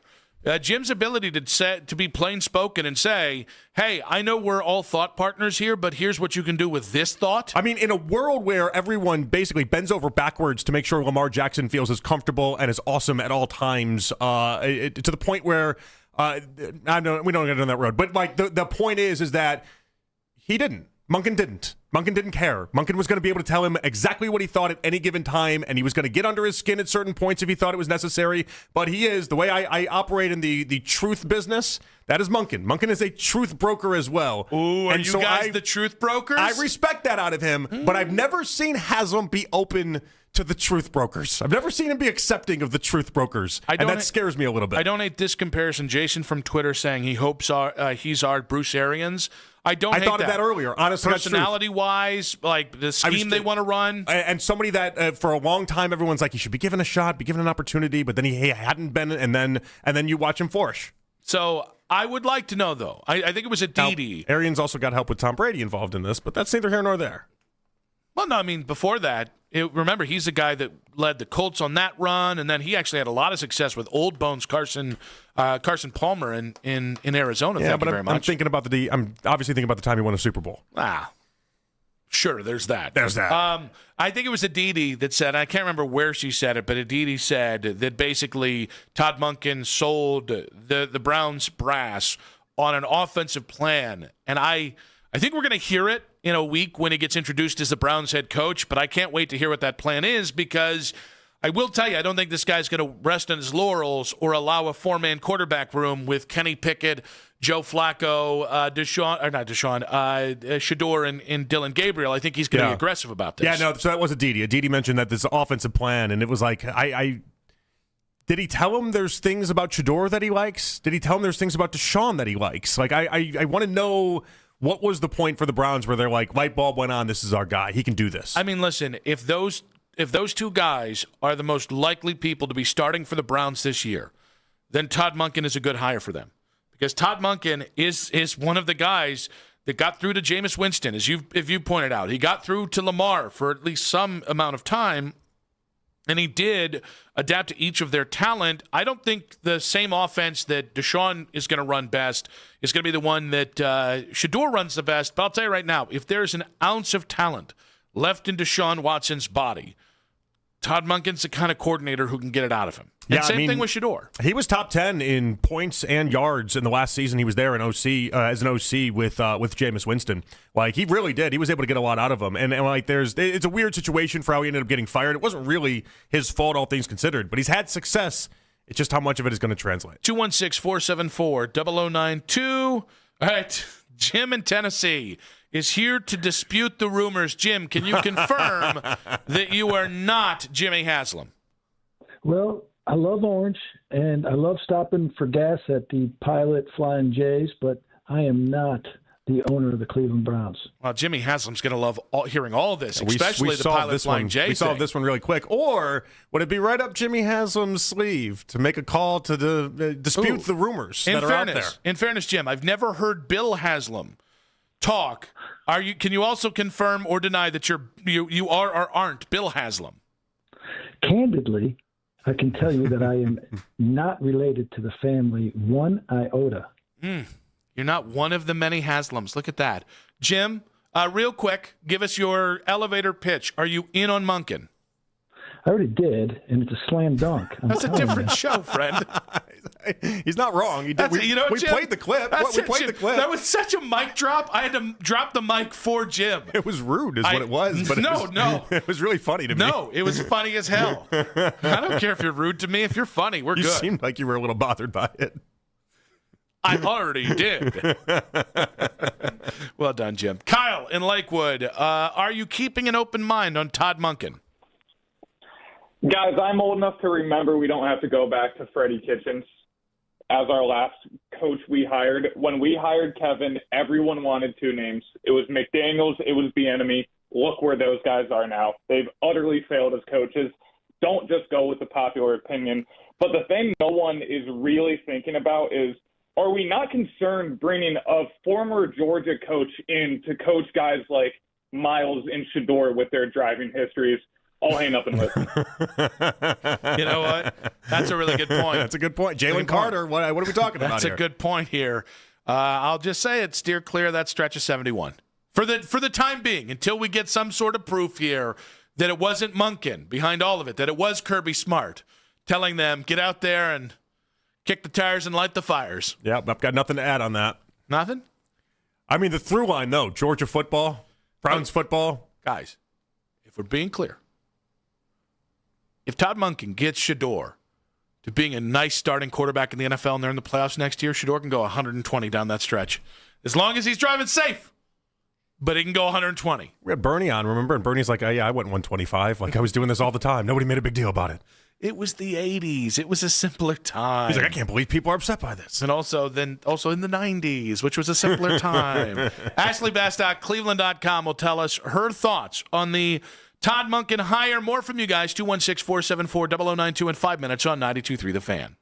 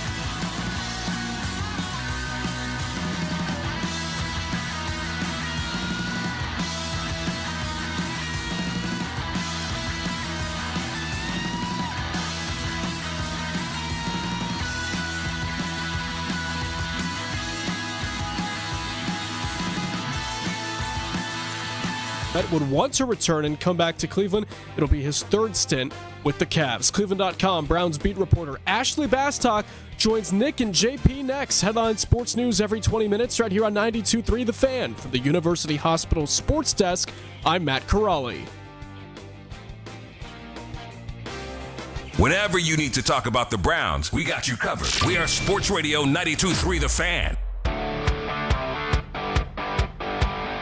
You can listen to The Fan anytime, anywhere on the free Odyssey app or by telling your smart speaker to play 92.3 The Fan. And now you can find The Fan on YouTube, including The Ken Carman Show with Anthony Lima, 6 to 10 a.m. Baskin and Phelps, 10 a.m. to 2. Afternoon Drive, Nick Wilson and myself, Jonathan Peterlin, 2 to 7, live each and every weekday on The Fan's YouTube channel. Subscribe to our channel for free to watch all the best content from your favorite shows in The Fan, live and on demand now. We got quick hits coming up in about 20 minutes. Ross Tucker, Odyssey, NFL Insider, Ross Tucker Football Podcast at 4. We'll get his take on Todd Monken. But Nick and JP back with you. You guys can still vote on 92.3 The Fan's YouTube channel chat. Would you rather have, or who would you rather have as Browns head coach, Todd Monken or Kevin Stefanski? 700 votes in. Yeah, what do we got? 53% saying Monken. I can get behind that. All right, majority has it. Look at that. And pretty much we got to keep him now. But yeah, we have no choice. To go ahead and talk the Monken hiring process, the potential loss of Schwartz. You know her, you love her. She's on with us every single. Is today Wednesday? It is. It is Wednesday at 3:20. I believe she's supposed to be moving today. Ashley Bastock, Cleveland.com on the Make It Right. Call Kyle Wright hotline. Ashley, welcome back to the show. Guys, I am moving today. Not supposed to be. I'm moving today. So I'm like in the middle of the process here, but I'm taking time to talk to you guys. And I've had some questions. Are you leaving Cleveland? Are you leaving the Browns? No, I'm here to stay. But I am moving where I live, and it is a brutal day. But I knew the second I had everything booked, this was going to be the day something happened. I knew it. So what's more it. brutal, Ashley, the sub-zero temperatures or the fact that the Monken hire came at the beginning of the day, which really is just going to screw up all of the moving? I'm going to go with the hiring. But honestly, this is why I believe in hiring professionals for this job. I believe in using movers, so I'm glad I did that. I'm glad I had it all planned out. I did break the news to my movers, though, this morning, so I think they were a little grateful to get assigned that job as Browns fans today. Nothing more satisfying than breaking news to, random people. I don't know why. I enjoy that thrill of that. But actually, all right, it seems like the most important part of this, and first off, what is your just actual reaction to the idea that it is Monken? We had all sorts of ebbs and flows throughout this search. Nobody had Monken at any point at the top of their list, and he ends up being the last one standing. I was surprised, but I wasn't, right? And I think I've talked about it on here. I know we've spent a lot of time on our podcast, the Orange and Brown Talk podcast, talking about this as a possibility. My colleague, Mary Kay Cabot, really over the last few weeks has been trying to paint this still as very much a possibility. For me, the signs were there in the sense that Todd Monken didn't pull out of this job pull out of the hunt for this job. Because he could have left at any point and said, I'm going to go be John Harbaugh's OC in New York, and I'm sure that would have very easily happened. But he didn't, which really kind of affirmed that, hey, he's actually in this thing. And as we went through this process, I'm like, man, everyone's fighting over these younger guys. Everyone's so focused on them. And look, I think Brown's Twitter really latched on to them. But I'm like, no one's talking about Todd Monken. So it was surprising. And to me, I think it's definitely the toughest sell this organization has to make to a fan base now of those four guys really that were left. I think this is the hardest sell just across the board. And I think it gets harder with all of this latest Jim Schwartz reporting. I mean, that to me is going to just add to the difficulty of, I think, selling this to a lot of people. But I think it's something over the next few days. I think people will warm up to certain things about Todd Monken, right? Like this fact that he's very old school. He has that sort of reputation. He's hard on the players in the sense of he's a tough love kind of coach, not really a player's coach.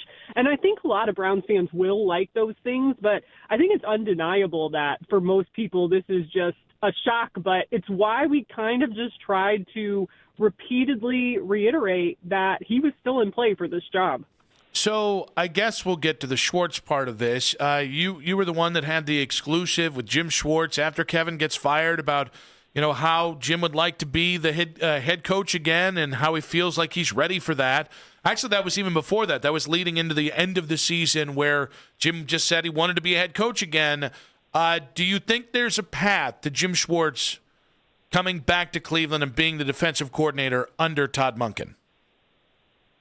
I mean, you can never say never, but I'll say it doesn't sound good right now. And I think all the reporting and from everything I know about Jim, from working with Jim, if he wants something, he's going to, I think, do everything in his power to get it. So, yes, he is under contract for here next year, and the team would like to keep him. But, I mean, I think already from the reporting we've seen today about him, being visibly upset and telling people in the building supposedly that he wasn't going to be back, that he was done with the Browns, that's the kind of ugliness that you get when somebody's disgruntled. I think it just maybe signals some wires got crossed somewhere, or Jim Schwartz really thought he had this job. And I don't know. It's like this kind of emotional reaction in any instance, I think, just goes to show that some communication down the line got broken off, right? And I think you could never say never because he is under contract, but he certainly sounds unhappy right now. I think it's easy to understand why. And look, I don't know exactly what their thought process was in all of this. Like if they thought Todd Monken and Jim Schwartz would be the best pairing or their best chance to keep Jim, if that played a factor at all, I don't know. But I think losing Jim Schwartz to me would be a huge loss for this team. I think there's some rewriting of his resume going on right now on social media that, people wanting to say with like Myles Garrett, Denzel Ward, Grant Delpit, that anyone can coach this defense. Well, no, they can't, because Joe Woods had all those players too, I'll remind people. And it didn't go so well, which is why you had to hire Jim Schwartz. And my kind of talking around Jim Schwartz when I brought him up has been this idea of not many people play defense like him. Like the 49ers and Robert Saleh are one of the few teams that do. Obviously, the Browns never even interviewed Robert Saleh for this head coaching job. But his system is not like a lot of systems, and this defense is really molded in his image. And I think you can't just say anyone can walk off the street and coach this defense and have success, because it's just not true, and ask Joe Woods about it. Is it as simple as just looking at it and thinking maybe the Browns thought, if we want both them here, we have to give Monken the head coaching job, because if not, he's just going to be the OC for Harbaugh in New York? I mean, maybe. Like, again, I'm sure when they do the introductory with Todd Monken, introductory press conference with him in the coming days or weeks, whenever that ends up being, like, this is going to be part of the line of questioning, especially if things still are not rectified involving Jim Schwartz. But you do have to believe that's part of it. Like, why would you take the OC job here when you can go and be an OC job or be an OC under John Harbaugh, who really went to bat for you? You know what your quarterback answer is in New York, obviously, already with Jackson Dart. You really get in on the ground floor of helping to mold that offense. So it's just undeniably a more attractive job. I don't see how you could keep him here other than maybe trying to throw more money at it. And with Jim Schwartz, look, the money, I'm sure, could eventually become a factor. We know the Browns, will spend if they want to invest in someone. But I think with Todd Monken and just that relationship with John Harbaugh, it would have been very difficult to keep him in the building if they didn't give him that top job. And if they liked him enough, you can see where that thinking starts to snowball. Ashley Bastock of Cleveland.com breaking down the Todd Monken hiring here on the Make It Right Call Kyle Wright hotline. So I think some fans looked at this and said, whether it's because of the Schwartz piece or the fact you're hiring a first-time head coach, that maybe this is now going to open the gates and open the floodgates on a full and total rebuild. Do you look at this as a rebuild hire, or do you look at this as a let's go ahead and start trying to win games as quickly as possible kind of hire? Well, that's like the $1 million question with this team right now, and I think it's hard to look at them and say, oh, yeah, this is like a win-now football team when they don't have that obvious answer at quarterback. Like, I mean, his top two options in theory are going to be Shedeur Sanders and Deshaun Watson. Like, there's a lot of unknown there. So it's hard to say, like, if this is strictly like a, hey, we're in the rebuild and we're going to hire this guy to take the fall. I think that's a lot of, like, very pre-planned, extremely, like, sort of forward thinking that you don't really account for. Like, Todd Monken's not going to take this job if he just thinks he's coming here to be a fall guy. You know, he's had a lengthy career. He could, as we've said, go and coach in New York, and I'm sure have plenty of success still working with John Harbaugh. But he chose to come here still. Like, this is a two-way street. So there must be some things here that he thinks he can work with, can help mold. Maybe the Browns liked his plans for this offense. But it's like, for me, the Browns have really been trying to straddle two worlds. Like, it's not that they are intentionally tanking, but they basically did tank in 2024 without trying, right? And wound up with the draft pick they did, and then they traded and got another one. So it's like a soft rebuild, a soft tank, whatever you want to call it. I think they're kind of in that stage and need to really hit on this year's draft again. Because of the Ravens' past interest in Shedeur, do you think this is a positive for Shedeur Sanders, or it's just way too early to tell because we don't know Monken's role in that? I mean, I think on the surface level, it should be viewed as a positive for Shedeur because Todd Monken has, you know, helped with some really good offenses. He's gotten a lot out of the quarterbacks he's coached. Now, Lamar Jackson is very good. I mean, obviously Lamar Jackson was an MVP when Greg Roman was there as well, but I think you look at some of the explosiveness of those offenses, those systems. That explosiveness is, I think, like one of the best parts of Shedeur's game. And Todd Monken, you know, who's been around the college level, who's been around the NFL level, knows about developing quarterbacks. And I think at the end of the day, a second-year quarterback is still developing. You're not at your ceiling yet. So it's not a bad thing to say a guy is still developing or needs more development because just about everyone still does at that stage of their career. So I think for a young quarterback, it'll be an interesting perspective shift with Todd Monken there for sure. Ashley, if Jim Schwartz does leave, how concerned should we be that might also mean Myles Garrett wants to leave next? I mean, I think it's a legitimate concern. And again, I'm getting told I'm overblowing this on Twitter, but I really think it should be talked about and noted. Like, it is worth talking about how much these guys like. It's not just that they like playing for Jim Schwartz. Like, they do, right? And he's a good culture setter, but they've had the number one defense in basically every major stat over a 3-year period. Over a 3-year period, they're the only defense to allow opponents fewer than 300 yards a game. They lead the league in tackles for loss over that period. Myles has won, well, he's going to be winning his second NFL Defensive Player of the Year award next week probably, and he just broke the sack record.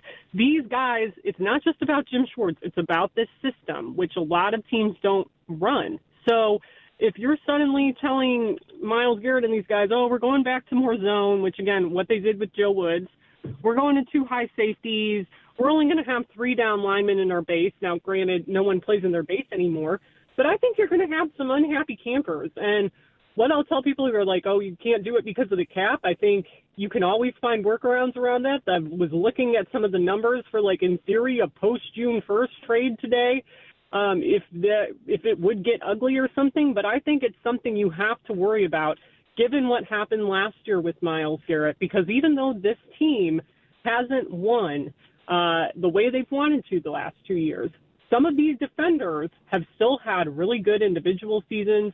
The defense as a whole really was the best defense in the NFL for most of the year. They were a Super Bowl caliber defense, and they couldn't get any help. So, again, I think there's some people wanting to brush past this and not think, oh, it's not a big deal. Anyone can coach this defense. But I don't think it's true, and I think it's something that people should be wary about. Ashley, do you believe that Jimmy Haslam took the power away from his GM and Andrew Berry in making this decision? You know, I think with how the Browns do things, like, that's always going to be a popular narrative surrounding Jimmy Haslam. And without being in the room, it's like, we just don't know, right? But I think knowing Andrew Berry, you would have thought, or I would have assumed, that a guy like Udinski or Scheelhaus, more that sort of younger profile offensive coach that's up and coming, would have been more his style. But I've also heard that, hey, these guys genuinely like Todd Monken. So I think both things can sort of be true. You can like those sort of guys, but then like what Todd Monken brings, obviously the Browns have played against him 2 times a year, played against those offenses 2 times a year. I actually think Todd Monken was one of the best at game planning for this Browns defense. So who knows? Like, all of that came into factor. But again, I mean, when they do this intro presser and availability, I'm sure all of this is going to get asked. I'd be really surprised if it doesn't. Ashley, great stuff as always. Enjoy the rest of moving and, getting stuff where it needs to go in the new apartment or the new house. We appreciate you. We'll talk to you next Wednesday. All right. Thanks, guys. Bye-bye. Ashley Bastock there, Cleveland.com, and the Make It Right Call Kyle Wright hotline. I mean, she had movers, she said, right? I mean, like, Well, yeah, but you say, put it over there. Put it over there. It's like directing the move. Yeah. Yeah. Move that there. Listen, we didn't need proof that Ashley, at her stage of life, being much younger than me, was far ahead of where I was at that same stage of life. But the fact she could afford movers, very nice. That's a good come up for Ashley. That's a very nice spot to be in. We'll react to what Ashley had to say in Quick Hits and more from you guys in 5 minutes on 92.3 The Fan.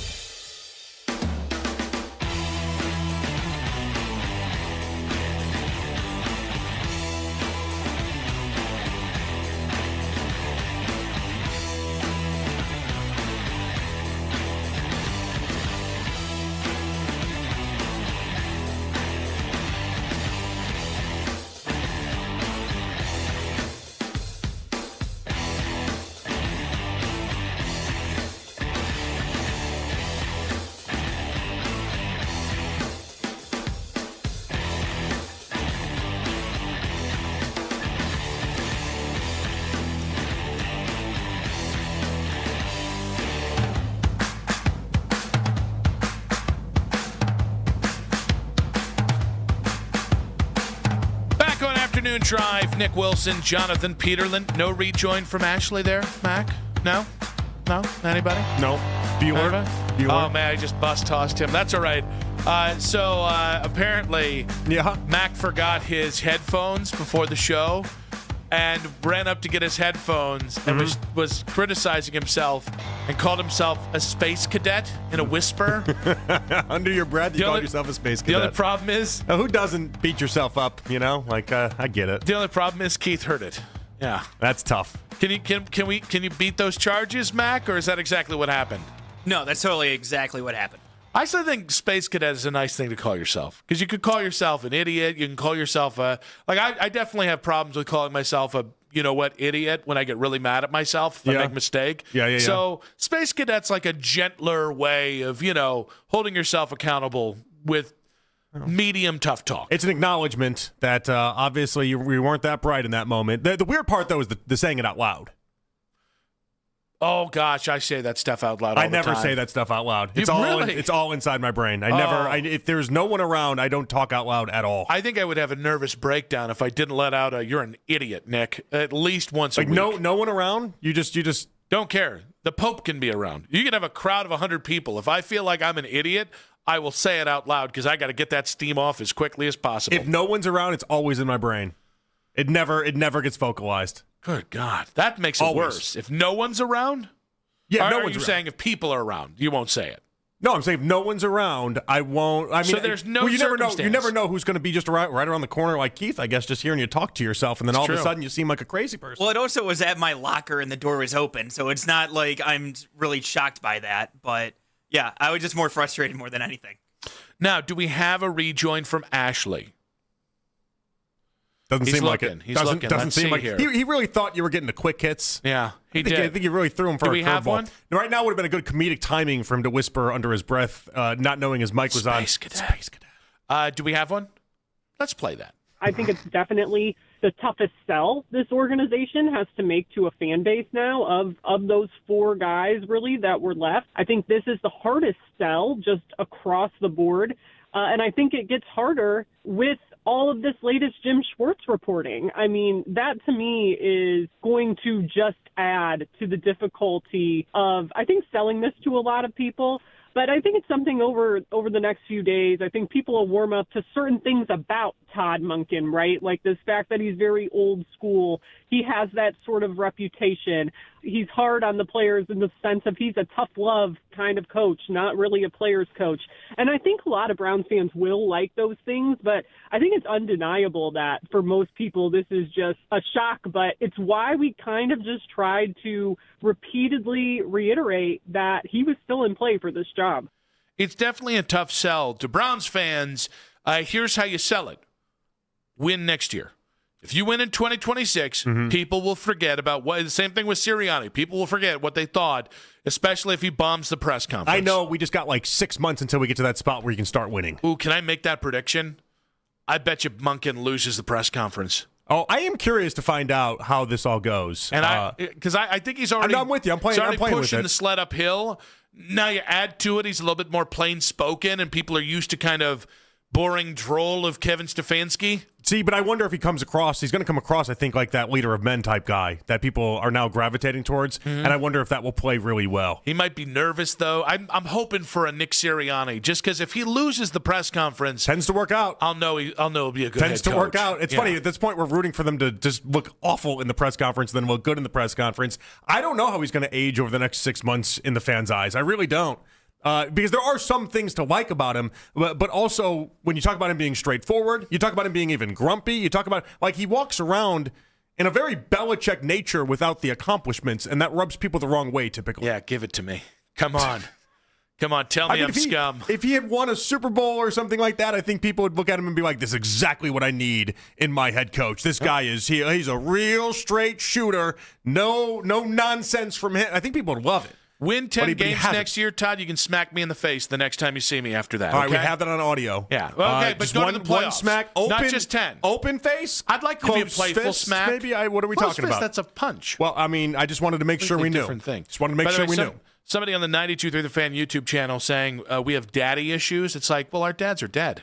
Our dads are dead. Between us, we have 3 dead dads. I got 2 dead dads. He's got a dead dad. Yeah, of course. Wait, and what do we tell you that? I mean, I'm sure we probably have daddy issues, but what do we tell you here that makes us seem like we have daddy issues? I think it was the space cadet, internalized monologues, things like that. Oh. Negative self-talk. Also, wanting to get hit by somebody, that probably also factors in there, too. I don't want to get hit, but I'm going to say... Oh, that takes him back to relationships he had with his dad. That's true. That's true. It's good memories. But it's okay, because I hit him back. It was we were both of age. It's how men communicate. Now, that being said, I simply said, Todd Monken, you don't make the playoffs next year, you cannot slap me in the face. You win 10-plus games, you make it to the playoffs, maybe get a playoff win. No, he needs a playoff win. Get a playoff win, give me a little tap. How much faith do you have in your burger bet with Daryl that the Browns are going to make the playoffs next year? Never been more confident. Okay, good. Because there is a differing train of thought here. And Ashley, it was interesting to try to figure it out because she couched it a little bit with the idea of like, that's the $1 million question, Nick. We don't know. But like, I heard multiple people that cover the Browns. I heard Zach Jackson earlier today talking about the idea that this should put the Browns in a competitive state. Like, this should be what puts them in a spot where you are making the moves in order to win right away next year. Where I think the prevailing thought for other people was, wait a second, are we just going to stink up the joint next year and you're going to do a real hire next offseason and maybe go for Arch Manning in the process? Like, it's interesting how at this point, January 28th, nobody can decide what direction this team is going to go. It's a little late for us to go to quick hits here. Thanks, Mac. No, I'm kidding about that. That's not your fault. We're just in the middle of the conversation here. I think the idea that they hired Monken to tank this year and to be purposefully bad this year because they don't think he's going to be a head coach, one, teams really don't think like that. If they wanted to tank, they would just have Todd Monken in on the tank, and then he'd still be the coach after next year. But two, any organization that thought that way should immediately lose their ability to own a team. And I don't think Jimmy has done many things that I disagree with. I think he lacks leadership amongst many things that infuriate me about watching him run the team that I love. At the same point, I think he would do anything for Arch Manning. Oh, no, he won't do that. He won't do that. I do think that if they would have hired younger Udinski, Shieldhouse, I'm not saying they would have, you just would have pushed a lot of chips in the middle of the table. It would have been a slower burn to getting to where Shieldhouse and Udinski needed to be. With this, I feel like you do have to do stuff right away. So we put the Twitter poll out there right at the beginning of the show. Who would you rather have as Browns head coach? Todd Monken at 53%, about 810 votes. I think this is where I can draw very positive commentary on this. Kevin Stefanski had run his course here in Cleveland, and I think Todd Monken is different than that. I do. I think they're both. You needed a new voice. I think Todd is more versatile as an offensive play caller. I think he's worked in more systems. I think he has different philosophies than Kevin Stefanski, and I think he might be the guy that has a little bit more of that Cleveland in him, that leadership ability than Kevin had. So it would not have been the coach, and this path did not take the path that I would have wanted it to take. I still would rather Todd Monken as my head coach in 2026 than Kevin Stefanski. But he's definitely not the coach where Stefanski is, where Stefanski says it's a players run locker room. Yeah. That's not him, and it's the complete opposite of him. And it might have been something that the Browns were enticed by the way. Now, we have to get down to that. I'm thinking of the table tennis story from the Baltimore season last year and figure out if he was behind that, taking all the ping pong tables away from the locker room. But like he's just getting people's faces. He's gonna call you out. That's who he is. He'll also take away running backs in the middle of the game if you're not doing what he wants. Which bothered me like crazy. You have Derrick Henry on your team. Use Derrick Henry. Listen. Derek wasn't being serious. No, we have a third down back. We have a second down back. It wasn't in the rotation. Wasn't in the rotation. What are you doing? Let's go with Ryan in Medina. Welcome to the show, Ryan. Hey, fellas. How you doing? Doing all right, buddy. Hi, what Ryan. you got for us? So I'm not really excited about Monken, but there is a skill that I think that he does bring to the table that's kind of being underrated, and that's like QB development. And he's done a really nice job, specifically in college, getting the most out of his guys. His real big failure was Jameis Winston. Other than that, he's done a really good job getting the most out of a little. Like you could say Brandon Weeden at Oklahoma State, Stetson Bennett, was his guy at Georgia. There's a lot of dudes that he's really gotten the most out of. Nick Mullins is another one. So I think that this year, and him specifically, they're going to really try to either see what they have in the two young guys or bring somebody else in, and we know he's going to be aggressive, so we're going to see if that guy can play or not. Ryan, we appreciate you. Here's what I will say. I don't see Todd Monken. If it's the three quarterbacks they have now, and it's Dylan, it's Shedeur, and it's Deshaun, I do not see him acquiescing to the front office and playing somebody other than who he wants to, who he thinks is going to give them the best chance to win. And if that's Deshaun, that's who's going to start. If that's Shedeur, Shedeur's going to start. Same thing with Dylan Gabriel. I think the idea that I don't know he wants the job, so he took the job. Mm-hmm. I don't see him being pushed around as easily as Kevin was, especially at the QB position. Well, I imagine the plan that he laid out, that Aditi says helped win him the job, I imagine it was probably in lockstep with what they're thinking as well already. 216-474-0092. Are you keeping an open mind on Todd Monken, and would you rather have Todd Monken as your Browns head coach, or would you still rather just have Coach Kev? Ross Tucker of the Ross Tucker Football Podcast and myfrontpagestory.com joins us in 5 minutes to react to Todd Monken as the Browns' next head coach on 92.3 The Fan.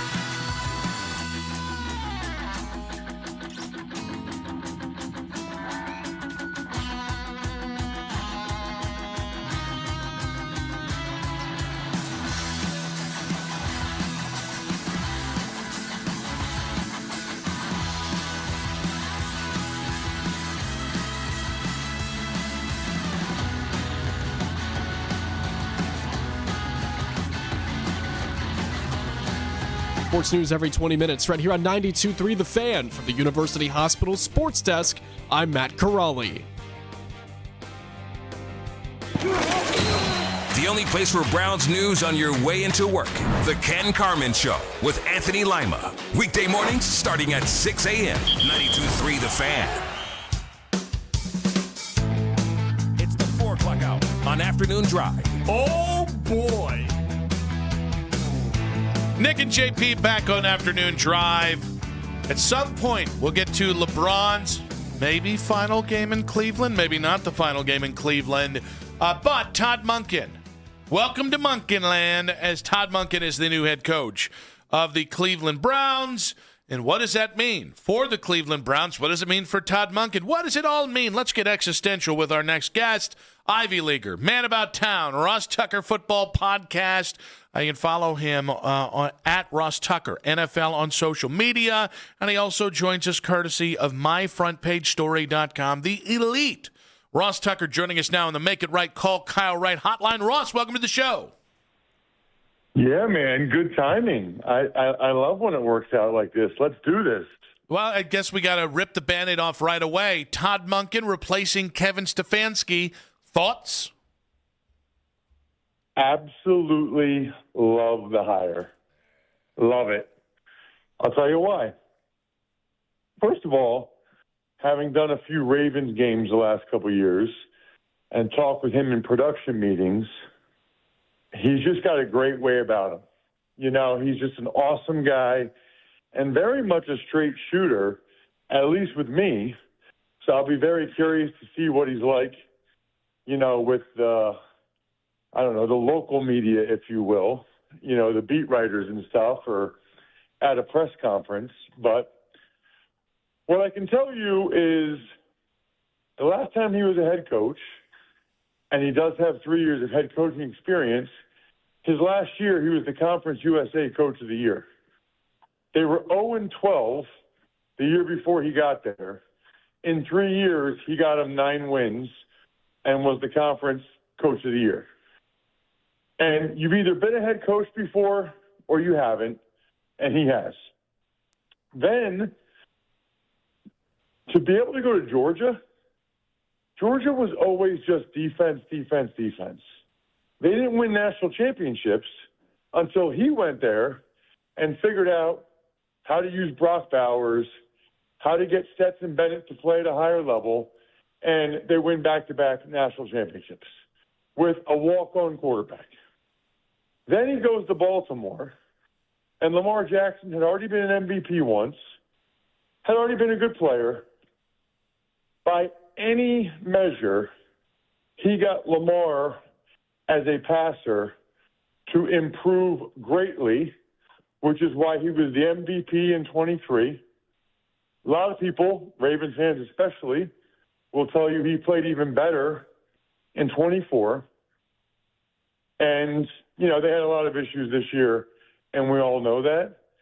I just have an appreciation that the Browns had a very long process and that they were not afraid to pick a guy based on him maybe not being the young, hot name, which so much of that is like agents and media. I mean, for most of these guys, they have no idea how good these guys are going to be or not. But I would love to be part of the meeting where the agents and the media decide who they're going to push as the hot young candidates. Doesn't sound to me like Todd Monken has a great agent or hasn't pushed him that much. I think he's just a great football coach, and I love this for Cleveland. Love it. That's a good endorsement. And here's the part that worries me. I do worry about the last season in Baltimore, where with Lamar, they didn't have they were 11th and then 16th in points and then yards. And then obviously you had the friction there with Lamar Jackson as well. I get worried. The Baltimore Sun had this quote out there that said players felt the Ravens worked on a specific game plan during the week only to abandon it mid-game, creating chaos and confusion. They also viewed Monken as increasingly standoffish and unwilling to collaborate with players. Now, I think the direct approach you're talking about works. I like that. But is he almost, in a sense, Is he too direct? Is he too maybe just not great with dealing with players? I mean, nobody was saying that when they won 14 games or whatever 2 years ago in 23, and they were the best team in football and should have won the Super Bowl, but they blew it at home in the AFC Championship game against the Chiefs. Nobody was saying it last year when Lamar had another MVP season. I mean, this is also the year where Lamar was on the injury report every week with a different injury. And if you're going to talk about quotes from the Baltimore Sun, they also had the quotes that Lamar falls asleep in meetings because he stays up too late at night playing video games. Yes, they did. Yeah. So if we're going to go with quotes, let's go with that quote. And all I know is this, JP, John Harbaugh desperately wanted Monken to come with him to the Giants. Which is why. Oh, sorry. Go ahead. Harbaugh's the first head coach. Harbaugh's the first head coach that gets hired. He goes to the Giants. He knows how important offensive coordinator is. He knows he has a young quarterback in Jackson Dart. The whole time he's been waiting, hasn't even interviewed anybody else because he wants it to be Monken. That says a lot about a lot. And that's why, honestly, I think that's why he ended up getting the job, because I think they wanted a combination of Schwartz and Monken, and they knew if you hired Schwartz, Monken wasn't going to be the OC. He was going to go to Harbaugh and be the OC in New York. I think that that's probably part of it. I think that's a piece of the puzzle. I think they ultimately made the right decision because if it works with Monken, there's probably, other than a star quarterback, there's probably no better or no more valuable asset than an offensive-minded head coach who calls the plays at a high level. Because unlike Philadelphia, where every year they have a new OC because the guy either gets a head job or gets fired or whatever, Todd Monken's not going anywhere. Todd Monken's calling the plays, and Todd Monken's the head coach. Whereas if you hire Schwartz, who probably would have done a good job, he probably would have brought in some young coordinator or whatever. And if things go well, let's say the guy gets Shedeur to play at a really high level next year, he's probably going. Probably go and get a head coaching job somewhere else. So if you're going to pick between two guys, and on the one hand, you have a guy that you're going to be settled at the offensive coordinator position, that's not a concern because you'll have Todd Monken calling it, and you might keep Schwartz. Or you go with Schwartz, you don't keep Monken, and you're trying to figure out who your OC is with like 10 other teams still needing an OC. And so they'll either give Schwartz a financial apology and he'll stay, or if he wants to go somewhere else bad enough, they're going to get compensation because he's under contract. A little news to pass along here as Todd Monken has hired his O-line coach. As former Ravens O-line coach and former Browns O-line coach from 2009 to 2013, George Warhop will be the O-line coach for the Browns under Todd Monken. Real quick, do you have any knowledge or background with George Warhop or not? Real quick, Ross. Yeah, I mean, he's a good guy. I think he's a pretty good coach. He cut me in 2003, so I'm not going to I'm not going to go out of my way to say he's the greatest of all time. That was with Parcells in 2003. I don't even know what they were doing. Thank God, though. I mean, they cut me after minicamp. Thankfully, I was able to go to Buffalo and have the best stint of my career. But I was like, you're cutting me after minicamp? We're going to have shoulder pads on. But Parcells was looking to make changes and whatever. Like I said, ended up being a blessing. Buffalo, I made the most money, played the most, all those things. But, yeah, I mean, I'm not going to sit here and sing praises of a guy that cut me. But I think he's a fine coach, and he's a good enough guy. We've kind of laughed about it and talked about it over the years. Did you deserve it? No. I mean, I might have deserved to get cut eventually, but not after minicamp. But that's the thing. Like, it ended up actually being a blessing because if they would have cut me at the end of training camp, it's a lot harder to get picked up. Instead, I went to Buffalo, started some games, got a 3-year contract extension. It was great. So maybe I love George Warhop. Maybe George Warhop's misevaluation of my ability is one of the great blessings of my life. So terrific hire by Todd Monken. See, he's already making big-time hires. This guy will know who to cut so they can go somewhere else and have a better career. You know what's interesting out of today, Ross, is that it's not necessarily people are angry over Monken. I think people are angrier about Schwartz and how this whole thing has gone down with Jim Schwartz. I guess certain reports have suggested that he thought he was getting the job after Udinski had pulled out, and then today he is, it seems like, on a warpath to try to make sure everyone knows that he's very upset about this whole thing, and it doesn't seem like he's going to be retained in any sort of way. Is that how did the Browns bungle this where they didn't end up with Monken as the head coach and know ahead of time whether or not Jim Schwartz was cool with staying or going? Yeah, I think they had a pretty good idea. If you've been around Jim Schwartz, I think they had a pretty good idea he wasn't going to be happy about it. You know, and nor should he. You know, I mean, I think he went down this process far enough and thought he had a really good chance at it. I think I had seen Mary Kay even say there's momentum for it, and it kind of felt like it was going that way. Now, you always wonder in situations like that, and I don't know the answer. Was it really going that way, or had they already kind of figured out they wanted Monken, and they put that out there because they wanted Schwartz to know how much they like him and how close he was to getting it? I'll say this, and I know some people listening are going to disagree with me. I have a healthy appreciation for the Browns process and the fact that they even interviewed Schwartz and Monken. It feels like all these other teams interviewed like the same 5 guys, Udinski and Schiehlhaas and this guy. It's like, can we get some original thought? Like as if these guys in Jacksonville and the Rams, who have never even called plays, as if they're clearly the best candidates to be the head coach of an NFL team. I mean, I understand the value of he's been around Kevin O'Connell and Liam Cohen, or he's been around McVay. I get that. These guys haven't even called plays. They're in their early 30s, and you're going to give them the keys to the whole kingdom? I personally think that Monken or Schwartz would do a better job. I think experience matters. I love that Monken's getting his first chance as NFL head coach. I think Schwartz would be much improved in a second chance as NFL head coach. Obviously, it'd be great if they can find a way to keep him. But I don't even think Monken – did Monken get any other interviews for head coach? I don't think not that cycle I can think of, no.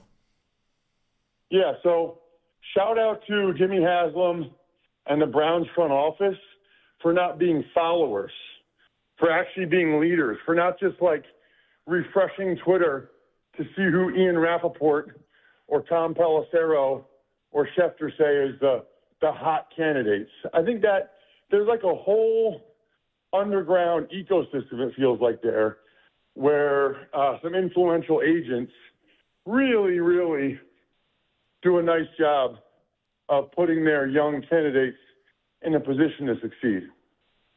Ross, obviously, 8 of the 10 jobs have officially been filled. We know you like Todd Monken. Of the 7 other jobs, which hires do you like most and which maybe do you not understand most? Well, it's hard to go. I mean, it's hard to not like the John Harbaugh and Kevin Stefanski hires. I know how you guys feel about Kevin. I think he'll do well.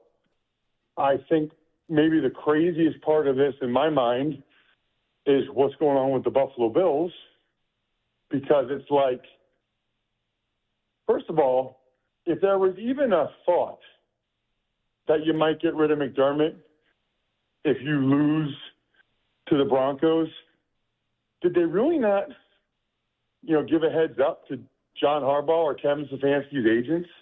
Be like, hey, don't have him sign today. Tell them that he wants to sign Monday. Because it was like Saturday and Sunday. when that news came down. It's like, hey, just have them wait till Monday because we might have an opening here. Because I wonder if Harbaugh and or Stefanski would have rather been in Buffalo than where they landed.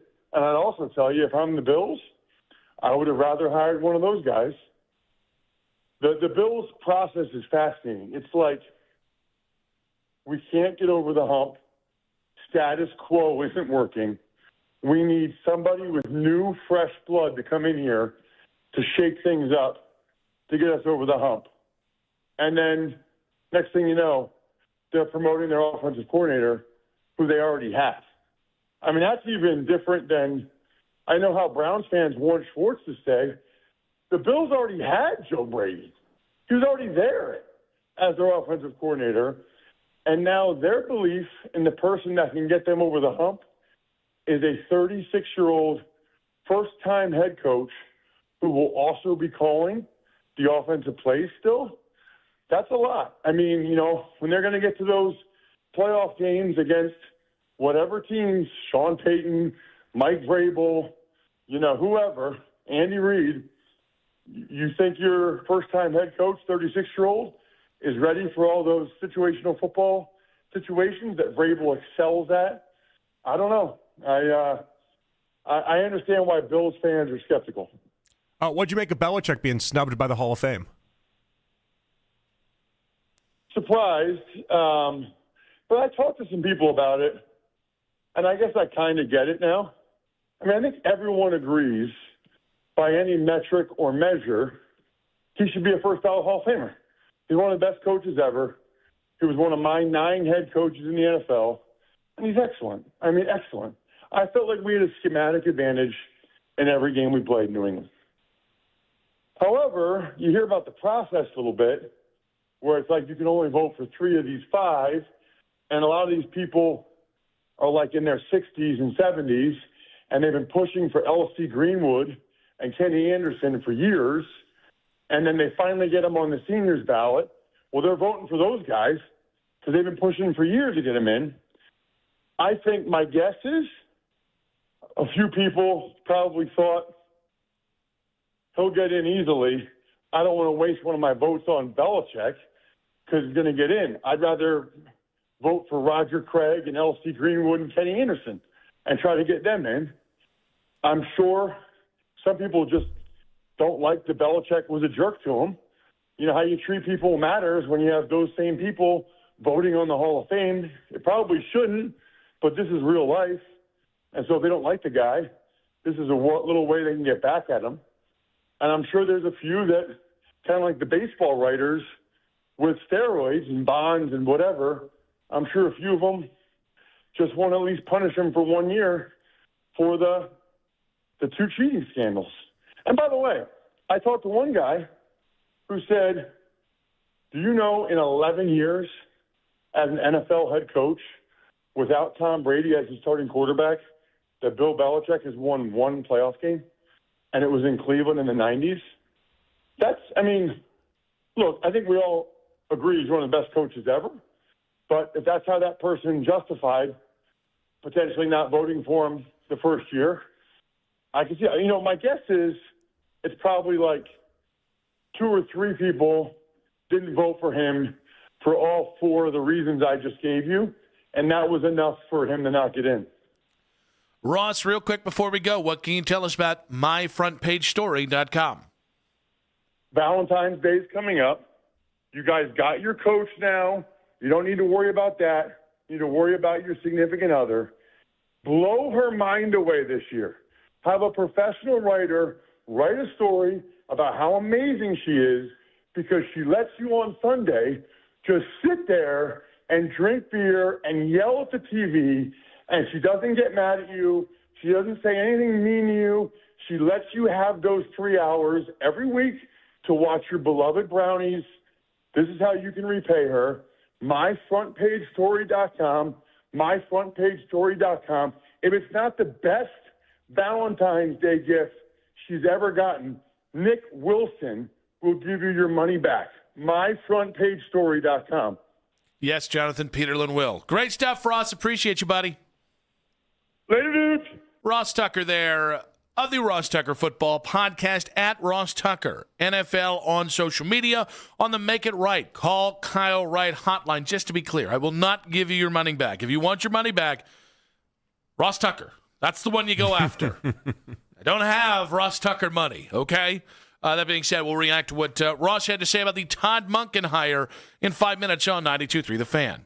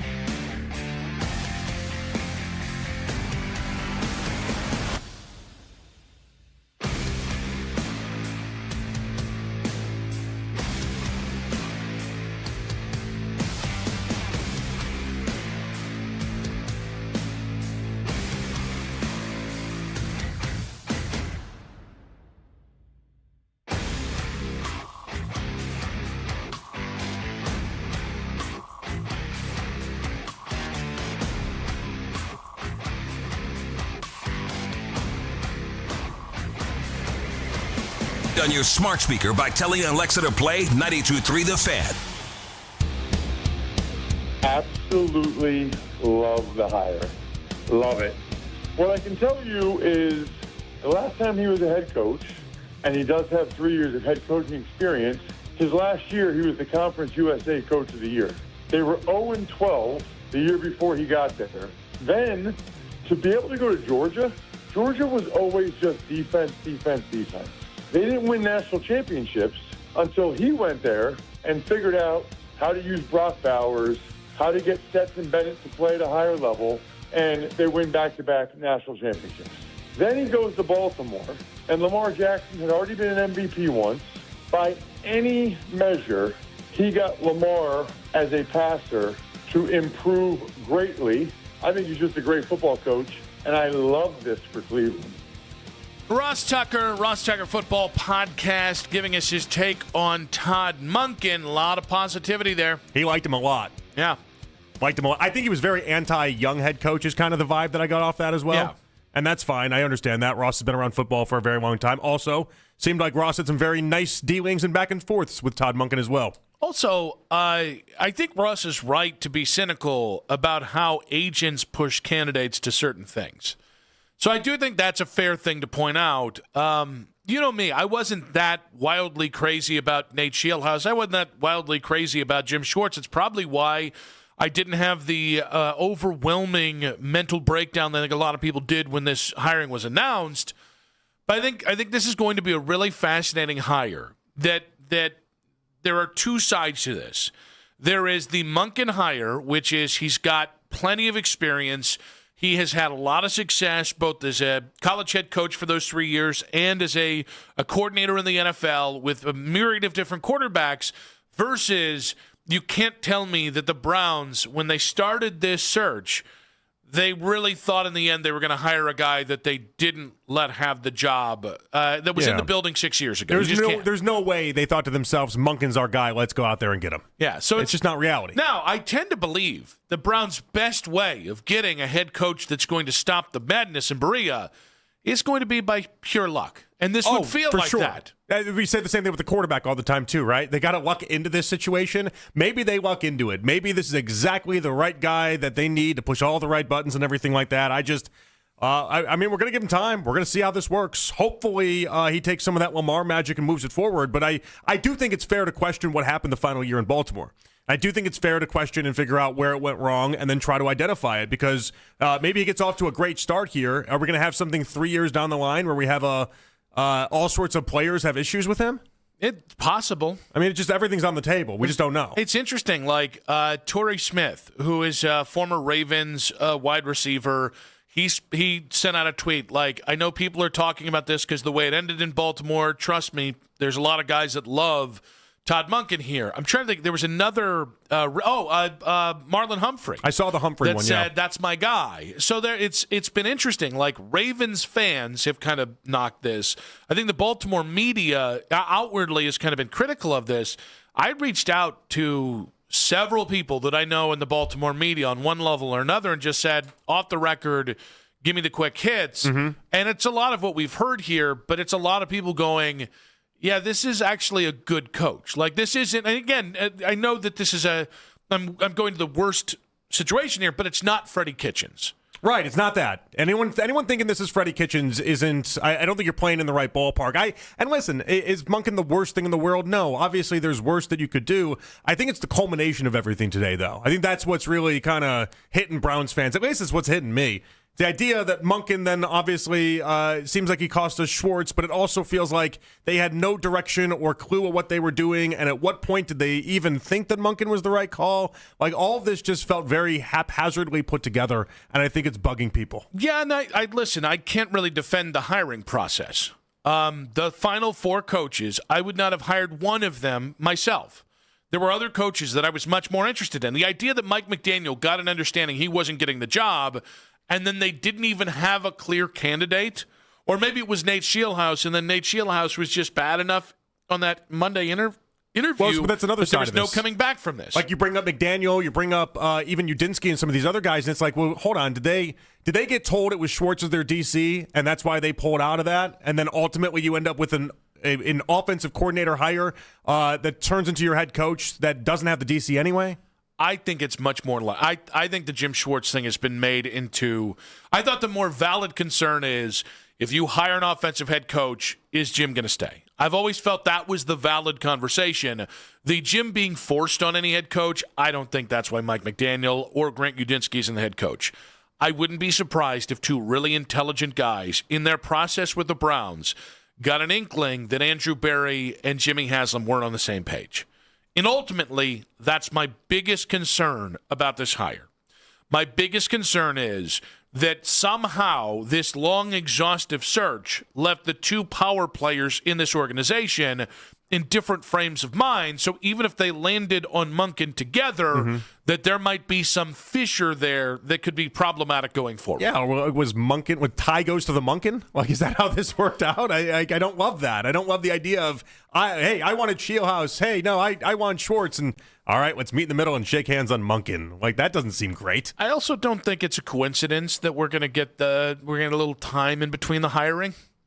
I think allowing yourself some time to regroup as an organization and have positive conversation. I think this makes a lot of sense of an organization that might not have agreed with everything. Time is going to be friendly for Monken in this battle, okay? It is, because people are hot and bothered about it today. You're frustrated by it today. If another team had hired Monken, you'd be like, whoa, what did they even think about doing there? And so, like, it's going to be fresh, but give it a couple days. I think it'll sit a little bit better. We'll have all sorts of people on that wax poetic about how great Monken is. We'll talk about his direct attitude and all this other stuff, and I think he's going to end up, it'll look all right in a couple days. Well, and I do think this, like the George Warhop hire, okay, that's a known quantity of an offensive lineman. And we'll start picking other people from that Ravens coaching staff, too. That'll make everybody feel good.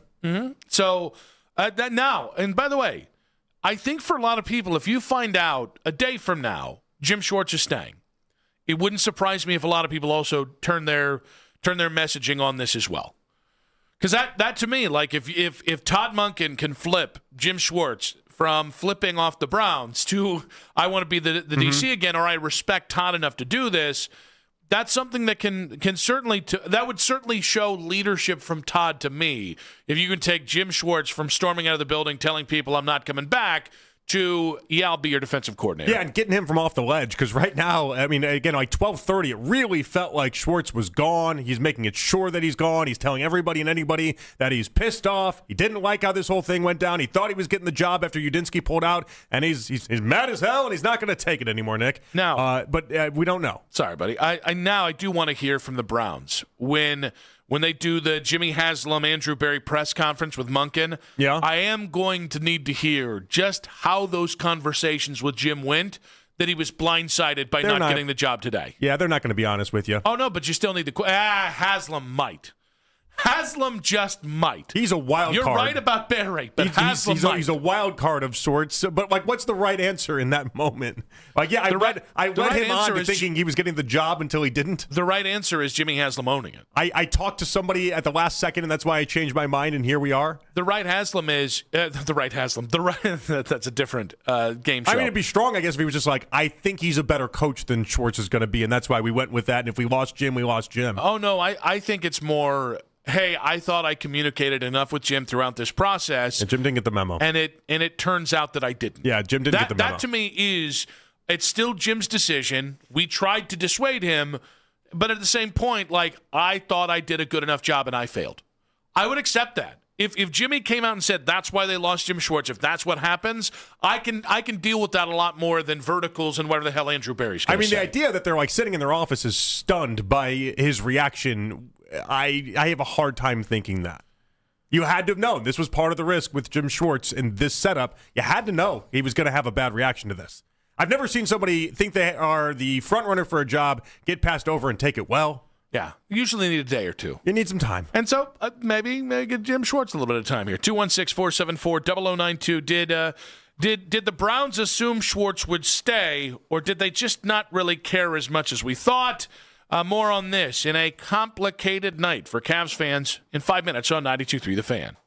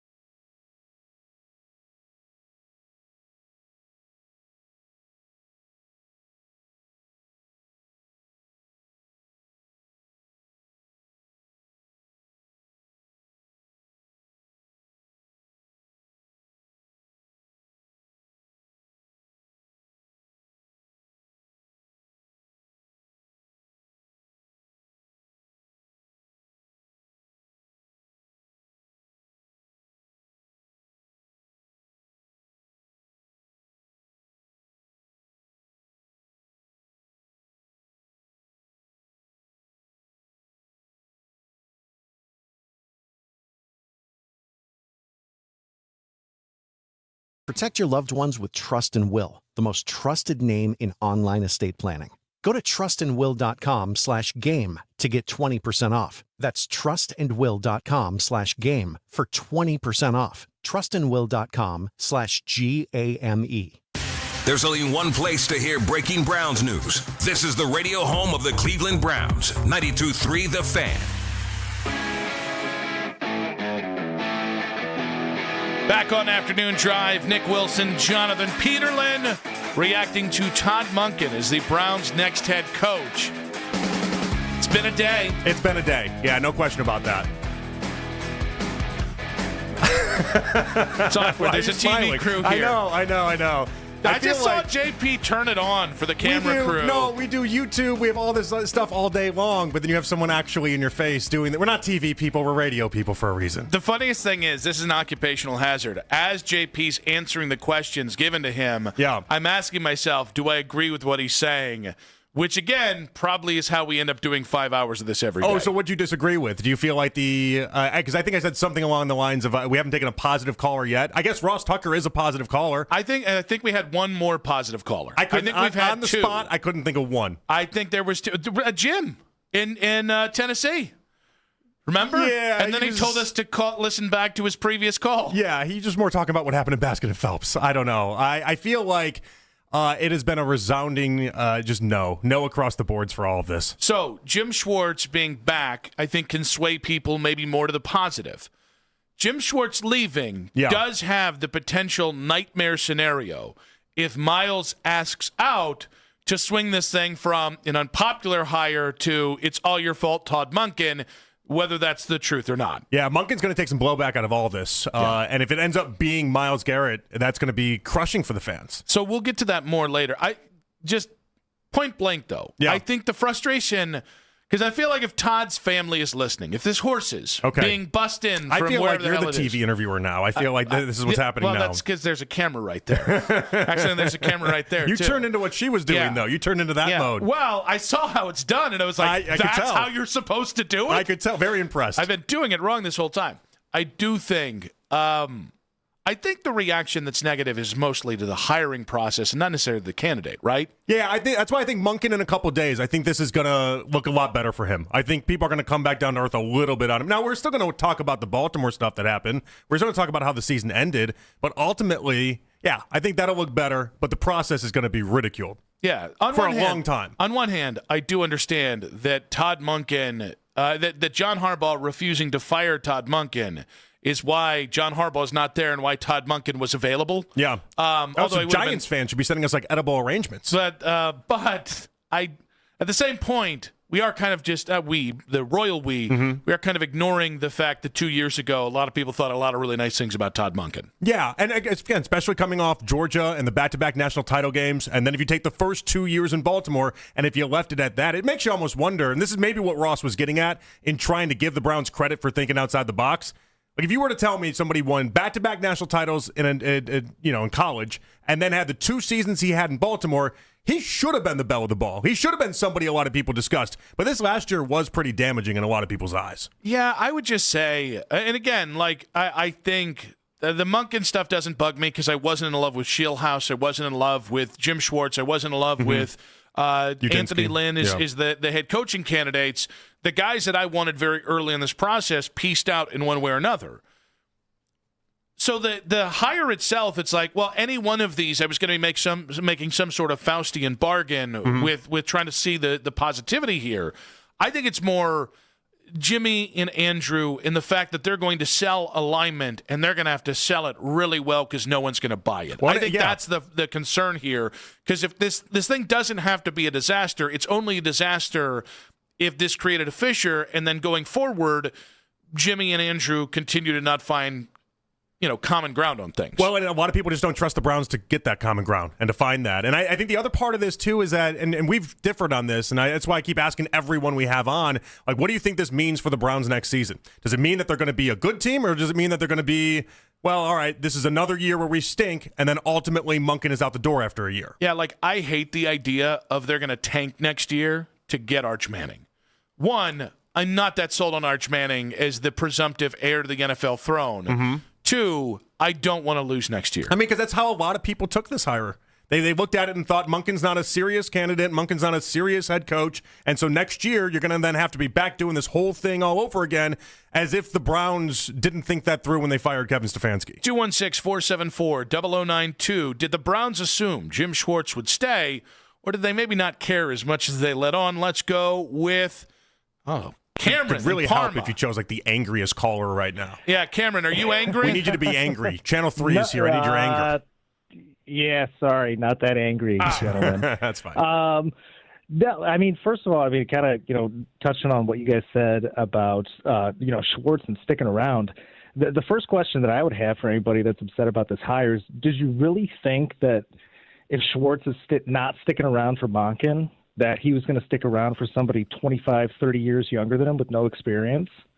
I think it would have been less of a slap in the face.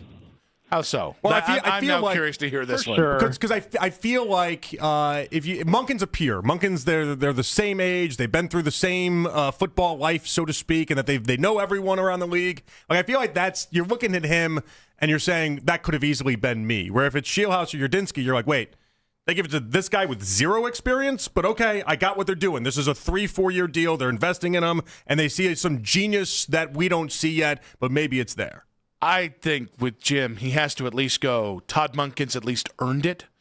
Nate Scheelhaus has 2 years in the NFL as an assistant.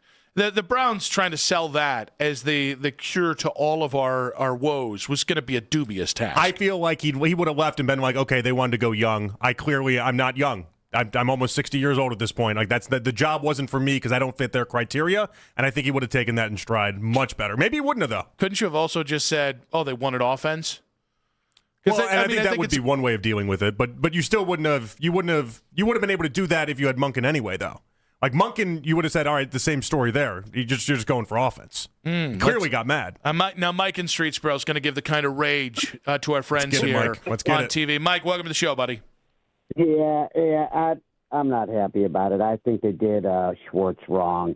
I mean, I just think that they should have given him a chance. I mean, he made the defense. The defense won all the games this last year. Why wouldn't you have given him a chance? Because the offense stunk? Yeah, but, I mean, you couldn't have let him go and get a offensive coordinator or something, to try to make it better. I mean, they just did him dirty. So it's tough to disagree. I think there's going to be Browns players that agree with you, Mike. I would bet.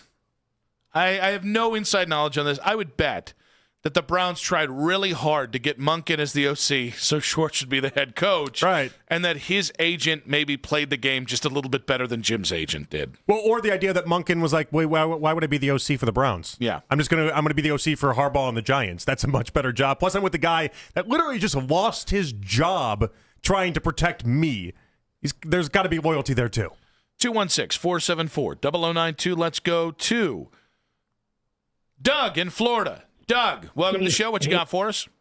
Yes, sir. Before I give you my take, I have a question for you. If they hired Schwartz, what would that do to the dynamic of our defense? Because now he's no longer the defensive coach. He's the head coach.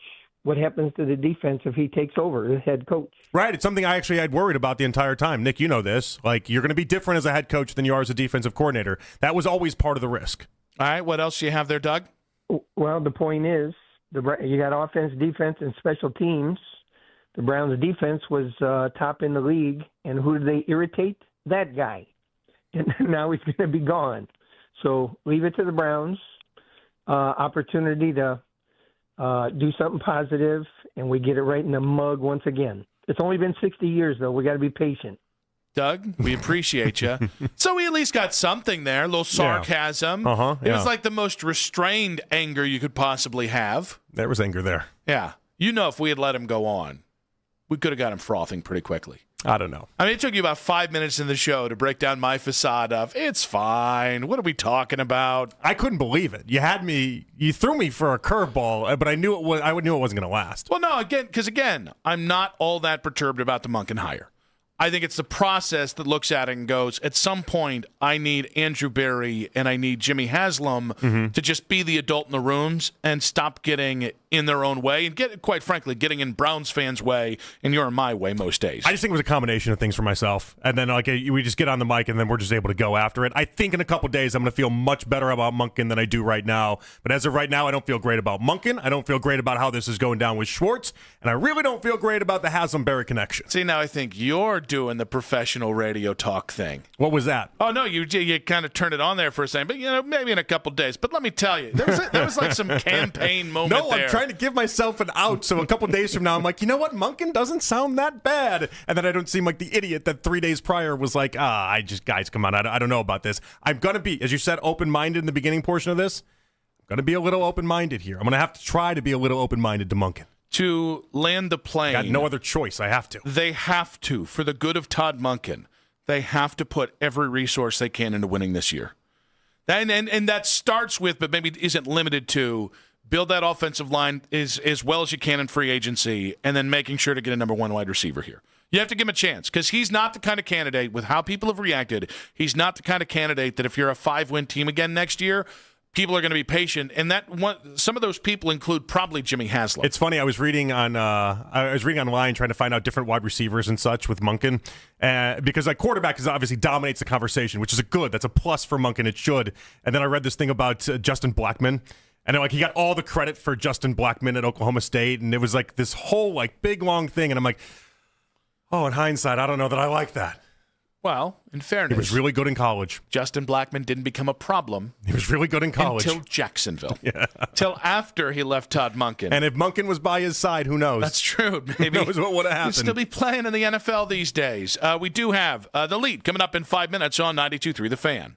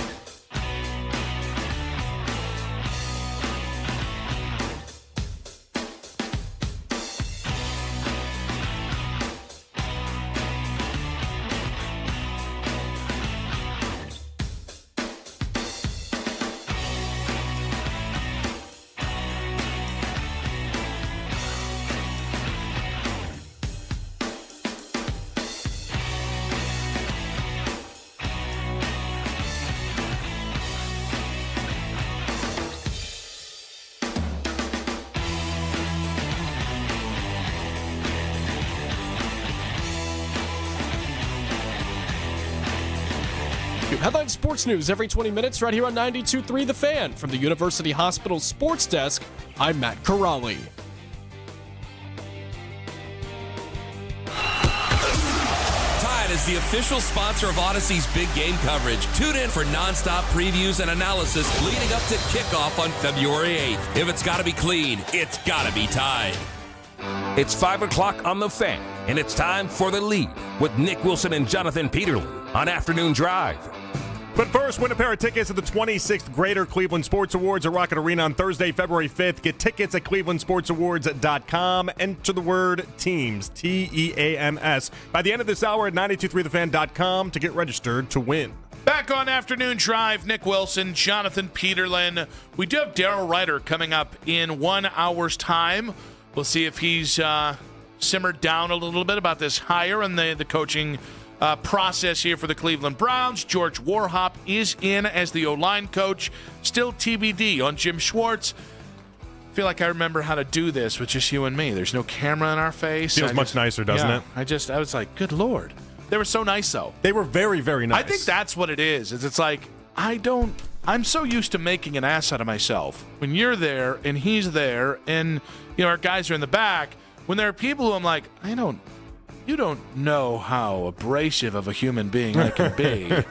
The real funny thing. I don't want to show you now. The real funny thing is that they could tell us at any given point, you have 50,000 people listening to you, or you have 300,000 people listening to you. Doesn't matter. It's just a number. Who cares, right? Yeah. But then you add people inside the room, and it's like, oh, I can see your reactions. I can see what you're thinking. I can see everything, and then it throws everyone all for a loop. Now, the Browns have announced Todd Monken is their next head coach. Ross Tucker Football Podcast, CBS Sports NFL analyst, joined us last hour and explained why he loves the hire. What I can tell you is the last time he was a head coach, and he does have 3 years of head coaching experience, his last year he was the Conference USA Coach of the Year.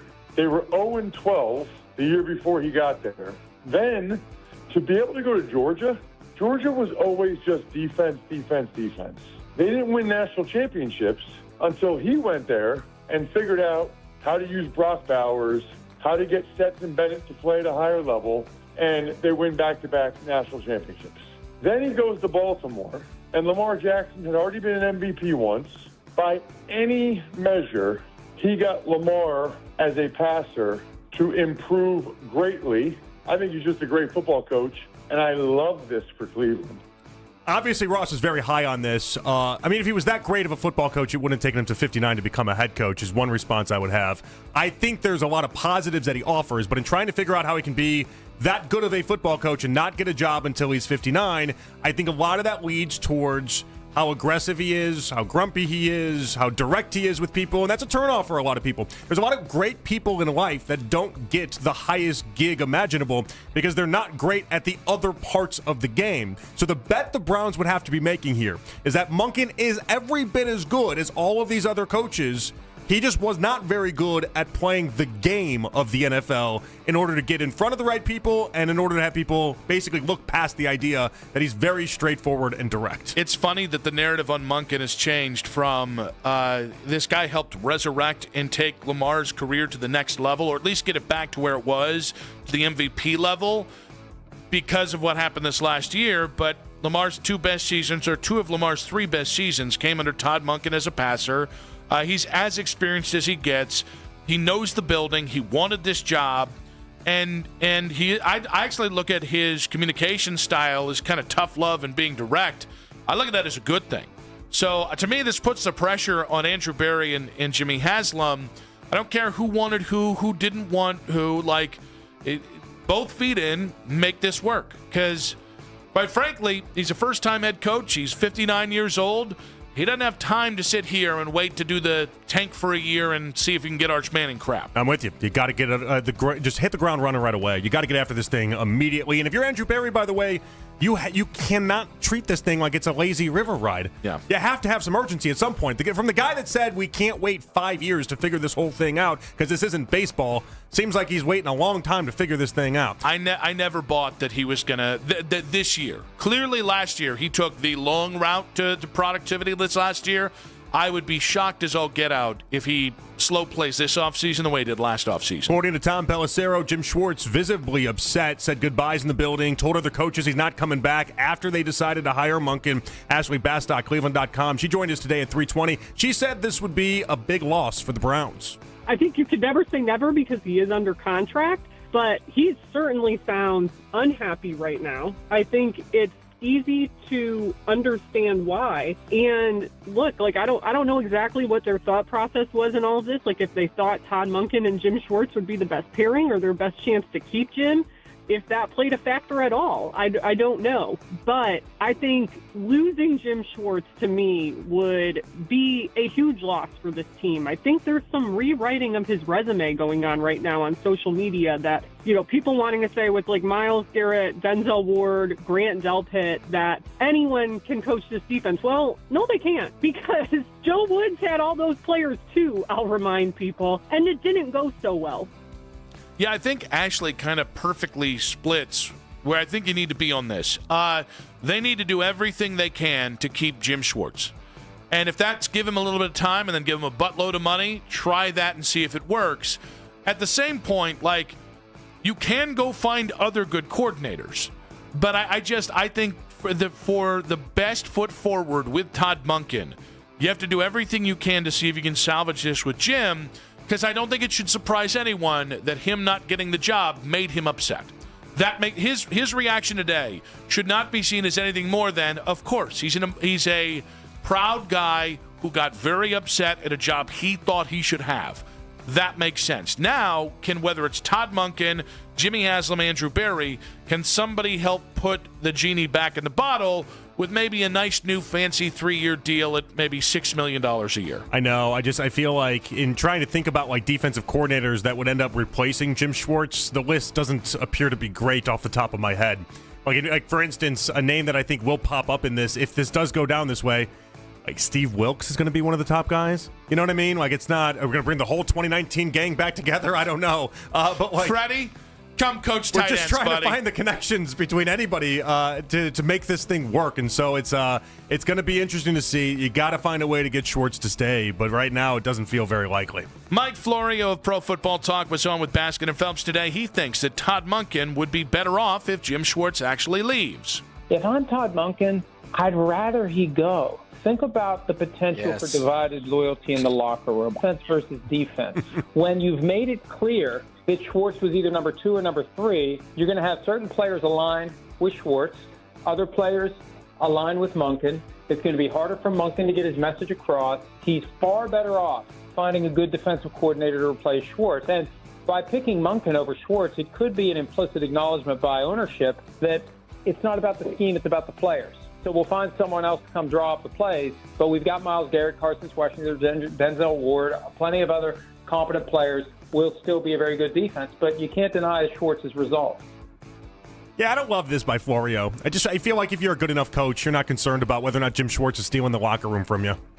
Yeah, I think if Todd Monken is a direct, tell it like it is, maybe, tough love head coach, I would be more concerned with Nate Scheelhaus or Grant Udinski being run over by Jim Schwartz than I would be.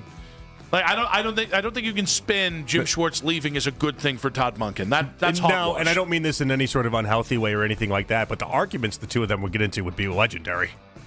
They'd get to an end result. I really do believe that. But like the way that Schwartz is a hothead and the way that Monken just can't help himself in shooting people straight, like they would have some dynamic blows. It's either that or because they're both being direct and honest.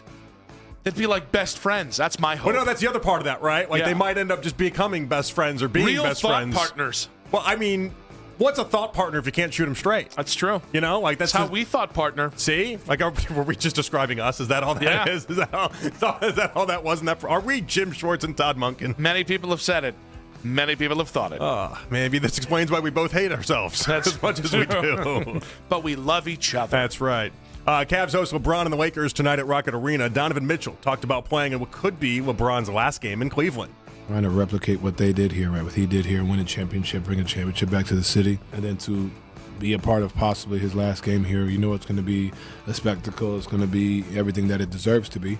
And to be a part of that, you know what I mean, is always going to be great to compete and match up against him in that light. So he's done a lot for this city. Being from here is equally as impressive. I'll tell you, if at the end of this year, maybe the Cavs top out at like Eastern Conference Finals, and we're wondering how do you get this team where it needs to be, and then LeBron signs on like a mid-level exception to play year 24, his send-off year with the Cavs, so you don't really have to trade anyone, I would be as excited as you possibly could be. We once got in an argument about how much you would pay for LeBron's last game in Cleveland. I have not checked the ticket brokers out there. I would imagine there's some under $500 seats available. Will we see you tonight at the arena? No, because no one's told me it's his last game. I mean, LeBron. I need to know. Okay, all right. Because we're holding on hope for next year? Yes. One final year with LeBron? After the McMenamin piece today saying that the Cavs would be open to LeBron returning next year for season 24, LeBron, they don't love you in L.A. They don't. They really don't. They don't. He knows it, though. Yeah. In fact, I'd say not even don't like you. They're at a spot. Not Lakers fans. Lakers fans like LeBron. I don't even know that they love LeBron. I think, but it's the ownership. This isn't the Buss family. The ownership. They don't even want you there. You're unwanted at the table. And here's the thing: you come unwelcomed guest. Whether it's at the deadline this year, where they would buy you out, come on back early, buddy, or whether it's this summer. You come back next year and you win a championship with Donovan and Evan and these guys, and then sail off into this. Come on. LeBron 3.0, outwardly, like the first day it's announced. Yeah. There will be groans. There will be people who say, why can't he just retire? But if LeBron lands the plane at the end, and next year, year 24, walks off an NBA champion in Cleveland, it might start out with a whimper, but it would go out with a bang, and that's how LeBron deserves to go back. Not whatever this crap is in L.A. He's a story maker. These people are awful in L.A., which is not surprising because L.A. is an awful town. No soul, no heart, no guts, no grits. It really is. I can't argue with any of them. Like, I'm sorry to say it. If you've ever, I remember I had a client in my previous life in L.A., and I would walk down the street there, and it would, just getting someone to make eye contact with you would be a federal crime. You and Rodeo Drive, is that what you're describing? I'm Andy from freaking Mayberry here, and it's beautiful, and I'm smiling. How can you be a miserable human being while living in L.A.? It's such beautiful weather. It's pretty easy. Anybody that has any sense of being good-looking instantly becomes ugly in L.A. Well, I'm ugly here. That'd mess with a lot of people, That I was would the imagine. nice thing is that I'm ugly here, so I'm just conditioned to it. It doesn't matter. Yeah, I'm unbleepable no matter where I am, so there's a sense of comfort there. Yeah, but they might say some heinous things to you in the process in L.A. Won't affect me. Like, hey, buddy, throw in a kale salad every now and again. And I'll be like, no. They won't do that here. They won't outwardly do that here. As a human being, I am LA proof. Yeah? Yeah. You can't. Why? Because none of their opinions mean a damn thing to me. Okay. I just will say, if anything, they'll be like, you spend that much on Botox? That's the problem. Is I will be the just meanest person in the world, just saying like, oh, I'm fat. How observative of you. It'd actually be really funny if you caught the lifestyle. If I got to like a real nice 210, and you moved out real there, tan, all of a sudden you are eating kale. Like when Pete Campbell on Mad Men just found new life in L.A. That'd be me. I come out to L.A. and I'm like, Nick, how's it going? He's like, we got to get you new moisturizers, buddy. And then I do like the cheek kissing thing for JP. Yeah. JP, you look resplendent. I don't know why I kind of went Southern dandy there. I do declare, JP, Los Angeles is the most beautiful town in the nation. You bring the South to L.A. even though you're not in the South? So everything physically They're changes. like, oh, that's how Clevelanders talk. But this is how we talk. Yeah, this is how we sound, sir. And they'd be like, oh, I do get it. That does make sense to me. Oh, LeBron, I do declare that's the finest bit of basketball I've seen. He's back to the Colonel. I desperately want LeBron back here for 3.0. I just do. And I want LeBron to feel the love on his way out, unlike whatever this crap he's getting from LA. He deserves so much better that's what it's about. Than that suckhole of a town. Now, I do think it was very convenient today to have the narrative out there that, the Cavs are open for the summer. That's making sure LeBron gets like a 12-minute standing ovation tonight, right? Like, Cavs fans have to understand the moment and the time right now. You better. We're back in the wine and dine phase of it all. You want him back. Get him back tonight. Let's do it. Yeah, he's not feeling the love in L.A. By the way, Jeannie Buss. Shower him with love. Jeannie Buss, if you're listening, I'm disappointed in you. Hey, maybe even throw in a couple boos of Luka Doncic. Rob Pelinka, you look like DirecTV Rob Lowe. I don't care for you. JJ Redick, you're kind of a chotch. And none of you does Bronny. You said hateful things about JJ Redick. To end up on Chotch was interesting. I thought you were going to go scorch. I thought really going to give it to him. I thought you signed Travolta there. He's from Duke. Of course, he's an a-hole. Oh. Spot the lie. Duke My brother-in-law basketball went to Duke. Let me correct. That's correct. He got his MBA at Duke. If you're a Duke basketball player, there we go. You're likely a D. See, my brother and sister-in-law, my sister-in-law, they met at Duke. They're both great. It's the Duke basketball players. LeBron, please come home again. We miss you. When we come back. What if it costs you miles? That's in 5 minutes on 92.3 The Fan. I drive a Ram. I own a Ram. And if you're thinking about a new truck this month, the choice is easy because dollar for dollar, there is no competition. There's only Ram Truck. And right now, the deals at your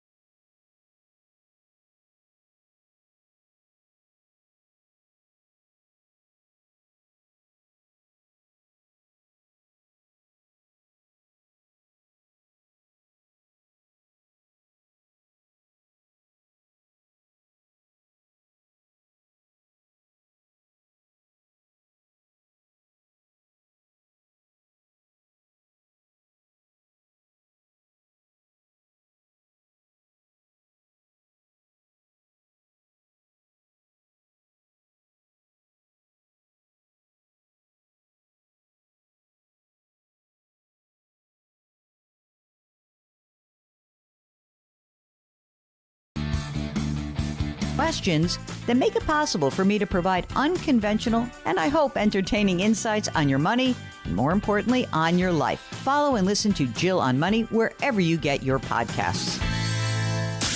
92.3 The Fan's big game coverage, presented nationally by Tide.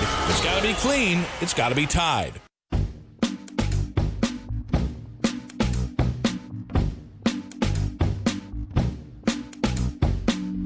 Darren Ryder coming up in just about 40 minutes. If you guys missed it, him and Coach Lance Reisland with a coaching hire breakdown on YouTube. We'll talk to Darryl about Todd Monken being hired. And it's interesting. I think losing Jim Schwartz is enough to have people a little worried potentially about the Todd Monken hire. I do think it's going to be really interesting to see how Myles Garrett handles this. If not only does Jim Schwartz not get the head coaching hire, but also he's no longer his defensive coordinator. Yeah, I've not checked and seen Myles' Instagram yet, or if he's posted anything. I did see Shedeur posted something, by the way. But Myles was openly campaigning for Jim Schwartz. Denzel Ward openly campaigned for Jim Schwartz. You got to imagine he's pretty peeved off. What did Shedeur say? He did his wrist up thing. He did the watch, and it was something like a let's go or whatever it was. All right. Yeah, seemed pretty pumped. That'd be great because if he was like, this guy stinks, that'd be a real. I mean, some people are suggesting Todd Monken was the one that wanted Shedeur in Baltimore, so we got that going for us. Well, we at least know somebody in Baltimore wanted Shedeur, and maybe that's all Shedeur needs to go off of, I guess. Although he's got to be happy it's an offensive guy. That's got to be like part of the deal with Shedeur and this coaching search is he wanted somebody that not only is an offensive guy, but somebody who's got a history of teaching quarterbacks. And so, like, from a Shedeur perspective, you got to be pretty pleased. I think with the Myles stuff, Myles coming off, obviously, his most prolific sack season in the NFL. And I almost think with Myles, you're in a no-lose situation here if you're the Browns. And I'll get to that in a second. I do want to point this out. Mm-hmm. If the Browns did a poor enough job communicating that Jim Schwartz felt blindsided by this news today that Todd Monken was being named the head coach, I'm going to go out on a limb here and say they also probably didn't properly prep Myles Garrett either. Well, based off of Instagram posts, because this is all I'm going off of again, Myles was in a different country for earlier parts of the week, and then he was also doing a Dungeons and Dragons game with a bunch of former Browns players. I don't think he was anywhere close to involved, is what I'm saying. And I would be interested to find out at how surprised he is by this. Think about it. Like, if you're Myles, you not only have the season of your dreams when it comes to your own production standpoint, but you had to think you'd be able to run it back. Yeah. And now if this changes, you get a different defensive coordinator in here. This will change ultimately, and you're just not set up to look as good. I'm just going to repeat what I've said all day about the Schwartz part of this. They need, and starting with Todd Monken, they need to make a full court press to keep Jim Schwartz. Because it's in their best interest. Like their ability to compete next year if they switch defensive model, whether it's a similar four-man front, but maybe just different principles, or again, Joe Woods had a four-man front where there was a lot of reading and reacting instead of just see ball, get ball. This defense, it's not beyond who knows what the next defensive coordinator will want from his cornerbacks, which obviously we know this team likes to do the man coverage. So there's so much of this that it's like, I just think it's so important to keep Jim Schwartz. When it comes to Myles, if this is the tipping point for Myles, I would understand. Oh, I would too. But they clearly made this move with the idea that we can't be intimidated by what Myles is thinking, or by the idea that he could just say, all right, I want to be traded now, and cause a whole stink for a whole month and a half again. I think that's also very important. There's a difference between I want to know what Myles thinks about these coaching candidates, which I am comfortable in Myles being part of this process to some degree. And we got to keep Myles happy. And because this is where I do think the Browns are in a no-lose situation. If Myles is here next year and Myles is ready to go, whether that's with or without Jim Schwartz, Todd Monken has a better chance of being a successful head coach year one. And I think he, more than any head coaching hire, needs to be in the green year one. 7, 8, 9, 10 wins. The more wins, the better, because he's going to have a credibility issue until he does win. At the same point, what are we seeing from so many of the teams and teams that have, 3 years ago, Seattle moved on from Russell Wilson. 4 years ago, they moved on from Russell Wilson. Mm-hmm. The bulk of this team that had them in the AFC title game, and I think if Bo Nix plays, you're probably in the Super Bowl right now. The bulk of that team was built off the backs of that trade. Oh, for sure. Like the Detroit Lions. I mean, how many times have I mentioned the past week the idea that I think really smart teams cut your losses and understand when you have to as quick as possible. Yeah, and Detroit with the Matt Stafford contract. So, I don't want to trade Miles. I have no interest in trading him. But if Miles feels like this was just one affront too many and he would like to be done now, I think the Browns at 30 years of age, I think the Browns could do a lot worse than considering it. And I think the team that would make sense is the LA Rams. They've got 2 firsts this year, another first next year, and maybe you get the 13th pick this year and maybe their first rounder next year, which would give you more ammo to go get the quarterback next year as well. I would imagine they'd have some of the same suitors that were there last year, right? The Eagles would be involved. I would think the Lions would still be involved, although they're a little cash poor at the moment. It's been a little bit of a different change there because they paid Hutchinson so much money. But, even still, the Bills would probably be involved. You're going to have suitors for Myles Garrett. It's Myles Garrett. It's just I don't know how he looks at what the situation is right now and thinks we're winning this year. The Super Bowls category that he wants to have the Browns in. Maybe he's got more belief in Shedeur or something, or maybe he all of a sudden thinks that there's something that Monken has that the whole rest of the football world just hadn't seen. But I don't know how he feels more encouraged today than, let's say, even, 3 months ago. I mean, here's the thing. Miles, after last year, to demand a trade again this year, he'd just need a reason why, and the Browns have given him that reason in not hiring Jim Schwartz as a head coach. And most Browns fans would look at it and say, I get it. Yeah. I think most Browns fans would understand where he's coming from. Last year was a little tougher for a lot of Browns fans. Oh, I felt like a lot of people where I were was like, I get it. He deserves better than this. I think we got the overarching sentiment we got and understood, but I feel like not giving Schwartz the job after Miles campaigned for it, it felt like another cross by the organization, fair or unfair. There might be more unfair than fair, but it felt like you were almost doing it to Miles in a way. And so if he took that personally, I don't think a lot of people would hold it against him. 216-474-0092. If Jim Schwartz does not come back and if Miles is upset, how would you look, or how would Miles asking out again, how would that make you feel about where the Browns are? Because I will say, so much of I think they can be really competitive next year and take a step forward with a good offseason is, not trading the best player on defense. Well, there's a lot of people today that tried making the case that if they knew they were going Monken and going in this direction, they should have made the trade last year and they should have gotten ahead of this whole ordeal. That's what I find so interesting is that there's enough people in your bucket where it's like, hey, they're going to be good next year. They got to be aggressive, but they're going to be good. And there's just as many people living in this other world where it's like, you hired Monken, they're not going to do anything next year. Mario in Cleveland, welcome to the show, buddy. What you got for us? Man, I just say, man, that we got to stay focused, man.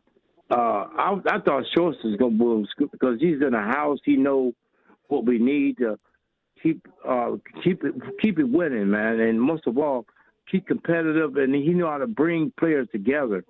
This is one of the things that we realized on the defense, that he did not crumble. He produced productive, man. And we hope the coach we got get agreement with him real quick and get on the same page as Schwartz, because Schwartz is a good leader, man. Come on, man.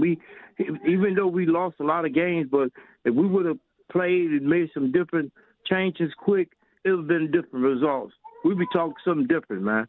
Most of all, we just got man, just hope for the best, man. I hope the Schwartz will stay here and give us another year, man, because that was a nail biter. I thought he was going to be the head coach because everybody was the downtown. Everybody thought that he was going to be the coach of the Browns because he did his time and he showed and he produced. And man, it's hard to be a defensive coordinator and the teams are losing and the defense is making you stabilize, be a contender. Man, have a good day. Thanks. You too, man. Yeah, have a good day, Mario. Yeah, Jim, I hate to be this guy to continue to say this because I have the utmost respect for the human that is Jim Schwartz and everything I've heard of him, and the defensive coordinator of Jim. I cannot cry that you didn't hire a guy with a 363 winning percentage as head coach. I can't. Right. Because there's just so few instances of anyone with that winning percentage your first go-round, especially on the defensive side of the ball, in your second run being any better or being a successful hire. And it's interesting, like, I think people point to, well, look where that franchise was. He had Matt Stafford, he had Ndamukong Suh, he had Calvin Johnson. Correct. Like, it wasn't he took over a bad job. But guys, year 3, he makes the playoffs. They lost in the playoff game, and then they never sniffed the playoffs again.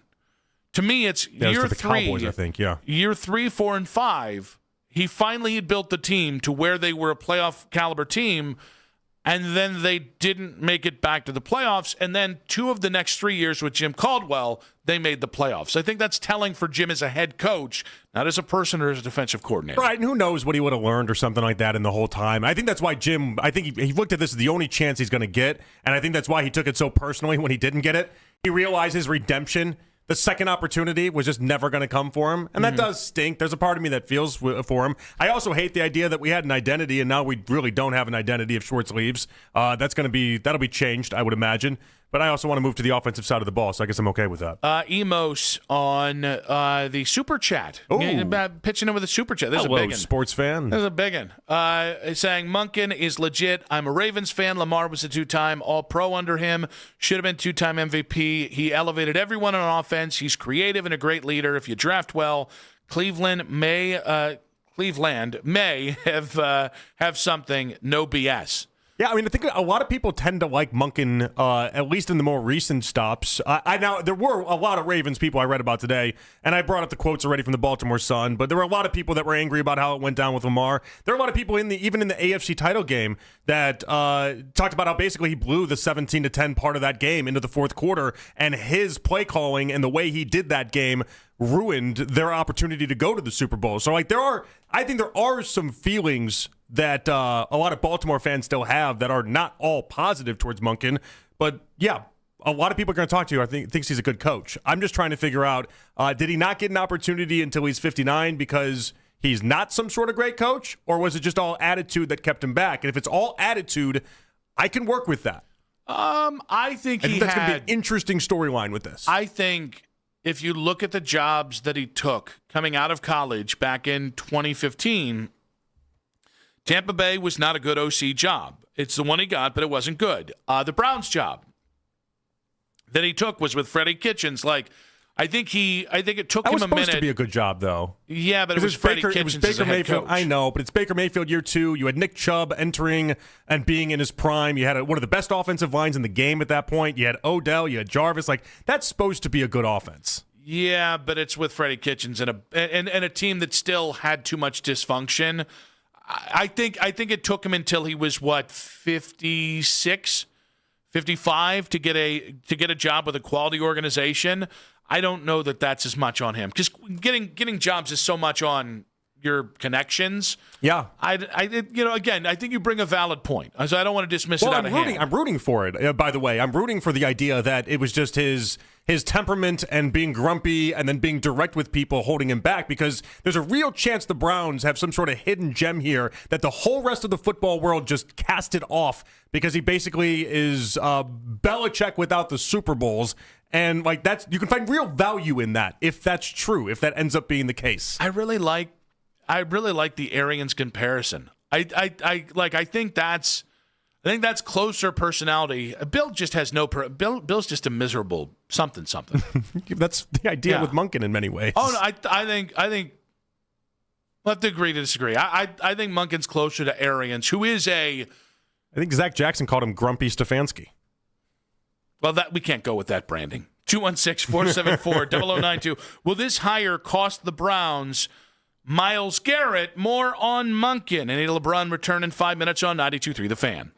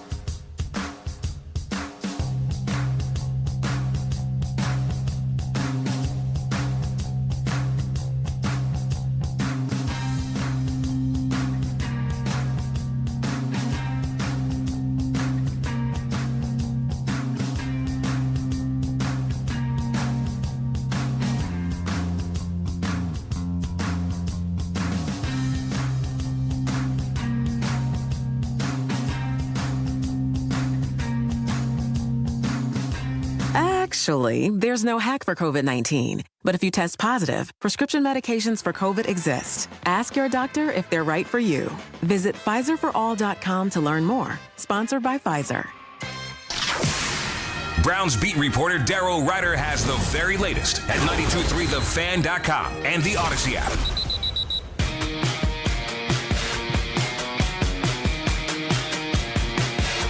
Daryl Ryder coming up in just about 20 minutes. Excited to get Daryl's takes. He's had some time. He's processed. Yes. He's seen the war hop higher.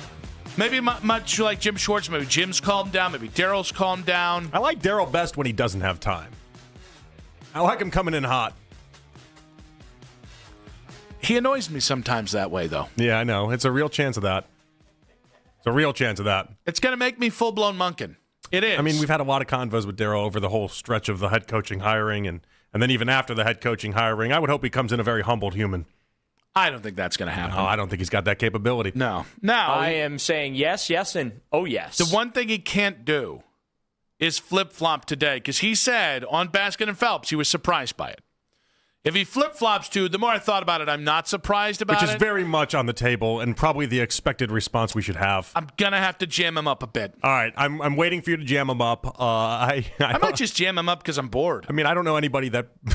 He just predicted so many wrong choices in this. We all did. I think everybody did. We all did in many, many ways, but he just kept hit me and doubling down, and it was just such a fun little adventure we all went on. I think maybe a thought in the future, whether it's Jim Schwartz or maybe just the general reaction to what happened, is maybe the Browns could learn to communicate like adults. Maybe even with their own people. All this upset could have just been really bypassed with just quality communication throughout the process. I was just say, forget even us, just with the actual people that matter in this whole search, like Jim Schwartz. Yes. Seems like he might be able to take this a little bit better if, according to Jordan Schultz, after the Udinski dropout happened, he thought he was convinced he was getting the job. Yes. Maybe, just maybe, you find a way to get in Schwartz's head, like, all right, this is not going to go well for you, but here's what we want to see happen. And maybe, just maybe, Jimmy Haslam could make the people who make decisions and who maybe communicate the messaging for the team, maybe he could make their jobs easier by also cluing them in on what he's thinking. If in the end, no matter what an executive search committee or the GM says, he's just going to plainly do whatever the hell he wants in the first place. Well, so that's the hard part about this, right? Jimmy can't clue people in because he goes as the wind goes. And so if he clues people in, he might clue Jim Schwartz into what he really believed a week ago, that he was going to hire him and he was going to make him the head coach. And then because Jimmy, again, just moves with any sort of direction that possibly can follow him, he just then is like, oh, yeah, okay, so I woke up today and I feel like it's going to be Monken. I do want to know why, like, who was it? Who got in his ear? The J-Dub? Was it somebody? Was somebody else on the search committee? Was it even just Monken? I don't know. Wait, did Todd Monken send him a really nice text last night before bed and it just touched his heart? He's like, hey, I got a lot of horses. It's so weird. We can play in Chagrin Falls together. Let's ride some horses. What's the people who do the fake horses thing? The equestrian? Yeah. No, those are real horses. Well, I mean the people who have like. I thought you were trying to mock the show ponies. ponies. No, like the ones who like prance around on fake the toy ponies. You've never seen that? I've seen it. Of course, I've seen it. Hobby horse. What? Hobby horse riding. Hobby horse. Yes. Maybe Jimmy's Isn't that well, like an Olympic sport now or something? Candidly, real horses scare me, but I got a hobby horse hobby. That you'll be riding your real horse, and I'll just be sitting there going, nay. He's like, one day I'd like to ride the real thing. No, I don't think he would. No, too scared? No, well, I mean, we saw what happened to Superman, right? What happened to Superman? You know Christopher Reeve? I know him. I don't know the story. I don't know what happened to Superman. Fell off a horse, broke his neck. Did he die because of it? Eventually, yeah. Oh, that's an awful thing. Breaking news, spoilers here, folks. I didn't know how Superman died. I had no idea. Feels like. Turns out horses were his kryptonite. I wanted that. Yeah. I wanted that. I earned that. Because you played a character. 216-474. Thank you. I didn't know. I thought he was really Superman. You did. When you said kryptonite, I wasn't sure. 216-474-0092. It's just so weird. Because, again, I'm just not perturbed by Todd Monken in and of himself. And I think of the 4 candidates, sure, why the hell not? Any of these candidates I was going to have to do that with, right? Yeah. It's just, man, Jimmy really feels like he stepped in it and jimmied it up again. And if he didn't do it, then it was Andrew Berry. And it's just, guys, if you could just get your crap together. Because I think that's the unspoken thing here that I don't think we've gotten to yet. This can't be a good thing for Andrew Berry. And I think doesn't read well for him. If you retained Andrew Berry just to fire him this summer or just to let him go next year if they're a 5-win team again, God, does that feel lazy and like a complete lack of leadership? Well, the reading on this is that, as I think you mentioned like 3 minutes ago, the idea that you had this whole council, you didn't listen to them, you clearly didn't listen to your GM. Now Ashley tried making the case that Andrew Berry likes Monken. I think he only likes him from the perspective of he is an offensive guy and that's it. I don't know. But I don't know that he actually likes Monken the way that Ashley was suggesting. It's weird. Like, I just can't. This is a thing that this is where, like, again, I feel better about Monken than I do a guy that has 2 years. And I'm trying not to flip-flop on this, but the more we think about experience, Nate Scheelhaus could be a real disaster as a head coach. 2 years in the NFL is not enough, no matter how much Nate coached at Iowa State, and no matter how much I think of the coaching tree he comes from. Grant Udinski has been in the NFL since 2020, and he's been a glorified quality control coach until this year, where he's a glorified QB's coach. So I have 2 trains of thought on Scheelhaus. Now, it didn't end up going to him, okay? And both might be wrong, but this is what I'll believe until somebody tells me otherwise and can actually show me the real truth.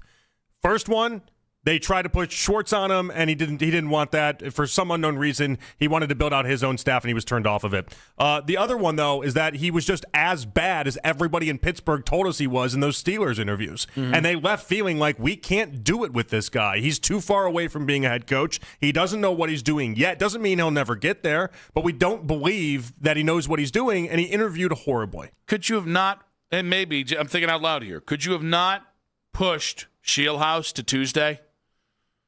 The guy's coming off losing in the NFC title game. You couldn't have given him an extra day to breathe? No, I know. It's really tough. It's a maybe tough spot. Maybe give him a chance?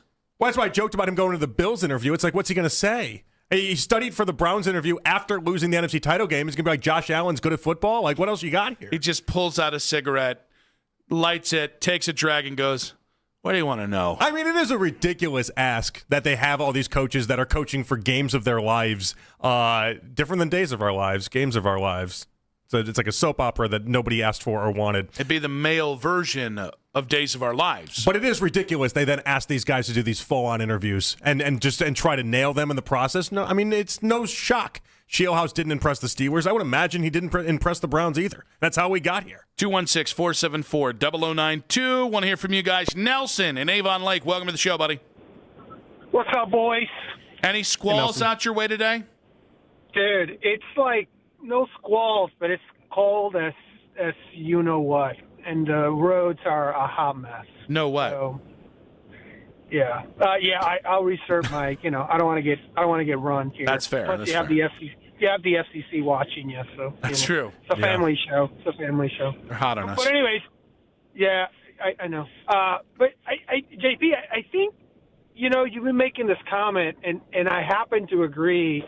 Maybe the Browns stumble themselves into something this time with this hire, because I actually think that this is the sensible hire after the consensus top candidates were hired. He, in my opinion, was the logical, sensible hire given what the Browns need, which is offense. And I'll say this, and I'll leave you with this because I know you have other callers. Not to bag on Jim, and I mean Schwartz. Would I hate to lose him? Maybe. But I would say that the Browns had a good defense, not a great defense. And to say that losing Jim would mean that Miles would now want to walk away when he said he's made all these comments about wanting to win Super Bowls. My opinion is he stay here because he got the bag, right? He got the bag because he had a chance to leave last year and he didn't, and now he's stuck in Cleveland. And I don't feel sorry for Miles, and I love Miles. He's the best player we have. But I happen to think that Monken will do a decent job. He may surprise us, and I'm looking forward to it, guys. Thank you so much for the time. Nelson, we appreciate you. I like when people thank us. I like that, Alan, because we usually thank them. Yeah, thank you there. Well done. It was very courteous. Your retort? No, I mean, I feel like as we're moving on and on with the day, I feel like more and more people are just kind of accepting that they were angry at the Browns, not as much at Monken, but angry at the Browns in this whole process. And we're going to have to polish up Monken's resume, but there's a lot of good to be had there if you can get past some of what the initial perceptions are of Monken. If you bring in a good offensive line, and by the way, you got to fill like 4 or 5 spots, but if you bring in a good offensive line, and you get him a number 1 wide receiver. Have they satisfied with Warhop your offensive line conundrum? I mean, he has had a lot of jobs in the NFL, so he's not thought of as Bill Callahan. But I mean, again, I'll go back to it. Joe Thomas has said some really nice things about George on air, and he's not said that about every offensive line coach. There's some coaches he just hasn't talked about, and that's usually. We'll tell you what maybe Joe thinks. Yeah, but he couldn't see all the talent that Ross Tucker was putting out there on tape. That is true. That is true. Missed that right in front of his own eyes. Honestly, the fact that he cut makes Ross him more Tucker likable in mini camps, this George Warhop knows what he's doing there. He clearly saw a broadcaster. He saw. He was letting him free. Yeah, he's like, this guy's going to have a bomb-ass podcast in about 17 years. What's the and then Parcells said, what's a podcast? What's the Fanta story with his high school coach? Where his high school coach was like, hey, listen, you're not a football player. You're a broadcaster. Go do the broadcasting things. And then Fanta was like, you're right. And then here we have it. I would think Fanta would actually be a nice leverage play because he's a little shorter. He's short and stout. I think that coach didn't know his head from his ass. Is Chuck Kyle? Yeah, that's Chuck Kyle. I think he's got it. Never heard of him. I'm kidding. I'm kidding. I just need you to make a really sarcastic high school football remark to really tie a bow on it. I've always been more of a Maureen Kyle kind of guy, if we're being honest. Yeah, naturally. I did full De Niro face there. Daryl Ryder tells us what he thinks of this Todd Monken hire coming up in 5 minutes on 92.3 The Fan.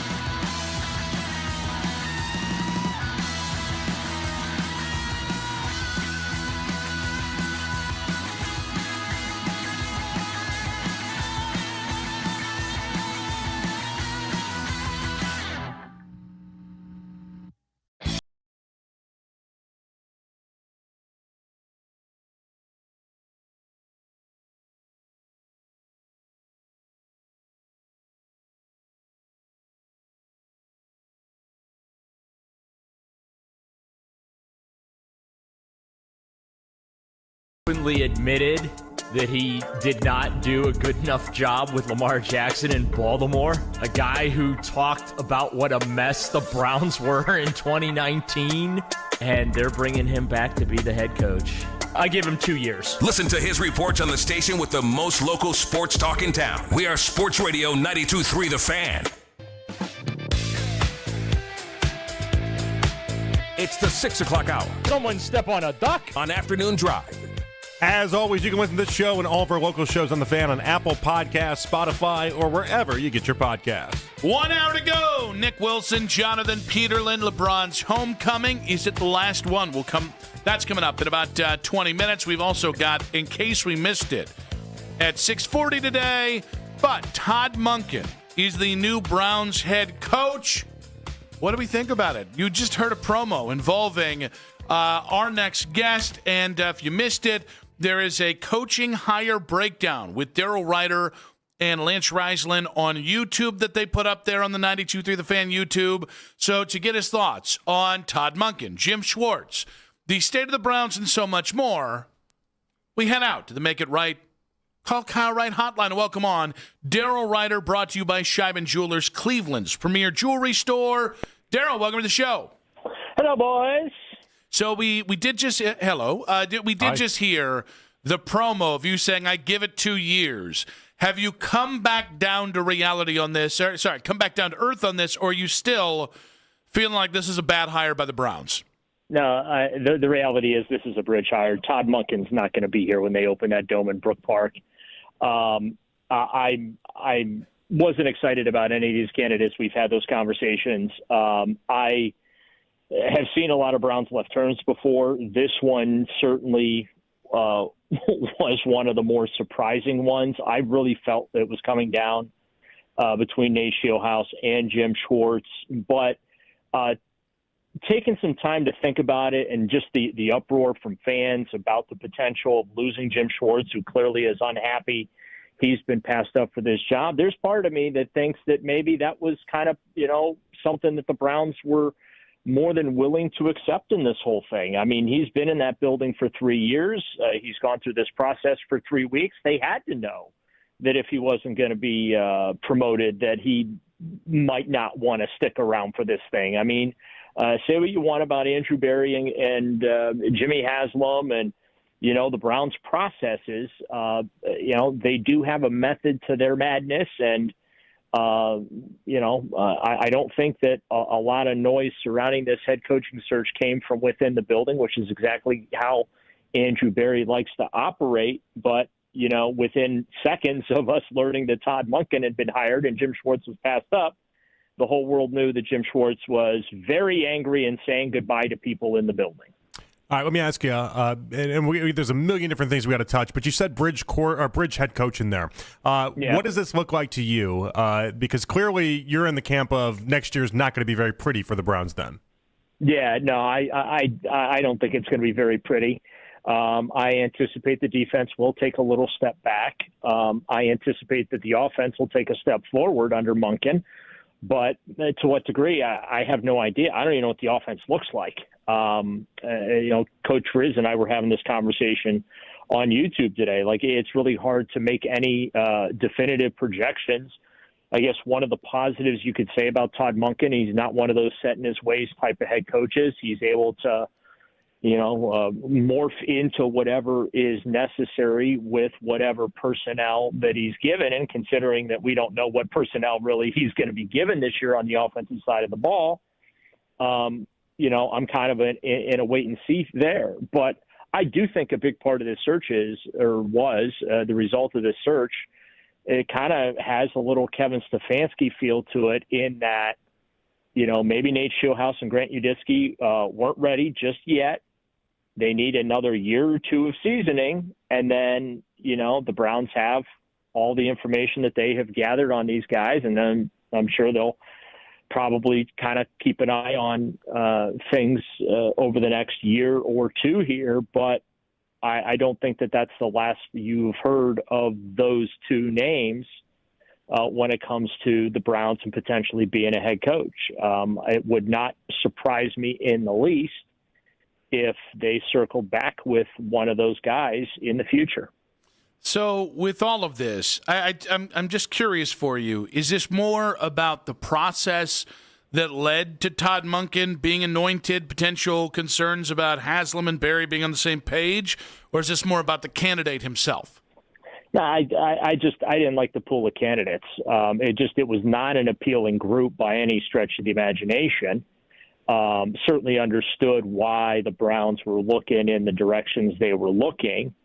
This is Monken's first NFL head coaching job. He's 59 years old. He's not a player's coach. I wouldn't say he's a player's coach by any stretch of the imagination. There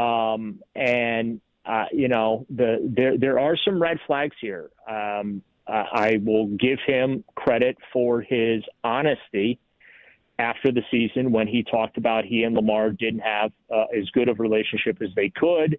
He did not do enough coaching of Lamar and productivity offensively to get the Ravens, help the Ravens get to where they thought they were going to be able to go this year. So I give him credit for the honesty, but you're talking about a two-time NFL MVP. And if you couldn't get it together with that guy, why am I supposed to believe that you're going to get it together with whatever of the 13 guys he's probably going to have to deal with in the next couple of years here in Cleveland? He did get it together because he's one of the reasons that Lamar won the second MVP. Well, it certainly fell apart pretty bad this year. So, but as of right now, 66% of the output looks better than the other 33. Like, they were two really successful seasons, and I think when you look at what fell around, I'm not trying to completely discredit what you're saying. I'm just saying it's not like it was a disaster through and through in Baltimore, is maybe my point. Yeah, I mean, but I will say this, too, the fact that John Harbaugh was willing to lose his job over protecting Todd, that certainly says something, too. And also, too, the fact that John was willing to sit and wait on him, right, to be the offensive coordinator there in New York with the Giants. That also, says something. And the year that he was here under Freddie Kitchens, which was a disaster, the reality is Nick Chubb, 1,494 yards rushing. You had two 1,000-yard receivers in Odell Beckham Jr. and Jarvis Landry. Baker Mayfield started all 16 games that year. So in spite of everything that was going on, there was a little bit of a success. But the fact that during that season, I think it was Zach Jackson of The Athletic reported at the time how Monken was telling opposing coaches that what a mess things were. And then there's similar reporting to, coming out of Baltimore. Those are things that make me a little uneasy as well. Daryl, in your historical ledger, how are you going to look at this? As a Jimmy Haslam decision, as a Haslam and Berry decision, or an Andrew Berry decision? I kind of feel like it's a compromise. It feels like to me that you had the Jim Schwartz camp, you had the Shieldhouse camp, and they're like, you know what? Let's just compromise and hire Todd Monken instead. You don't get your guy, I don't get my guy. We'll just go with the third guy. I just kind of feel like that's ultimately how this thing kind of played out, because I mean the momentum, going back and forth between Jim and Shieldhouse, it felt like it was going to be one of those two guys. And, when I saw Ken put out the clip this morning, and then 30 seconds later, all the insiders reported, yeah, it's going to be Todd Monken, the new head coach of the Browns. I just did a double take. I couldn't believe it. I was shocked that neither Schwartz nor Shieldhouse got that job. But again, I do think they're going to circle back to Shieldhouse at some point in the future. Daryl, I know you're covering the Cavs tonight for us because LeBron's back in town. There was the Dave McMenamin. Am I correct on that, by the way? Yeah, and it's a throwback night. Maybe LeBron's going to have a little tear in his eye when he sees the uniforms the Cavs are wearing. They're wearing the uniforms that he wore during LeBron 1.0 here in Cleveland. Well, we'd like to hear that. What was your reaction when you saw the Dave McMenamin piece that the Cavs would be willing to and open to a reunion with LeBron this next summer? My reaction is that he would not. It would not be like the first and second eras. That he would not be the guy to carry this thing the way he did. Now, the second time around, obviously, he had Kyrie and Kevin Love, and he had a great supporting cast around him compared to the hodgepodge they seemed to do during that first iteration, where every trade deadline, the GMs were scrambling to bring in bodies to try and help them get through the playoffs. It worked once in 2007. They ended up getting swept by the Spurs, but other than that, it really didn't work. Ben Wallace was here. I mean, Shaq was here. Antoine Jameson was right. So I kind of feel like that if he comes back, right, however that circumstance plays out, first of all, he's probably going to want every dollar, right? He's going to still want the NBA max, so I don't know how the Cavs make that work. I don't think he's coming back to work for Dan Gilbert for a hometown discount like Jose Ramirez. And also, too, again, I don't feel like he's the guy that's going to have to carry the franchise on his shoulders like years past. And it would be set up for him to play enough of a role, a contributing role, that maybe ultimately he can kind of get these guys past this whatever rut they're stuck in when it comes to not being able to get through the second round of the playoffs. But, I'm on the fence as to whether or not I want a farewell tour. I kind of feel like LeBron has already done the solid. He won the championship in 2016. There were 4 straight NBA Finals appearances. He more than made up for his departure in 2010. And, he made good. So whether or not he comes back, I certainly am not going to be sitting here saying he has to come back for a third round. Well, what do you think is most likely in regards to retiring at the end of the season or continuing to play? That's really hard. Talking to some folks from LA, they're on the fence too.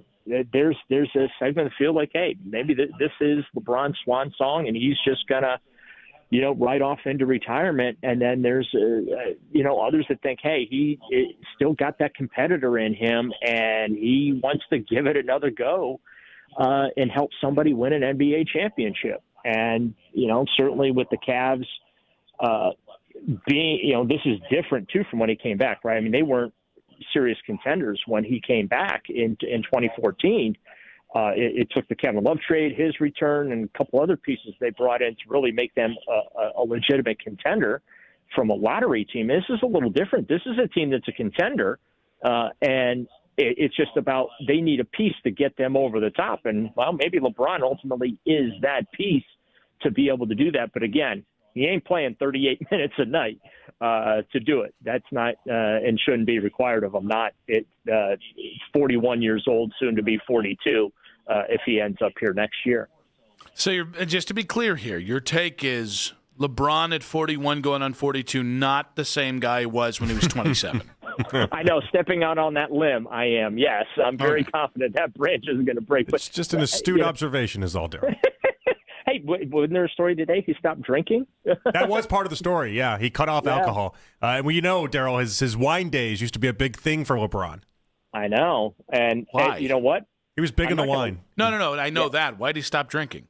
I think he was trying to showcase the serious nature that he's taking this season. Yeah. And I got to tell you, I feel LeBron's pain.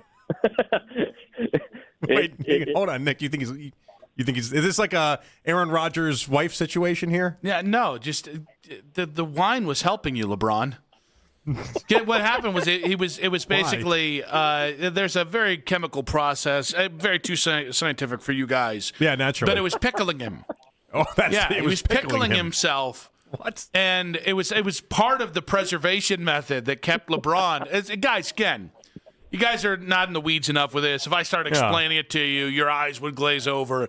But yeah, the pickling effect for LeBron. That's what's happened here. Yeah, we're pickling I'm going to tell you right now, there is no pickling effect for me in drinking wine or any other type of alcohol. Because you were never that good to start with. Yeah. That's fair. Well, now downtown Daryl's a big booze hound now. Oh, downtown Daryl. Yeah, downtown Daryl gets after Talking downtown.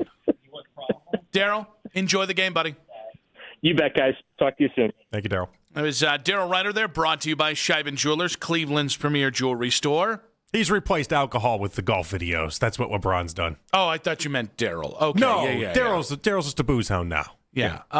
Which I like for him. LeBron, if you just were over wine, go to cocktails, right? Like maybe become a bourbon guy. I think at this point, I thought that stage was coming for LeBron at one point. Here's the thing: once LeBron retires, that's when the drinking begins. So you can't go from I cut it off to now I'm going back to no. You got to kind of gradually lean into more drinking. Could just be lying the way that he does sometimes too. We're trying to get him back here. You don't need to call him a liar here on air. Trying to get LeBron back for 3.0. Oh shoot! I totally forgot he's listening right now. This is the time that LeBron tunes into the station. This is a big LeBron it's always hour. The 6 o'clock hour. Always the first segment, 6 o'clock hour. He's always tuned in. That's 0 my mistake, dark 23. LeBron, my mistake. I believe you fully. I believe you read as many books as you say that you read all the time as well. There's no theories to debunk that out there on the internet. When he retires instead of coming back and he cites you as the reason. Yeah. Good luck moving. Good luck living in no-so. That'd be a really funny thing of all things if he's like, so this Jonathan Peterlin guy just not for me, and that's why I'm not going to Cleveland. Does that make me more of a candidate to be hired after I get fired here in other places, or less of a candidate? I don't know. There's a lot of people that have been very close to LeBron's orbit that have gotten a lot of big jobs off of being in that orbit. You would not be in his orbit. You'd be out of his orbit. No, but then LeBron speaks poorly of them, and then all of a sudden, it only helps them glow up in many ways. Hey, you and Whitlock, you could have a show together. No, I was thinking more like when he trashed Windhorst on McAfee's show, and then everyone took it like, "What is LeBron doing? Why is he being mean to Windhorst? Like Windhorst didn't deserve this." That's what I think would happen here. You, sir, are no Brian Windhorst. Well, we know that. How would a LeBron 3.0 reunion be received in Cleveland? That's in 5 minutes on 92.3 The Fan. I drive a Ram.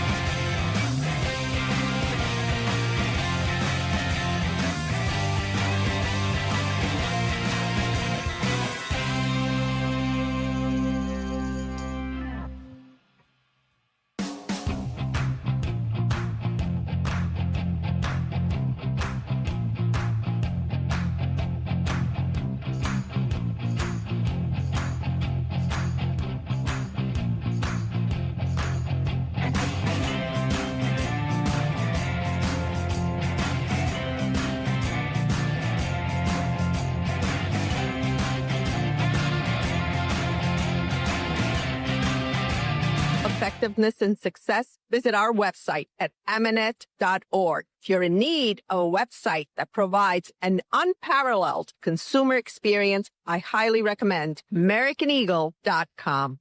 Transform your business today. Dial 877-WebNow1 for a free digital consultation with AmericanEagle.com. Whenever you need to talk about the Browns, we got you covered. We are Sports Radio 92.3 The Fan.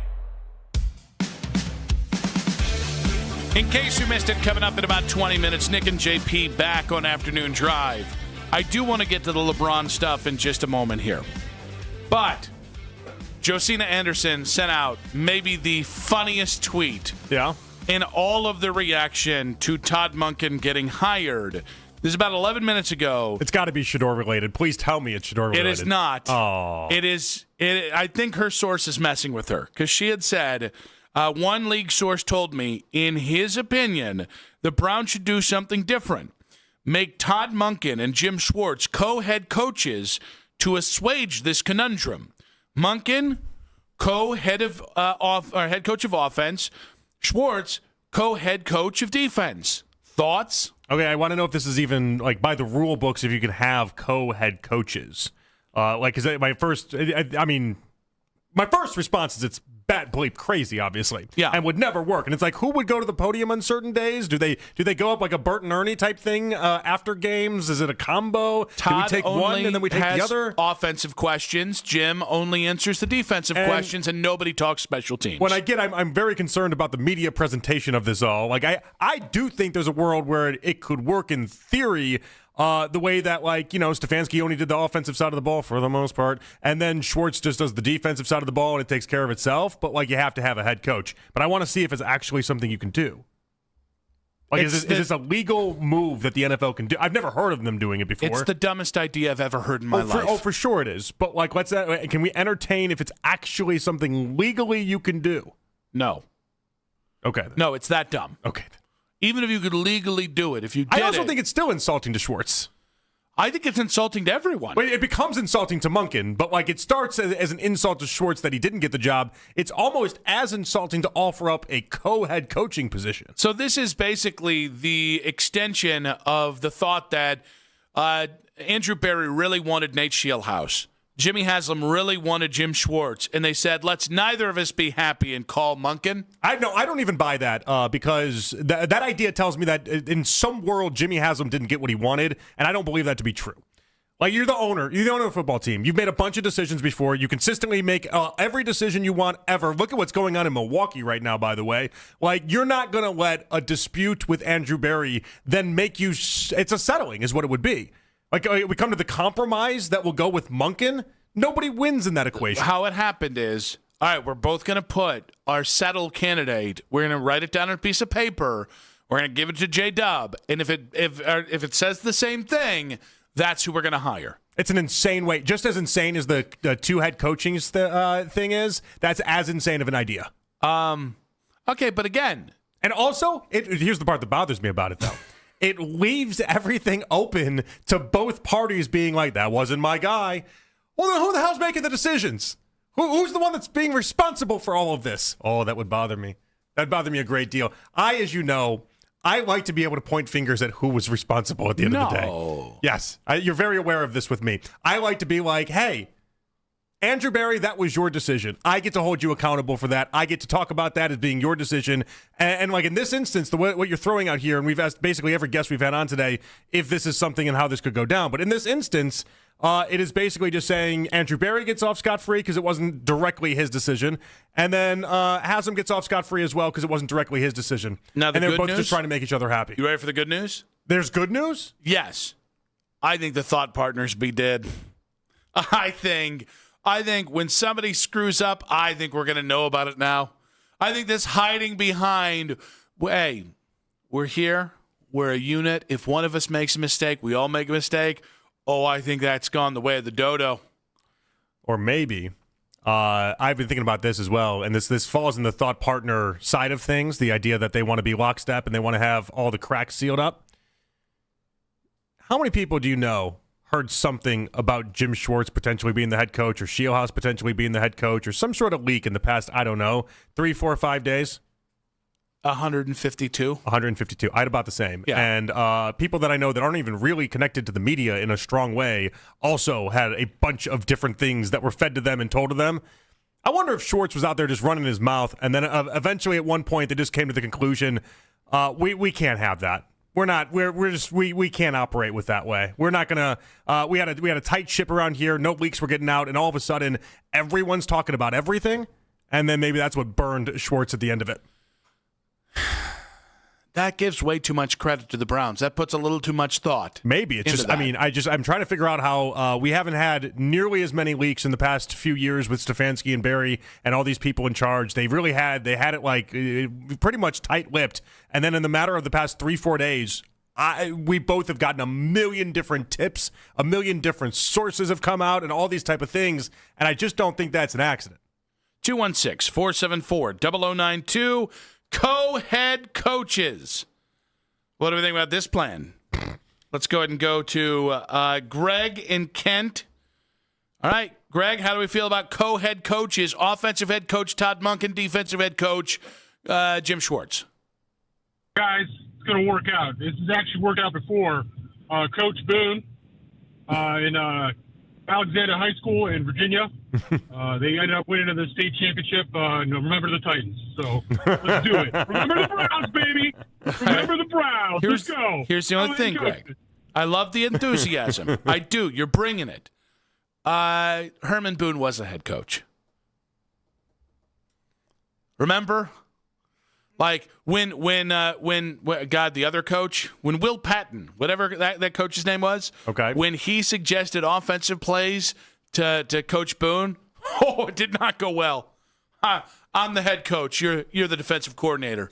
Shove it. I'm paraphrasing. It's a Disney movie. Yeah, but it's what they wanted to say. But in real life, they said a bunch of mean words to each other. Leo in Cumberland. Can I get you on board with co-head coaches?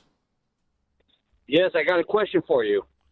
All right. So do you think it would have been the decision with Haslam around the fact that Schwartz didn't get the head coaching position because when he coached the Lions, he had Stafford, which is obviously a Hall of Fame potential quarterback, and they also had potentially a Hall of Fame wide receiver at that time, and he went 0-16. Do you think that had anything to do with the fact that that's the reason why they didn't want to put him as a head coach with the Browns? So he did not go 0-16 there, Leo. That was actually Rod Marinelli. He did go, I think it was a 2-win team his first year there, and that got, that got him Ndamukong Suh the very next year. So, no, but I do think, and I think this is where, like, you can't tell this to Jim Schwartz, who's a proud guy who's been a lifer in the NFL, who has earned so much respect, and certainly my respect. He had a .363 winning percentage in Detroit. I found one example of in NFL history there being co-coaching. 1944, was it the Steagles? 1921, it was the Akron Pros. Fritz Pollard, Paul Robeson. I love those guys. But there's a likely sketchy reason that I'm surmising out of this. They were pros. No. Yeah, Pros. Everyone's a pro. It's Akron Pros. No, Fritz Pollard was the first black head coach in the NFL. And so what I'm surmising here is that they just didn't want to give him the full control of it because people sucked back then. I have no takes on this. If you gave me the Steagles, if you gave me Greasy Neal in 1945, I could have given you something. I do not know enough about the Akron. 216-474-0092. Any Akron Pros fans out there, if you have any inside knowledge on the co-head coaches in 1921, I'm more of a Guy Chamberlain guy. There's a lot of history I'm learning right now. A lot of history.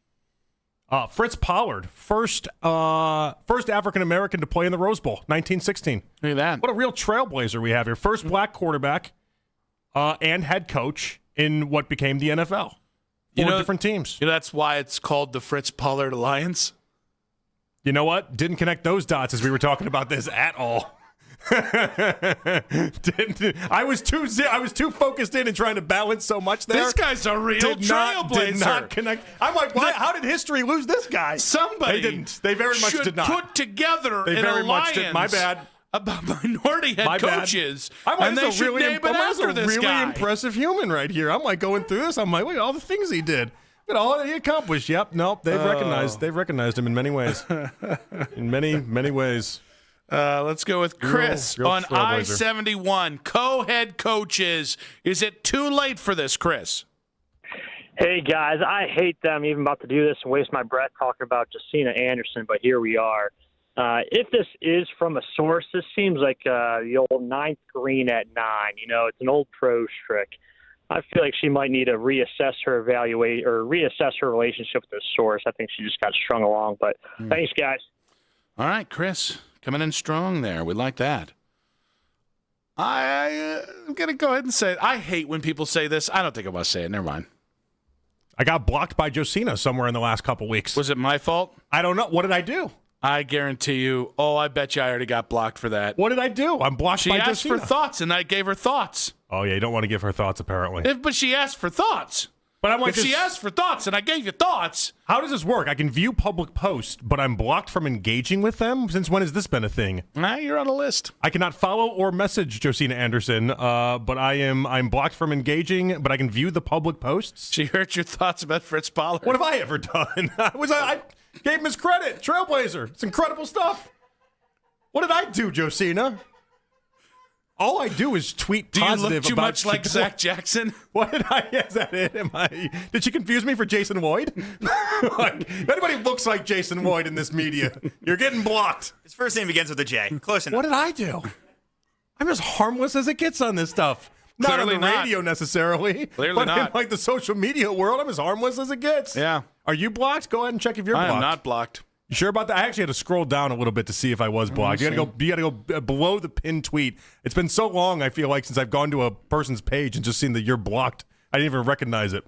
All right, let me see here. Yeah, you got to go below the pinned tweet, and then it's like she's blocked you. I'm looking pretty safe here. What happened? Yeah.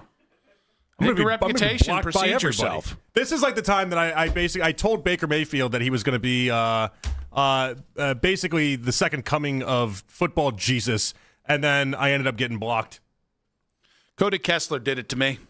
Actually, couldn't believe it. I was such a big Baker guy, always been supported, did everything for Baker, and then I looked up one day and I was blocked. I was like ahead of everyone in the Cleveland media being blocked too. Then he went on a block party and everybody got blocked. So I interviewed Cody Kessler the night he got drafted. Went off very well, great interview, had fun. And then it must have caught wind that I was like, this guy's a Smurf who can't throw the ball more than 10 yards. And he blocked me. You know the other one, by the way? Yeah. Hoynesy. Hoynesy blocked me. That's funny. And I'm like, I don't recall. Why? There are people in the media who I know exactly why I'm blocked. It's called my big mouth. I do not recall ever saying a bad word about Hoynesy. Oh, good. I'm good with Hoynesy. Because he's one of the beat reporters on the baseball side. What would you even say bad about him? I don't even know what you'd come up with to say bad about him. Maybe he just got. There was a time where I tweeted a lot. Yeah, there still is a time. You do still tweet a lot. I feel like it comes and it goes. But maybe he just saw one too many of my tweets and was like, I got to get this chucklehead out of here. That's rough. That's happened. Did you just bombarded people's feed and they just, instead of muting you or just... People have flat out told me, yeah, sorry, I had to block you. You tweet too much. Was it Adam the Bull that told you that? That seems like something Adam would say. I think I've heard him talk about that before. No, okay. No, it wasn't him. He knows he can't miss this awesomeness. Okay. Co-head coaches. Is it the dumbest thing you've ever heard? Now that I'm blocked, of course it's the dumbest thing I've ever heard. What are you doing, Josina? Also, is this Fritz Pollard guy? In case Just you a real missed trailblazer. it. Just a real trailblazer. 92.3 The Fan.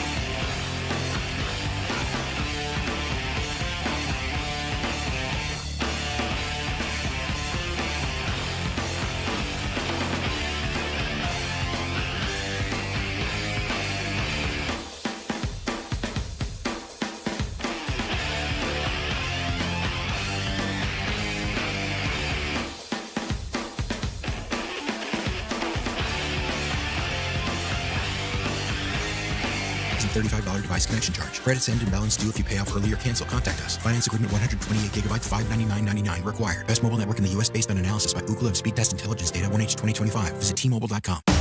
The Browns have a new head coach, Todd Monken. You can listen to 92.3 The Fan all day on the free Odyssey app at 92.3thefan.com or by telling your smart speaker to play 92.3thefan.com. Check out the Fan Off-Season Special every Tuesday night from 7 to 9 with Jake Volnick, Coach Riz, Daryl Rodgers. They recap all the latest Browns news and moves ahead of this offseason in free agency and the draft. You can listen right here on the Fan. Stream us on the Odyssey app. Watch every episode live on YouTube. That's the Fan Off-Season Special each and every Tuesday night, 7 to 9, right here on the Fan. Final segment of the show. Nick Wilson, Jonathan Peterlin with you. Big thanks. Oh, man, I put away my water bottle. I was totally just going to grab it and fumble it really quick. Oh, no. Oh, no. Did it again. Oh, no. Hey, Peterlin. Hot potato. Do the water Hot bottle. potato. Do the water bottle. Oh. It's going to kill. It's my good bit. That's how we get them on YouTube. The instant we fiddle with the water bottle, all of a sudden, triple views. If he died laughing of that, I can't imagine what he did for Lima's spit take. He asked Keith if he was allowed to laugh. Must have been a real knee slapper for old Corrali. He just watches Mr. Ed, and he's like, he's a horse, but he talks. It's just, come on. It doesn't make sense. He watches Green Acres. He's like, she's foreign. She lives in the rustic setting. It's just perfect. Now, it should be noted, we want to say thanks to our guest today. Ashley Bastock at 3:20. Hopefully the big move is over. Ross Tucker at 4 o'clock. Great stuff on the head coaching hire. Daryl Ryder joined us at 6. He pissed me off a little bit by the Daryl Downer stuff, but got to point this out. Browns need an offensive coordinator. Well, Jeremy Fowler saying Colts offensive coordinator Jim Bob Cooter is being interviewed in person Tuesday for the Eagles job. Do you think the Browns should bring in Cooter for an interview? There's too many jokes that we made off of it if they end up hiring him. Remember that time he broke into? Did he break into the house? Now you're making me think about old Jim Bob Cooter scandals. Yeah, I think he went into somebody's house and then got into her bed and then realized he was in the wrong place. Listen, all I'm going to say is Todd Monken, Colin plays his first year. That's a lot. He might need Cooter. He might need to bring in Jim Bob Cooter. Yeah, we can't do this. It just leads you with way too many jokes to be made. By the way, how is Jim Bob? Yeah, 2009, charged with aggravated burglary after climbing into a window and getting into a woman's bed. Corrali would think that's the funniest thing ever. The charges were later dropped. He stumbled getting in. And then his arrest records actually vanished very later on. But we don't forget. The people don't forget. That's true. That'd be the first question we had for Cooter. We call that one the old Ryan Russillo right there. We don't talk about that. Ryan didn't have a great sense of humor about anything, let alone that. Let's go ahead and get to in case we missed it. Man, he was like the talk of the town for a while, though, Jim Bob Cooter. No, Jim Bob Cooter. I was like saying Jim Bob Cooter. I know you do. I know you do. There was a stretch where people thought he was really doing a lot. Future head coach. I know. All right, let's talk about Giannis. It says he's ready for a new home at the deadline or in the offseason as several rival teams make aggressive offers to the Bucks for him, and the franchise is starting to listen, per Shams and ESPN. Do you feel like Giannis is going to actually get dealt this time around? Yeah, but I think I would be surprised if it was at the deadline. But this summer, he'll go to Miami. It's either Miami or San Antonio. I think anywhere else, just maybe New York with Karl Anthony Towns going somewhere else. But well, you'd have to swap Cat. That would be a big part of it. They probably have to give up like the one pick they have and then Cat, and then you make the even swap. But if I'm Milwaukee, I try to go one-stop shop in San Antonio, and I try and get either Dylan Harper or Stephon Castle and as many first-round picks as you can get.